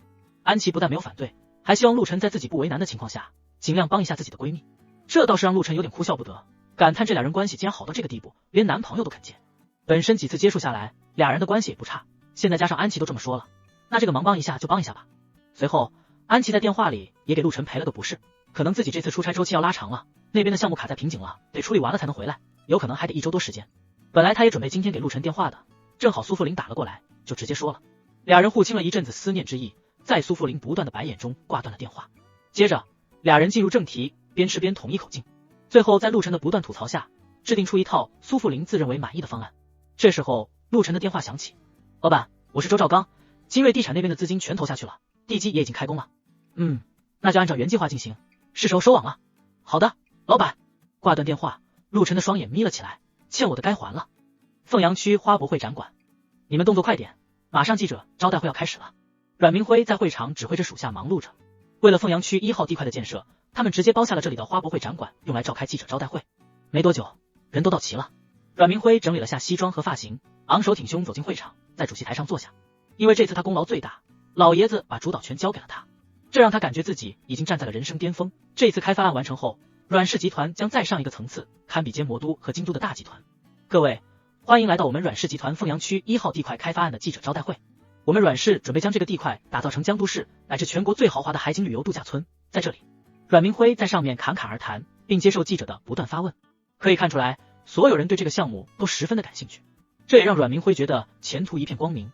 这一次，阮氏真的要起飞了。就在阮明亮介绍到一半的时候，突然记者们的电话纷纷响起。喂，我在阮氏这边参加记者招待会呢。什么？你说的是真的？我马上来。你说啥？有这事？大新闻啊，给我抢个机位，我5分钟就到。只见这些记者直接挂断电话，跟摄影师说了几句，迅速带着设备离场而去。而这一刻，在场的记者之间仿佛被传染了一样，一个接着一个转身离去。哎，你们别走啊，我这还没说完呢。看到媒体的人一个接着一个离去，阮明辉懵了，什么情况？他也顾不得形象了，直接下台拉住了一个记者问道。哎，你别拉着我，我赶着去隔壁红枫地产做采访。被拉住的记者皱眉喝道，这货拉着自己岂不是延误自己采访？本来得到消息就晚了，这再晚去连汤都喝不到了，这不是断自己财路吗？于是也不管阮明辉是什么阮氏太子爷，直接一把推开就飞速跑了出去。这到底是怎么了？谁能告诉我？看着瞬间走空的会场，阮明辉崩溃了。阮大少，不好了，红枫地产那边开了发布会，说。这时候一个下属气喘吁吁的跑了进来。说什么？你倒是说啊！看到他半天说不出个所以然，阮明辉直接扑过去一把抓住了他，厉喝道，他们说要把这边2-5号地块以及之前拿下的凤阳区外围地块全部改建墓园，并根据市场承接能力分为高中低3个档次，能满足所有经济层次的需求。什么？听到这个消息，阮明辉直接瘫坐在地，只要稍微一想，他就明白个中厉害。这一次阮氏集团完了呀！他们的地基在拿到地块的第2天就开始平整开挖，因为抢时间，人工都用了比正常施工翻了4倍的量，只求更早的占领市场。而他们的广告投入，为了抢占最好的资源，也是直接全款付清，现在要退市完全不可能了。其次还是为了快，早就给庞氏集团全款订购了材料，并且还给庞氏集团的庞大龙狠狠宰了一刀。谁让庞氏集团是最大的材料供应商呢？其他小的也无法一家满足这样的工程量需求。最后这些钱很大一部分都是贷款的呀，现在给洪峰这么一搞，自己就算把这里打造的再豪华再高端，谁会愿意住在被墓地包围的地方？那你这海景房到底是住了来看海的还是看鬼的？不瘆人吗？爷爷，我们完了！沮丧的阮明辉打通了老爷子的手机，哥，快来人民医院！爷爷他看到洪峰的新闻后直接爆血管了，现在在抢救。可是电话里却是传来了阮明亮急切的声音，哥，你倒是说话啊！我说你马了个头，都是你这混蛋色欲熏心，惹谁不好，偏要去惹陆晨，这下阮家全完了。沉默了一会，阮明辉爆发了。到了现在，他自然明白陆晨为什么在投标的时候宁可亏本拿下周围所有地块，却唯独不争这1号地块，这是挖坑要买阮氏集团啊！陆晨，你太狠了！此时的陆晨正在家里看着电视播放的江都新闻报道，里面正播着鸿丰地产的发布会，周兆刚唾沫横飞的大肆演讲，场面十分热闹。他们的这次规划一下子得到了广大群众的支持，而同时他也收到了属下派来的视频，正是阮氏集团的记者招待会现场，入眼全是一片萧条和颓然之色。关上电视，陆晨伸了个懒腰，看向窗外花园，一缕阳光落下，景色醉人。鸿丰地产借此一炮而红，在陆晨的建议下，鸿丰的团队策划出了最佳的3档价格和建造风格，大大满足了市场上各类人群。更加让周兆刚没想到的是，原以为这些地会亏本的，但是结果却出乎意料。等到预售统计完毕，这次墓地销售不但没有亏钱，反而还赚了10几个亿，这可把周兆刚乐坏了。陆晨更是给这次项目的所有员工全都发放了高额奖金，引来员工们的欢呼和拥戴。而阮氏集团自此一蹶不振，欠债累累。在医院好不容易抢救回来的老爷子，才睁眼又得知原来庞氏集团竟然是陆晨的企业，并且这庞大龙居然用从阮氏集团赚来的钱直接低价收购了阮氏集团，更是一口气没喘过来，直接撒手人寰。阮家2位少爷也直接被追债人弄得凄惨无比，一夜之间一无所有，因为拍卖阮氏集团的钱连还银行利息都不够。几日后，陆晨按照约定载着苏富林来到了宏远大酒店参加酒会。你什么时候有买了这迈凯伦了？这几天我还看到你买了好多辆宾利和法拉利，干嘛？你是要开豪车俱乐部还是租车公司啊？苏富林疑惑地问道。男人都爱车，车多换着开啊。这也不怪陆晨，这几天系统上架了好几个商品，其中就有宾利车队10辆和法拉利。别说苏富林疑惑，连陆晨自己都觉得这系统难道是要自己开个豪车俱乐部或者是婚庆租车公司？玲玲，好久不见啊。正当2人说话的时候，一道略显阴沉的声音响起。看到来人，苏富林笑容收敛，脸色冷了下来。此人正是他讨厌的倪氏太子倪天浩，不给我介绍一下吗？似乎习惯了苏富林的冷眼相对，倪天浩依旧笑着说道，不过这声音怎么听都是阴恻恻的。陆晨，我男朋友。苏富林生冷地介绍了下，然后看向陆晨，挽着他的胳膊，再出露出笑容。晨，这是魔都倪氏集团的倪天浩，一个很讨厌的人。哦，能让你讨厌，起码说明你心里有我。倪天浩面不改色地说道，无视了苏富林那亲热的举动。你还真是脸皮厚，好狗不挡道，让一让。苏富林不客气地说道，虽然倪氏集团跟自家有合作，双方父母也有意撮合2家联姻，他不能撕破脸，但是也没必要给他好脸色。而且他也明确表示过，自己不喜欢这个倪天浩，不可能联姻。父母怎么想是他们的事，爱情的自己找。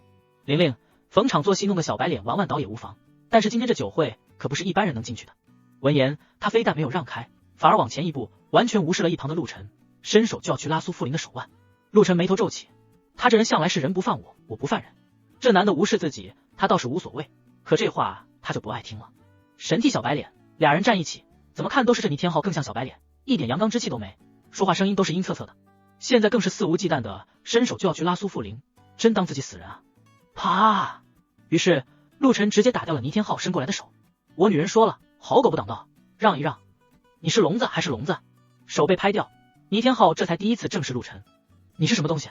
也敢？话没说话，陆晨带着苏富林直接走过去，把他撞了个踉跄，差点摔倒。灵儿，以后交朋友眼睛放亮点，别跟些男不男女不女的在一起，说话阴阳怪气的，这放古代就是个太监，你不腻歪的吗？我知道了。2人无视倪天浩，直接向前走去。不过没走几步，就被倪天浩身后的4名保镖给拦住。小子，我看你是活腻歪了，给我揍！含着金汤匙出生的倪天浩，只有他玩弄别人，哪有被人如此对待过？怒火中烧的他不再保持之前的文质彬彬，就要让保镖动手。可是突然嗓子眼像是被什么卡住了一般，硬生生的吞掉了后面的字。无他，因为自己的这4个保镖已经趴在地上了。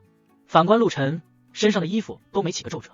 眼前的一幕，不光是倪天浩被惊得目瞪口呆，就连苏富林都十分压抑。这也是他第一次看到陆晨出手，心里不由想到，原来他不光赛车厉害，医术通神，竟然打架都这妖牛。苏富林老跟着秦老头，没少去过部队，尤其还参观过一些顶尖的精锐部队，从小就崇尚强者，还有点武侠梦、英雄情节，所以才会有养成了他平时霸气的一面。如今看到陆晨出手，眼中除了惊讶，就只剩下崇拜的小星星了。哇，你好厉害！一般一般。你刚才用的什么招数？哦，这叫打狗掌法。说着，陆晨还比划了一下，不是只有打狗棍法吗？那是小说，你见外面要饭的会打吗？降龙18掌呢？你这是小说看多了，降龙18掌不会，神龙抓奶手倒是可以有。讨厌！2人完全无视了身后还处于惊愕中的倪天浩，兀自有说有笑的走进了宏远达酒店。倪天浩阴冷的看着2人背影，没有再阻拦。他是嚣张狂傲，但他不是傻子。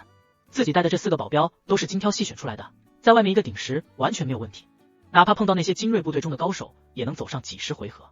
可是刚才自己都还没反应过来，就被陆晨瞬间打怕了。这时候自己要是再上去找茬，吃亏的肯定是自己。哼，武斗不行，那就文斗，你等着！你们这帮废物还要在地上趴多久？都给本少起来，丢人现眼的东西！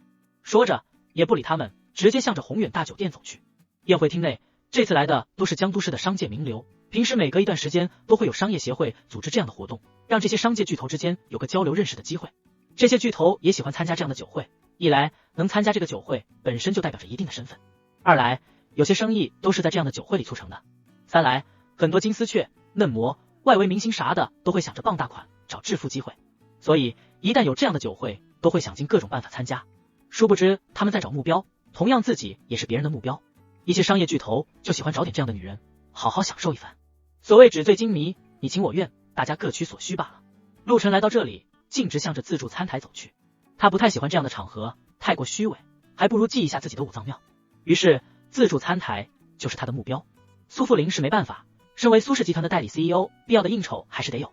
而且这次酒会也是他父母说一定要来才过来的，因为在酒会的后段还有个慈善拍卖会，也是各大集团企业秀肌肉的时候，作为苏氏集团自然也得来参与。有时候丢个几百万几千万，你以为真的是看中了那什么拍卖品？非也，不过就是打个名声而已。那你在这里先吃着，我去走走过场。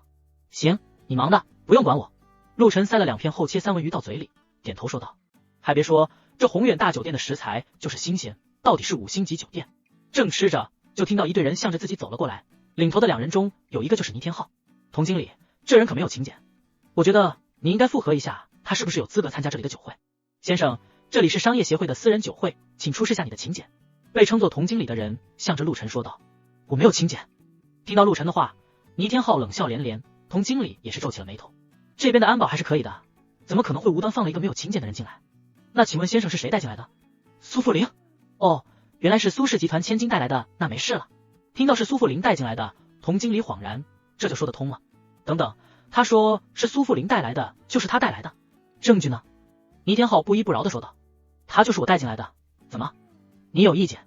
这边的骚乱早已引来了其他人的侧目，苏富林自然也看到了，于是立马走了过来。这里可不是随便什么人都能带进来的，他是你什么人？倪天浩明知故问，而眼中划过一丝戏谑。他是我男朋友。倪天浩，你到底想干嘛？苏富林不耐地看向他。你男朋友？那不知这位兄弟做的是哪家公司？能做苏小姐的男朋友，想来也是事业有成之人，恕我眼拙，能否告知？听到这里，苏富林和陆晨都明白了这货的用意。没错，倪天浩并不是拉着童经理过来撵人，而是想陆晨在大家面前出丑，然后让苏富林跟着丢人，借此苏富林自然会记恨上自己和陆晨。但是他无所谓，反正就没他喜欢过，只要剔除掉这个可恶的武夫，他有的是办法慢慢耗。你是哪根葱？我为什么要告诉你？陆晨不耐地说了一句。苏小姐可是名人，也是我们很多人的女神，如今既然你成了她男朋友，自然我们这些追求者也该有点知情权。要说脸皮之厚，无耻至极，陆晨觉得这倪天浩绝对能排得上号，这也能算是理由。还是说，其实你就是个普通的打工仔，亦或者是小白脸？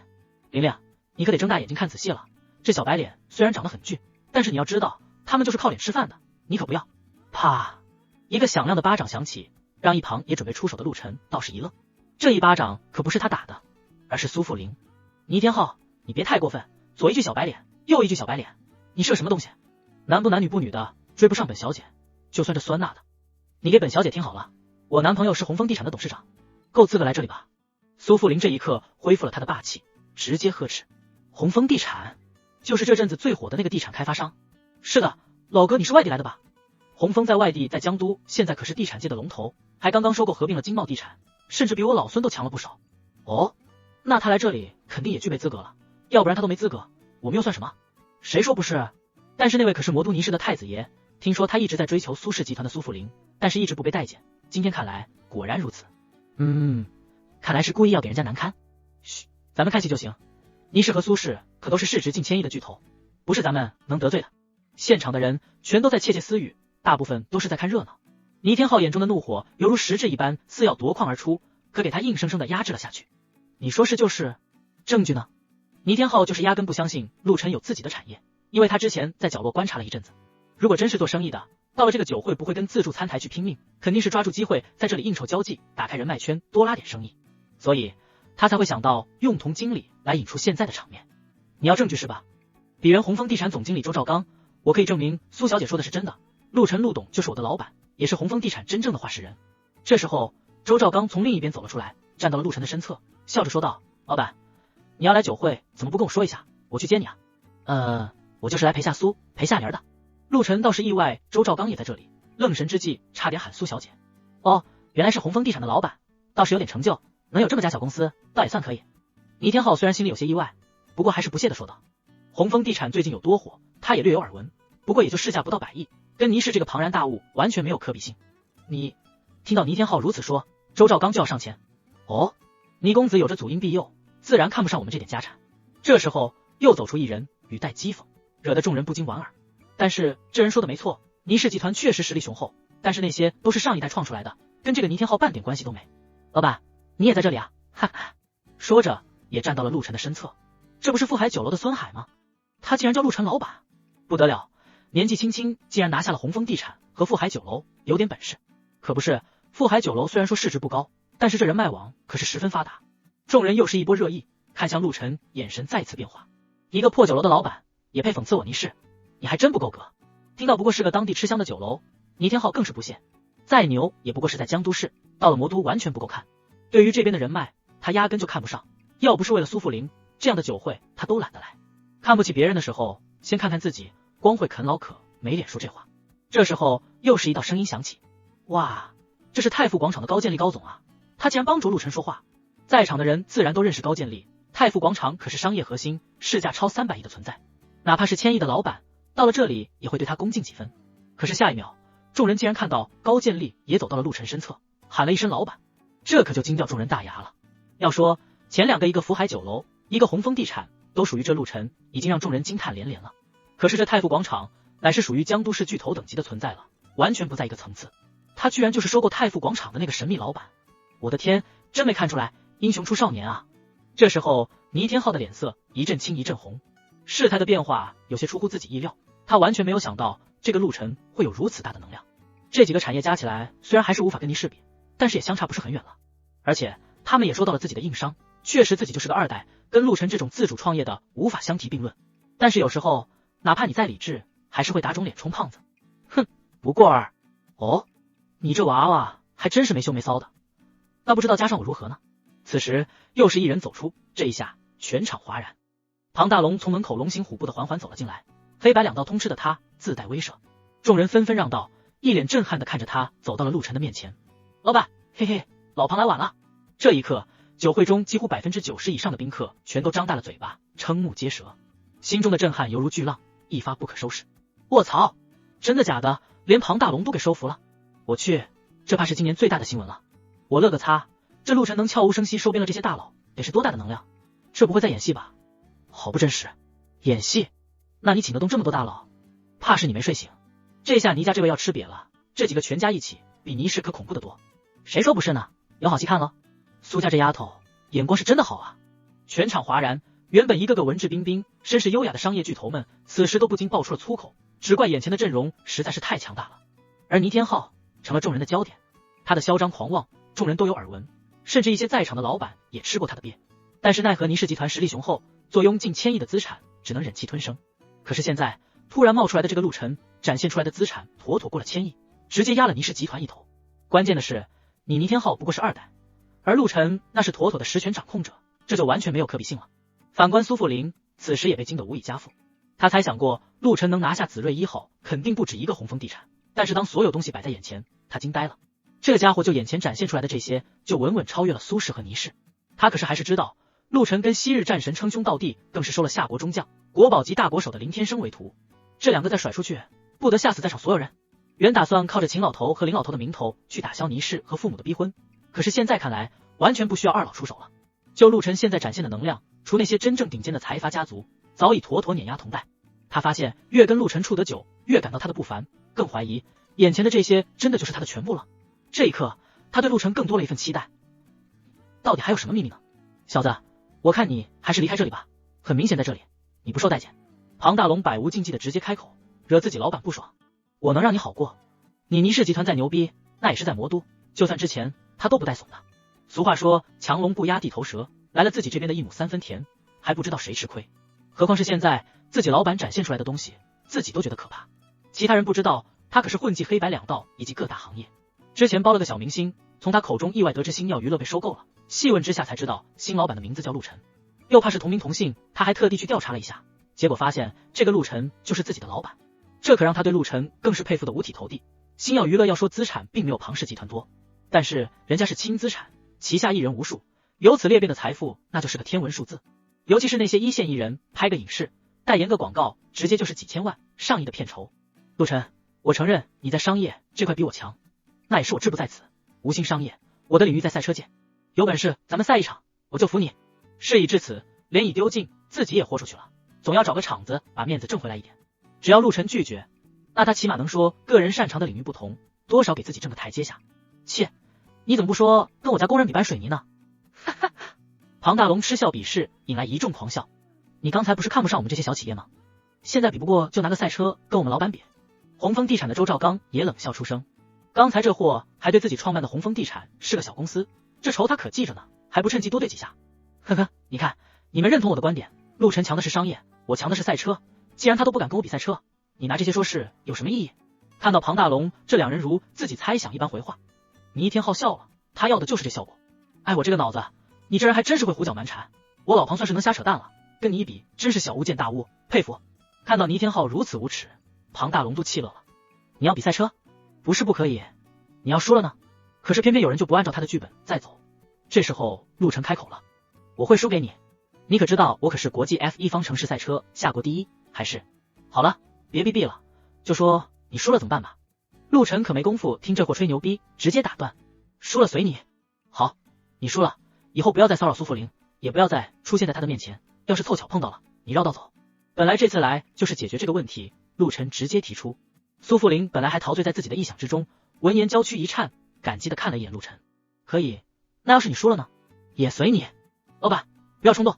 听到陆晨这么说，庞大龙等人纷纷想要阻拦，但是被陆晨摆手制止了。好，爽快。如果你输了，离开苏富林，并给我写个福字。倪天浩这一刻找回了自信，在赛车领域他还真没怕过谁，真要比自己赢定了。好，我希望你说到做到，不然后果自负。你也一样。说吧，去哪赛？敲定赌约，陆晨直接开口。我听说江都市有个 S 级飙车赛道，开发区外的3井7号高架，就那里吧。倪天浩眼中闪过一丝厉色，这个赛道说是 S 级，实际是超 S 级，夺命13弯的恐怖不是一般人能驾驭的。而且要是在那里比赛，中途要是来个什么意外，也不会落下口舌。专业的车手都会在那里出现伤亡意外，何况是陆晨。可是陆晨和苏富林听到倪天浩选的赛道后，都露出了十分古怪的表情，就像是在看一个白痴。别人不清楚，苏富林还不清楚，自己跟陆晨的第一次碰撞，不就是在那里？那惊人的车技闻所未闻，就倪天浩，就算他是方程式赛车夏国第一，苏富林也有信心赢的一定是陆晨。接着几人直接转移战场，开车前往3井7号高架，准备比赛。这一闹，这些商业巨头也无心参加这什么酒会了。酒会年年有，可是这样的大戏一辈子都不见得碰到几回。于是所有人一窝蜂的驾车追了上去，搞得酒会举办人哭笑不得。这后面的慈善拍卖显然也黄了。江都市开发区外3井7号高架，此时开来了一群超跑和豪车。更让人意外的是，平时来这里的都是那种身穿朋克或者机车服的飙车手，可是现在来的却是一群大肚便便、腰粗腿圆的中年大叔，让这里平添了一道别样的风景线。咱们从 N 入口开始，谁先跑完这段高架，就算谁赢。倪天浩说道。没问题。陆晨应道。虽然你开的是迈凯伦，但是没有经过改装，是跑不过我这辆法拉利的。倪天浩臭屁的说了一句，自己这辆车虽然售价没有迈凯伦贵，但是后期改装上花的钱可不少，加起来只比迈凯伦高。于是为了最大程度的挽回自己的面子，他直接上了属下开来的另外一部跑车 GT2。 我就用这辆跟你比。对于赛车，倪天浩是真的对自己十分自信，毕竟这国际方程赛夏国第一的成绩不是盖的。当初苏富林不断拒绝倪天浩的骚扰，他就说过一句话，你只要赛车赢了我，那我就不在你面前出现。也是因为这个，苏富林才苦练赛车，虽说至今自己的水平还离倪天浩十分遥远，但在外面也是个不可多得的高手了。不过看着眼前的一幕，苏富林还是有些唏嘘的。没想到同样是差不多的赌注，这次却是由陆晨来带他完成。那我就用这样。看到倪天浩明显是看不起自己的车技，陆晨既然决定要碾压他，自然不能给他装逼的机会。你选 GT2， 那我就选86，选择对方自认为最强的领域，去碾压击垮他，才能让他永远抬不起头，知道自己的渺小和无力。见陆晨居然选择的86，所有人都惊呼了起来。不是吧？用86去对战 GT2，怎么想的？动力都跟不上啊！可不是，这岂不就输了呀？而且那倪天浩是专业的赛车手啊，这陆晨看着商业成就这么高，怎么会犯这样的低级错误？虽说很不靠谱，但是你们有没有发现这一幕似曾相识？给你这么一说，还真是，这不就是《头文字 D》里的赛车桥段吗？还真是，哇靠，细思极恐啊！一样的车，一样的赛道。没错，这7号高架赛道据说就是一个头文字 D 迷设计建造的，只不过把原来的秋名山3连发加弯改成了夺命13弯。何止啊，这夺命13弯可比那里面的3连发加弯更窄，就算藤原拓海附身也不见得能那么玩了，所以才称这里是超 S 赛道。赶来旁观的众人兴奋地议论着，作为86车主的庞大龙更是莫名亢奋。没错，这辆车既然是庞大龙的，也是让很多人大跌眼镜。这么大的老板居然开这个车，其实他也是头文字 D 发烧友，狂迷藤原拓海豆腐店的那辆86，所以才搞了一辆这样的回来改装，不管是内配还是外观都搞得跟动漫里面的86几乎完全一模一样。但是他可没有藤原拓海那样的车技，也就是自己开着每天过下瘾。现在居然有机会重现经典86 vs GT2， 不过激动的同时又十分担心，自己这老板虽然这背景实力都十分神秘，但是这赛车到底如何，心里还真没个底。这要是把自己心爱的86给撞坏了呢，那他要哪里哭去？倪天浩见状不由冷笑连连，自己详未选车那是真有技术，可是这个陆晨居然选个比 GT2 要低很多动力的86，想装逼。某些人别到时候装逼不成变傻批，那就悲剧了。讥讽了一句，倪天浩直接上了车，你自己要找死，我自然不拦你。陆晨没有说话，直接拍了拍一脸担忧肉痛的庞大海肩膀，上车发动。两人把车子开到了起步点预备，等待指定的赛道监测播报员全部到位后，比赛开始。一声令下，两辆车直接冲了出去。果然在起步动力上86远远不如 GT2， 一开始86就落后了很多。不过陆晨并不担心，这个赛道可以说是弯道之王，能直线行驶的路段就那么一点点，似乎唤起了这些中年男女的童年记忆。一群老大不小的人全都在兴奋的呐喊助威，完全看不出眼前这些人其实都是各行各业的商业巨头。看着后视镜里越来越远的86，倪天浩嘴角上扬，脸上露出了不屑，就你这水平还妄图跟我比赛，吃屁去吧。仿佛之前酒会的那股压抑憋屈在这一刻全都发泄了下来。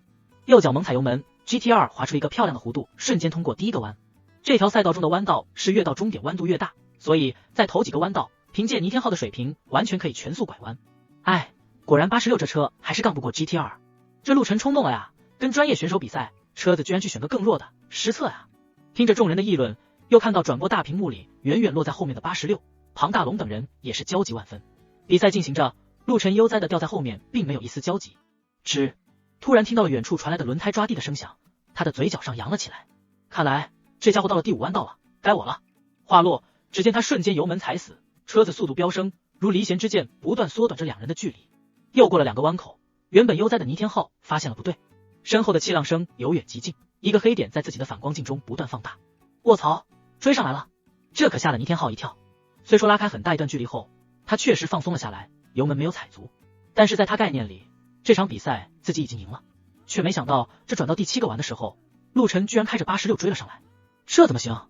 要是 GT2 给86追上了，那自己的脸往哪里放？于是右脚猛踩，速度再次飙升，一瞬间又与86甩开了一段距离。然而噩梦开始了，每当自己通过一个弯道，86就会再次追上来，怎么甩都甩不了。更让倪天浩惊恐的是，当要通过第10个弯道的时候，86竟然差点超过了自己，这可把他惊出了一身冷汗。作为赛车手，自然看过头文字 D， 这一幕幕让他感觉现在的俩人就在复原里面那场经典对决。倪天浩可不想这样，原著里 GT2 可是输了。事与愿违，有时候你越怕的结果越会找上你。